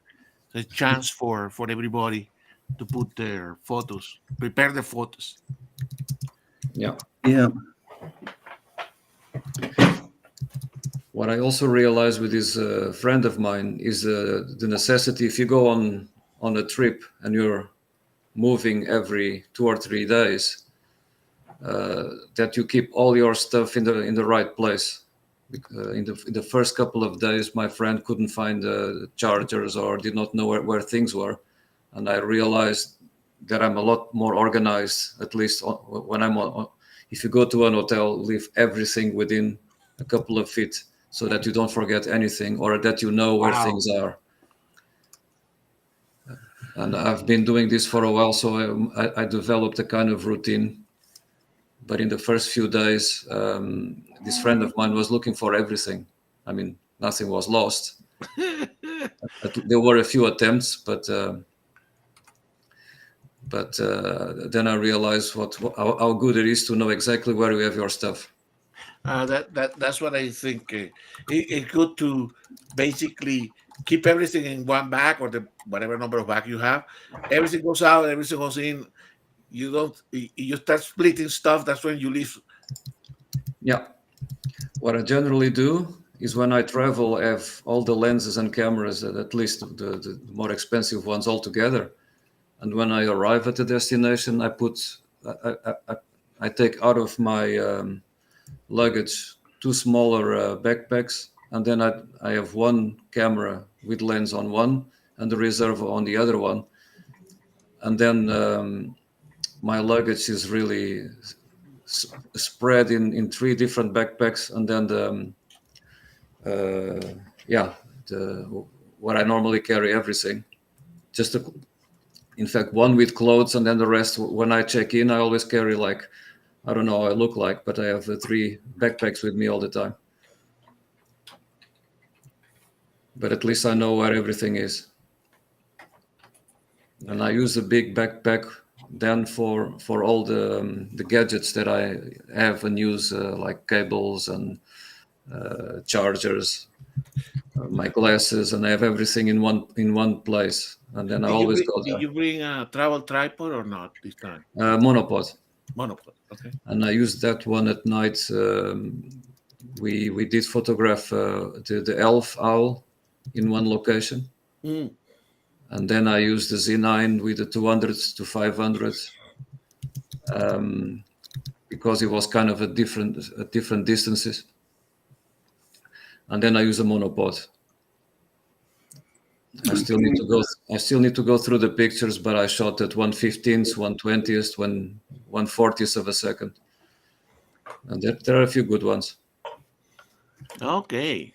So here's what we got going on. We already, believe it or not, I do have a whopping 8 files already. I got 8 pictures already for next month's photo review for July 6th. Get your images in by the 5th of the month and trickle them into me as you see fit. Whatever is works good for you, works good for me. It's nice when I have it easy to a couple days before the show, or I'm not trying to do anything other than organize them in the right order and make sure I got everybody's comments on their photo information correct on my cheat sheet. That makes life easy for me. So just don't be afraid to send them in early. There's no such thing as too early. And in that way, actually, we've had some amazing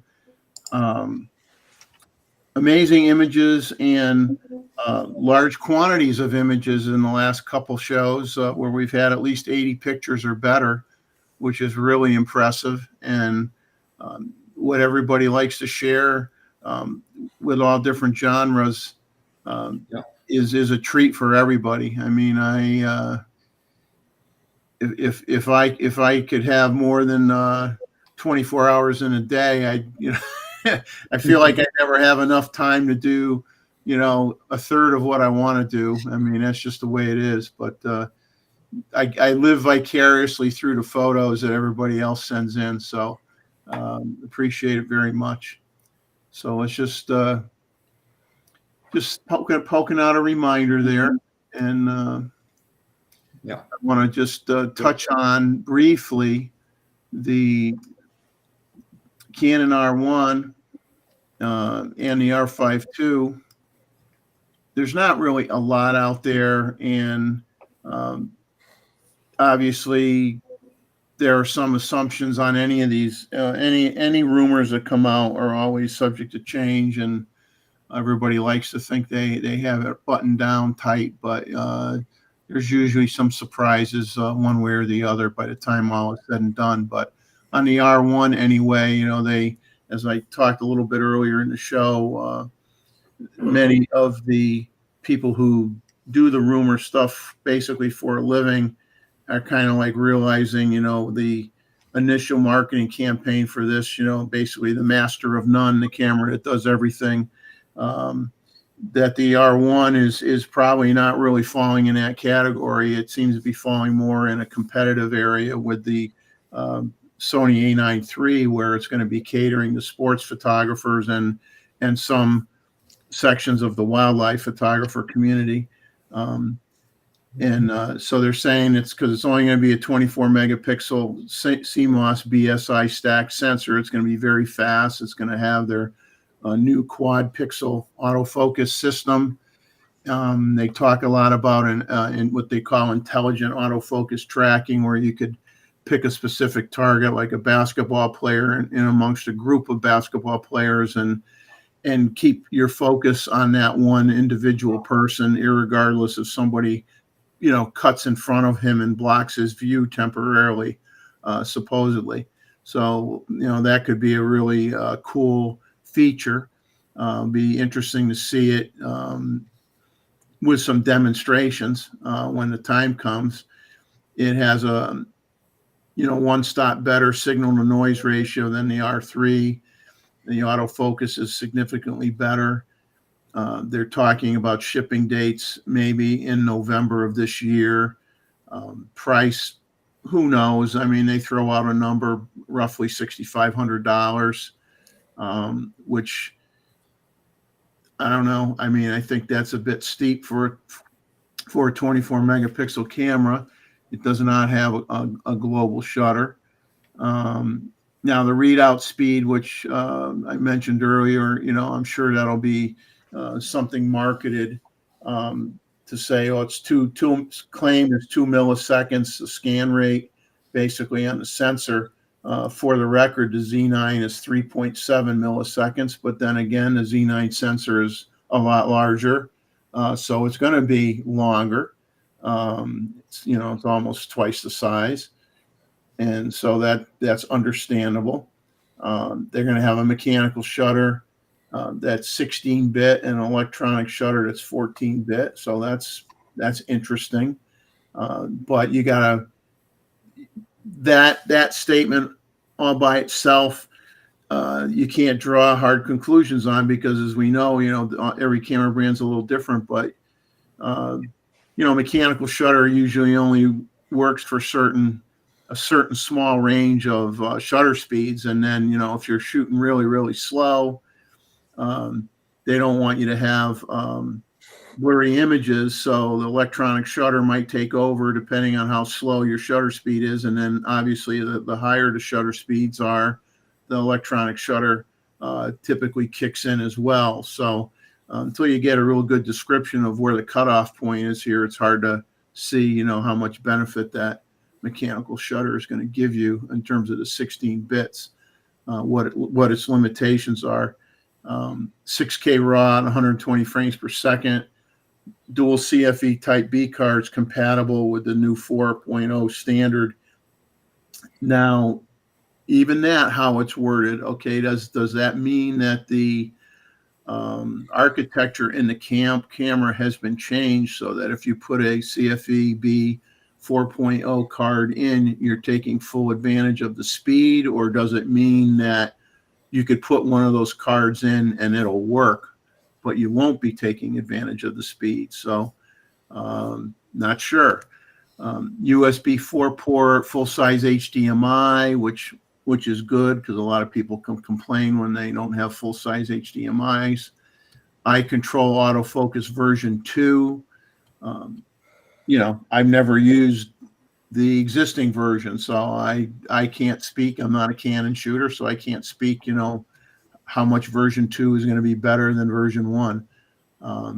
Now, there were in the field comments from a forum member called F2_Productions. He noticed the following when he was using this camera in the field: a normal 3-axis flippy screen, a new find number 3 button on the top left below the menu button, 4 playback buttons below the display, playback, magnify, trash, and a rating button, a local area network indicator light, some other window on the back of the camera that nobody seems to know what it's for. An info button built in on the vertical grip. The viewfinder is much bigger than the R3. They're just making the assumption, which is probably correct, that it has a higher resolution than 5.76 million dots on the R3. But nobody's throwing out an exact number. They're throwing out it could be, 10 million dots. They're just throwing out a number. Joystick and autofocus smart controls included. The memory card door has a lock. They're saying the R1's a little far bigger than the R3. The mounting lug, they have a mounting lug on the bottom of the camera for a wrist strap hookup, and that your battery power indicator, instead of just being a series of bars, is actually going to have a percentage value on it. I like that. So that's a neat idea. That's really good to know. Batteries at 67% or 42%, whatever. I like that idea. Top button layout is the same on the R3 with an added white balance button. On-off switch. There's an on-off switch on the side for controlling your vertical grip functions. And, I said the card slot's bigger than the R3 to fit the dual CFEB cards. The diopter control, everybody has that. Mode switch the same as R3 and R5. Camera's bigger and thicker, improves ergonomics, and it says well above the R3's 195 frames per second. And now on the R3, that frames per second rate was only good for 50 shots. And so if you're not going to say now it's going to be significantly faster than 195, okay. This is where I'm like thinking that the frames per second war is starting to begin, where it's getting a little bit too ridiculous. I don't care if you say to think it'd do 1,000 frames per second. If you say 1,000 frames per second, but it's only good for half a second. Yeah. Your buffers are going to get full, and you're always going to have a limitation.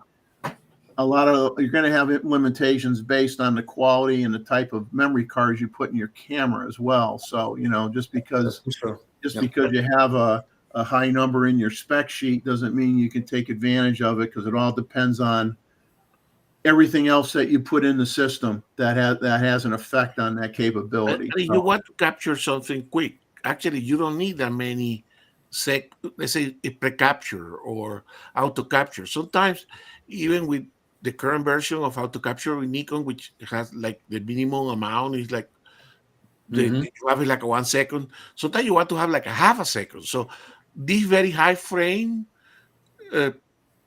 cameras, you use that feature only for a fraction of a second as well.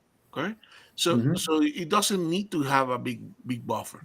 Okay, so I think it's good. But you have to use it for those specific situation. You want to catch the moment of impact of a bullet, or the bullet leaving the barrel, or the bird coming out of the nest, and you have more. I think it's good, Jeff. I don't think we need bigger buffer. No, I mean, I'm just saying. I think it's. It's constantly a switching gears thing with these camera manufacturers. 1 minute it's okay, how many megapixels is your sensor? And then it's, more importantly to me would be at this point is, instead of megapixels, dynamic range, reducing your noise, increasing your low light capability without adding noise. That's more important to me at this point. Frames per second. If you're shooting 20 frames per second, 30 frames per second, my God, I mean, how many pictures you want to muddle through, man? I'll tell you, you go out and do I went out for 3 hours the other day. I took 800 pictures plus a bunch of video clips. It's like, do I enjoy going through 800 pictures when I get home? Absolutely not. I mean, that's like the worst part of the whole event, is having to go through and then, uncheck the ones that I don't want to migrate into my computer. It's like, man, if I'm shooting at crazy frame rates that these people were talking about, it's like, forget it. I mean, I'd be doing one shoot every 2 weeks because the rest of the time I'd be going through all the files. It's just nuts. Absolutely, yeah. These are options, correct? And Flintlock, nobody who's a real wildlife photographer is not shooting 30 frames per second. I don't think that sounded quite right. He's saying he got that wrong. Yeah, I mean, you don't believe me. People were taking wildlife photos at 9 frames a second with a D850, and they got great photos. You might not get the one of the bird blinking his eye at you, like winking at you, like, "Hey, can we go have a drink afterwards?" You might not get that shot, but no, I think this Australian guy, Dwayne Patton, you probably have seen. He has a good video. He goes through all this, correct? So there are times where 30 frames per second is a good option, or more, and sometimes it's not, correct? And that's what I like, that option in that Sony introduced on the A9, that you can have this button to change quickly, because for us at this moment it's a little bit of a problem, correct? You have to go and to change. It's a little bit cumbersome. well, you got it's a bit of, as they say, minutia, right? You got to Exactly. how well you laid out your programming of your buttons, Exactly. and what methodology you chose to do, and everybody's different. It's just like, you could go out, and I respect the heck out of people like Steve Perry and Tom Hogan and a lot of others, and they all have their recommendations of, oh, here's how you might want to set up your camera. But they're all good for your a starting point to set things up, but then as you learn the camera more and you use the camera more, you may turn off a feature, you may change what button you have a certain thing set at, because it's of the way how big your fingers are or how long your fingers are, and everybody's going to have something a little different. And I, to this day, having gotten a Z9 pretty much when it first came out, within the first couple months, I still experiment and move things around and constantly, Keep reconfiguring.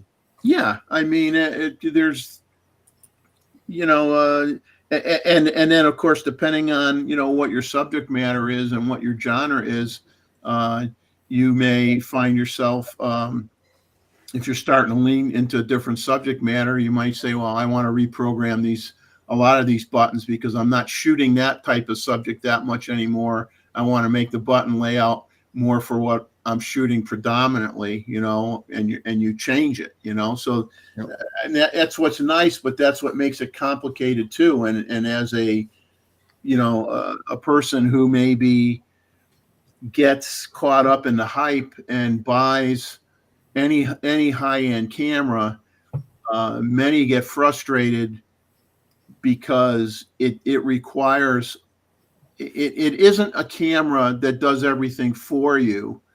It's a camera, you have to put the thought in and set things up where it works how your mind thinks. Mm-hmm. And if you don't have a lot of experience as a photographer, then you haven't even figured out how your mind works yet. You know what I'm saying?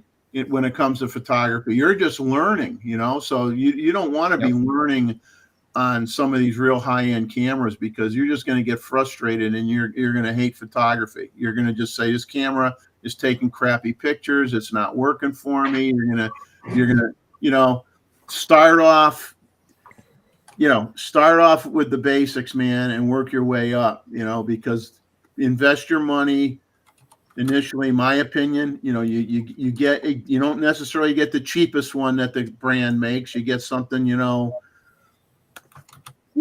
the middle if you can afford it, and then invest some money in some good glass. And then when you get really comfortable with how that body works and what it can do for you, then you can decide whether does it satisfy your needs, or do you need the camera that, instead of doing 14 frames a second, does 20 frames or 30 frames a second, and but that comes with usage and practice and learning and knowing your own limitations, you know. Well, and like we said, it, with wildlife photography, and I presume also sport photography, you don't have time to react, correct?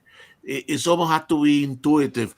I'm too slow, or too fast, I'm too my f-stop is too small, too big. I mean, you have to know how to move those dials, or by almost by intuition, correct? Yeah. As you shoot, you can dial and try to move it. Yeah. By the way, Jeff, I send you another picture because I thought maybe I can quickly put one picture of the Trogon. Yeah, no problem. He's over to you now. We'll show that picture, and then what we'll do is we'll finish up the show with a very quick run through on the R5 II, just so that we could say we talked about another brand. Because you know, I don't mind talking about other brands because I just love photography. So I mean, you know, whatever smokes your shorts, man. It doesn't matter. You like Fuji, shoot Fuji. You like Sony, shoot Sony. You know, just it's the result is what matters. It's not how you get there, right? I mean, you know, we get too hung up on the brand wars here, and no, that is not it. I was with this friend of mine, and actually all my friends have Canons, all of them. Yeah. Well, and that's fine. Just to stir the pot, I've got one that's a bit different here. Is that Bushnell? I cannot read. Is Sheikah. Oh, okay. Sheikah. This is for low light. I just got it today. I ordered it months ago. But is that infrared? Is that infrared or just amplification of natural light? But yes to both. Okay. And I haven't turned it on yet. I just charged it. It's been charging as we've been going on. So after the show is over, I'm going to give it a whirl tonight and just see how it works. But it's supposed to work in no light because it has an infrared light source. Okay. Oh, it sends a beam of infrared. Yeah. Okay. And you can turn it on and off, and it's got another one of those fantastic manuals. The one that Gustavo showed. It's the one that's 20 pages long, but only one page is in the language that you speak. and it and tells you nothing. Yeah, and hopefully I have less fun with this than I did with my Godox flash. Yeah, but anyway, it does have a tripod mount on it. Oh, that's cool. Yeah, and nice. it feels nice in the hands, and I got this through Kickstarter, so. So put it on big, Jeff, and see if you can. Yeah, I'm just trying to bring in Luis's photo here, and I got a lot of things. We can't multitask. I processed the picture in 3 minutes, not even, just to show you. Let me get they're beautiful. I love Trogons. So what kind of pigeon is this? It's an elegant Trogon.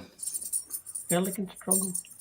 Yeah, it's actually the last species of Trogon of Costa Rica that I'd never seen in Costa Rica, and I had to go to Arizona to find it. Okay. So you don't need to, David. You don't need to look through your binoculars to see this. I saw you trying. I have to figure out how to turn it on first. Okay. You want to see more detail. Is that like a bluish green color on the top? Yeah. Yeah, it is bluish green. I'm looking on my own screen. Kind of purpley color in the head there. Yeah, they have. Yeah. And I'm just trying to look to the settings because this I don't know by heart. It's at f8. It's again the Z8 with a 600 pf, 1,000th of a second, and it's +1 compensation, ISO 2000, and yeah, f8 I mentioned already. Mm-hmm. You see, that's the thing with wildlife photography. First photo, you want to get the animal.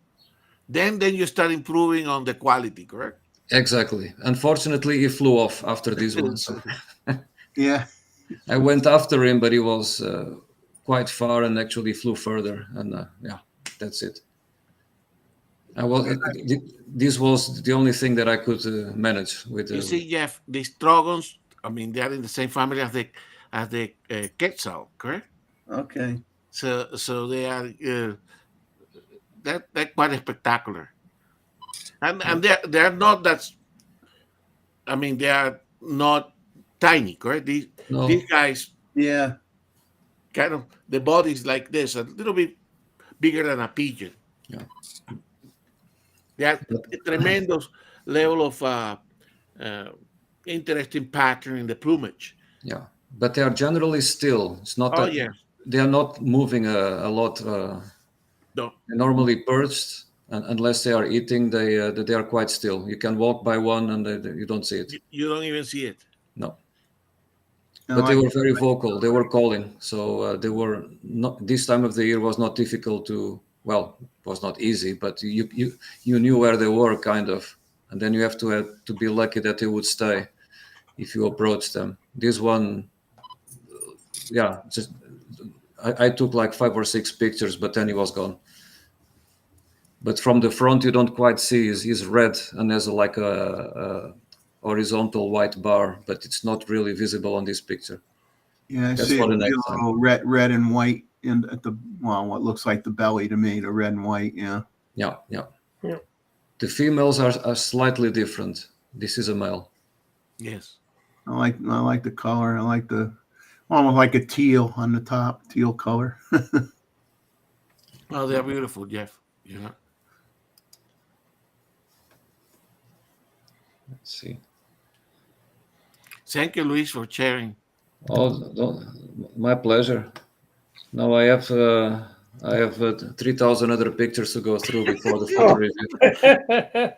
Not looking forward to it. That's what Jeff said is right. I mean, if you take a lot of pictures, what comes afterwards, it's not the nicest part. No, it's the experiencing what you're seeing with your eyes and trying to capture this stuff on in a camera is so much fun. But then when you get home and you got to deal with all the going through everything and moving things around and doing this and doing that, it sucks some of the fun out of you. That's for sure. As Chuck would say, "Where's Steven? Where's Steven?" Well, Steven. there was a German photographer that had a podcast, and he did it in English, and he had a method where he could go through 1,000 pictures in an hour. And I've listened to it, and I find the system actually works because you bring the picture up. If it doesn't spark your interest within a second, then it's next. You know, and you just go through, and the ones that sparks your interest, you can flag them, and then you can go through them all, and then the second time through, you just go through the ones that flagged your interest. That's in fact what I do. Yeah. Tim recommended Photo Mechanic, and that's definitely a great recommendation. He recommended to me a long time ago, and that's what I have been using for calling the photos. Correct? But Photo Mechanic is very efficient to do that. Yeah. I'm gonna let's see. R5.2. We'll talk about this quick because we're getting near the end here. Back in a second. Second. I get 1 second. So just so we know, who makes the R5 II? Because I don't think it's Nikon. No, that's a Canon. A Canon. That's a Canon. Oh. And now this camera will be. It looks very interesting from everything coming out. It does look very interesting. It'll definitely be equal to, and probably in some areas better than, the Z9, which one would think it should be, because of the amount of time people have been waiting to see this camera. But it'll be a very interesting camera. I mean, and the Canon, the folks that are invested in the Canon brand and looking to go up a notch will be very interested in this camera. Now, the cost is estimated at we'll round it up $1 and say $4,000. A 45 megapixel stacked BSI sensor. It's going to have a faster readout than the R3. It's going to have a pre-burst feature superior than what's on the EOS R6 Mark II. It's going to have a mechanical and electronic shutter, 12 frames per second mechanical, 30 frames per second electronic, a 30% improvement in processor speed to help reduce rolling shutter, but they are supposedly not stating that it will not have no rolling shutter. It'll have greatly reduced rolling shutter. Some sites were originally saying the 30 frames per second was a maximum burst rate. So I'm not sure whether the 30 frames per second is what it is all the time, or it's only for a limited amount of 5-second burst or something. I don't know. Not enough information here. Now, they got supposedly a lot of new video features utilizing AI that got added to the camera. It's going to go way beyond the video features that are in the R5C. AI features added to help sports and wildlife shooters. So many people are saying that there may not be an R5C successor, because what's going to be in this R5 II is going to be better than what's in the R5C. So who knows, right? Who knows what they're going to do? But that's very interesting for them to be talking in that way. Certain ergonomic features from the R6 Mark II with the video stills toggle is going to be one of the features that's on this camera as well. They talk about the smart controller from the R3 is going to be on it. New flippy screen mechanism to allow more viewing options. Eye controlled autofocus from the R3. So like the R1, they're saying it's got eye autofocus version 2. This one's just saying this obviously is not version 2, because they're saying it's from the R3. Now, what's interesting is they say they're going to have advancements in heat dissipation technology, to help you with when you're doing long videos. So whether you're doing high frame rate photography or a lot of video work, they have improvements in heat dissipation, and they seem like they are going to come out with what they call an active cooling grip that's going to have several vents on the body itself. How it's going to affect weatherproofing has not yet been discussed by too many people out there. And this grip they're talking about, that's going to be an active cooling grip. It's who knows now. Obviously, that's probably not part of the base price of $4,000. A grip with that kind of a specialty device. Who knows what that grip's going to cost. Then they're talking about variable ND filters, in terms of having ND filters to put physically put an ND filter in the body of the camera. Now they did that for the C400 video camera. It just came out. I guess my only thoughts on if you're inserting something inside the body of the camera itself, my only concern with that is if you had any dust on that filter, is there any chance that dust could migrate and end up on your sensor? So all depending on how they do it, But you know, for me, if you're putting something in Like a that move. area of the camera, I'd be a little worried about stuff getting on the sensor. So don't know enough about it, whether they're going to do that or not. And I don't really know exactly. I didn't watch the videos because I'm not into strictly video camera. So I did not look at the C400 to see how they did it on that camera. But apparently that has. I remember, Jeff, if because it's mechanical, it can move. Obviously, the infrared filters and the other filters in the sensor, they are integral part of the sensor. So there's no way something can get in. But these things moving out and in, you can get dust. But imagine if you get dust or something on the other side, not the one that faces the camera.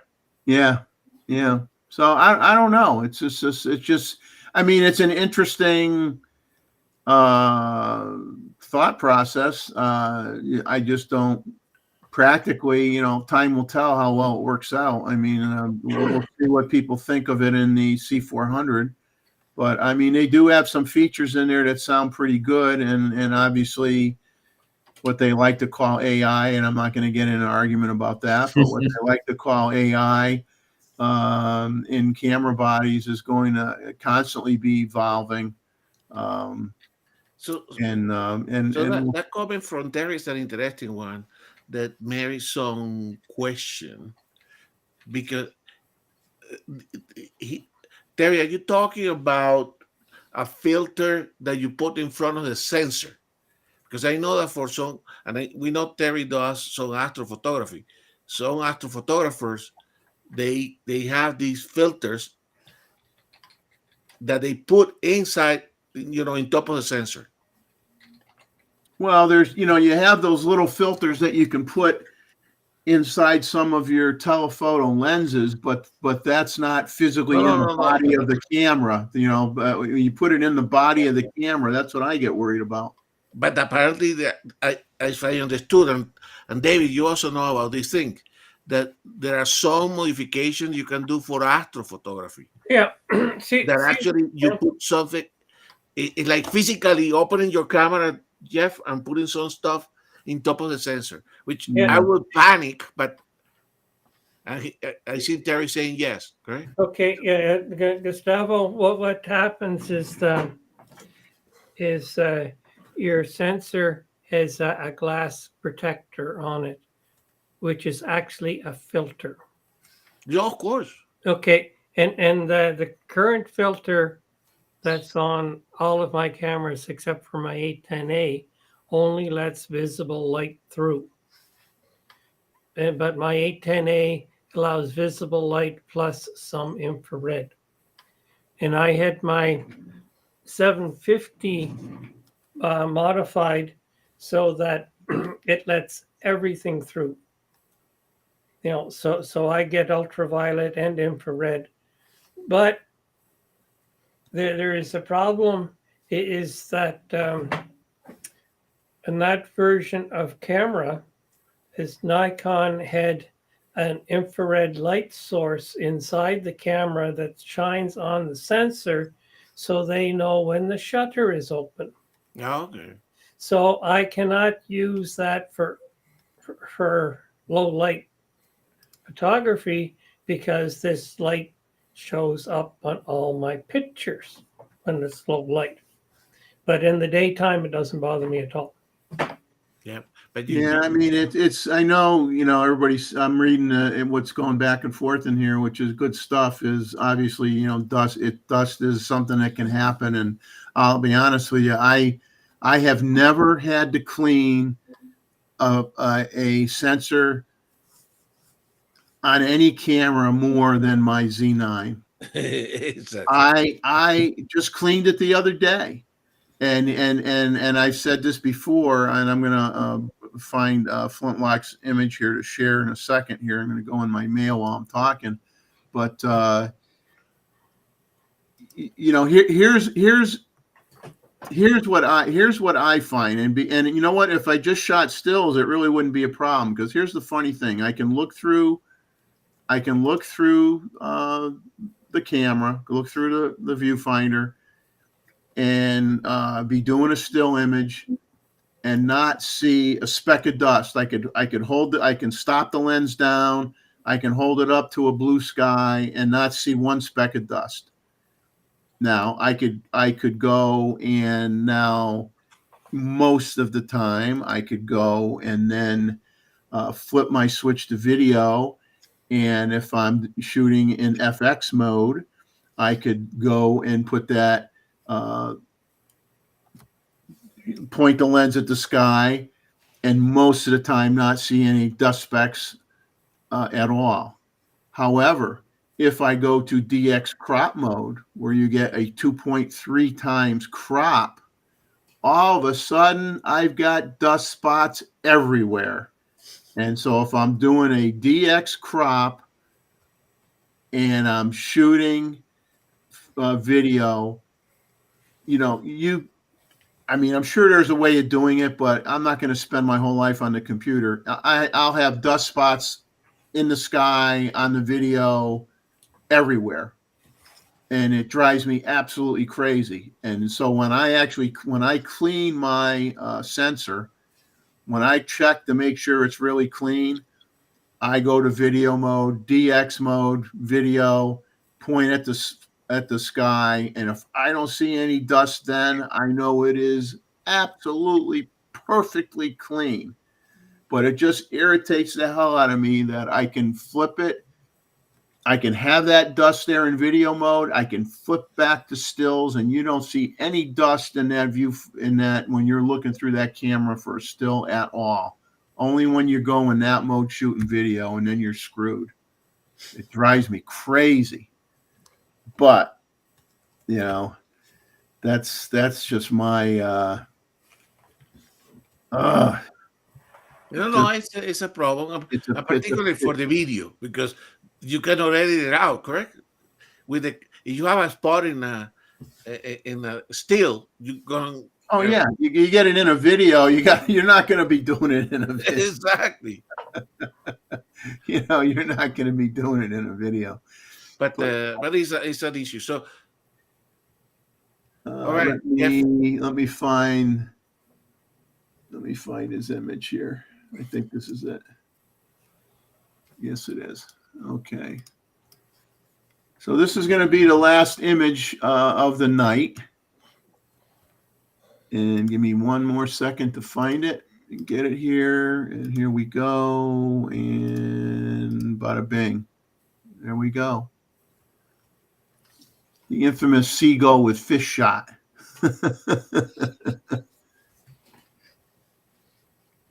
I always, obviously, when you get a wildlife shot where your subject is doing something unusual or getting food or has food in his mouth, are the ones that get the most attention. Not too much food in its mouth. I don't like it. This is okay. Yeah. This is okay. Yeah, this is good. No, I have a shot that I haven't edited yet that I'll describe it, I guess, just to describe it. But I got a shot of an anhinga with a very large fish going down its mouth, and let's just say the whole neck of the anhinga is just streaking with blood. It's pretty gross.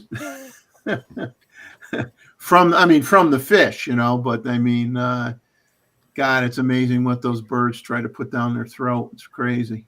Oh, that's crazy. Certainly, the great blue heron, the capacity for swallow, and pelicans. They can swallow whatever big animal. But I think there was this great old, now retired wildlife photographer called John Shaw, correct? That always said, blood and food in animal photography is good. Poop is the one that you need to edit. But very nice shot. So we are at 158. So so it's it's really interesting what, like you said, when we would get the white pelicans that would show up down here, like in the November time frame when it starts getting cold, and back when we had a pond full of a food supply, we would you would get a shot sometimes of a white pelican with a gigantic flounder in its sack, and you could see the shape of the fish. You could tell it's a flounder. You could, in your photo, and it gets it in the sack, but then it takes quite a while for it to be able to manipulate it and get it down the throat. That could be, and the problem is that the other pelicans will be pecking at that one sack and trying to get rid of that fish. I mean, they're all trying to steal it or hurt the one that caught the fish. It's so usually the one that gets the fish all of a sudden tries to swim away from the group so it can get far enough away to deal with the swallowing part of eating the fish and not have everybody all over it. But it's always really, really interesting to watch, and an interesting observation from getting the pictures of the least turn chicks yesterday was it was kind of really, really strange. Like you really don't know who the parents are for a given chick. And sometimes what's bad is, like, if, let's say, the black skimmers flew low and they would scare the terns, and all the adults would fly off, and now all the babies are sitting there at risk to being killed by anything that would eat young birds. Could be just a hawk or or an eagle or whatever, or even a mammal, could come and try to, get one of these babies.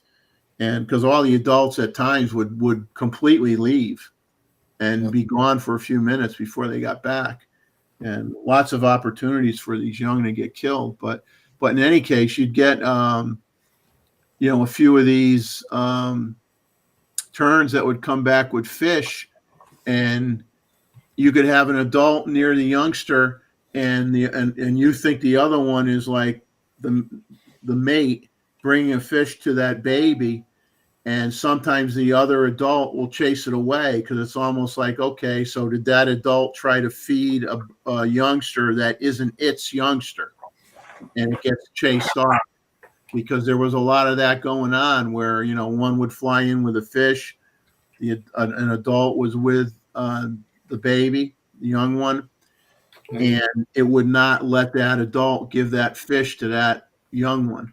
And then, like a few minutes later, another one would fly in with a fish, and the young one the adult would let the young one take the fish that time. So it's almost like maybe sometimes these birds are trying to feed young that aren't theirs. And if the adults are there, they don't let them do that. And there was a lot of fighting with the fish going on. Even an adult trying to give the fish to another adult. Both are there at the same time with a fish. One time, both adults had a fish.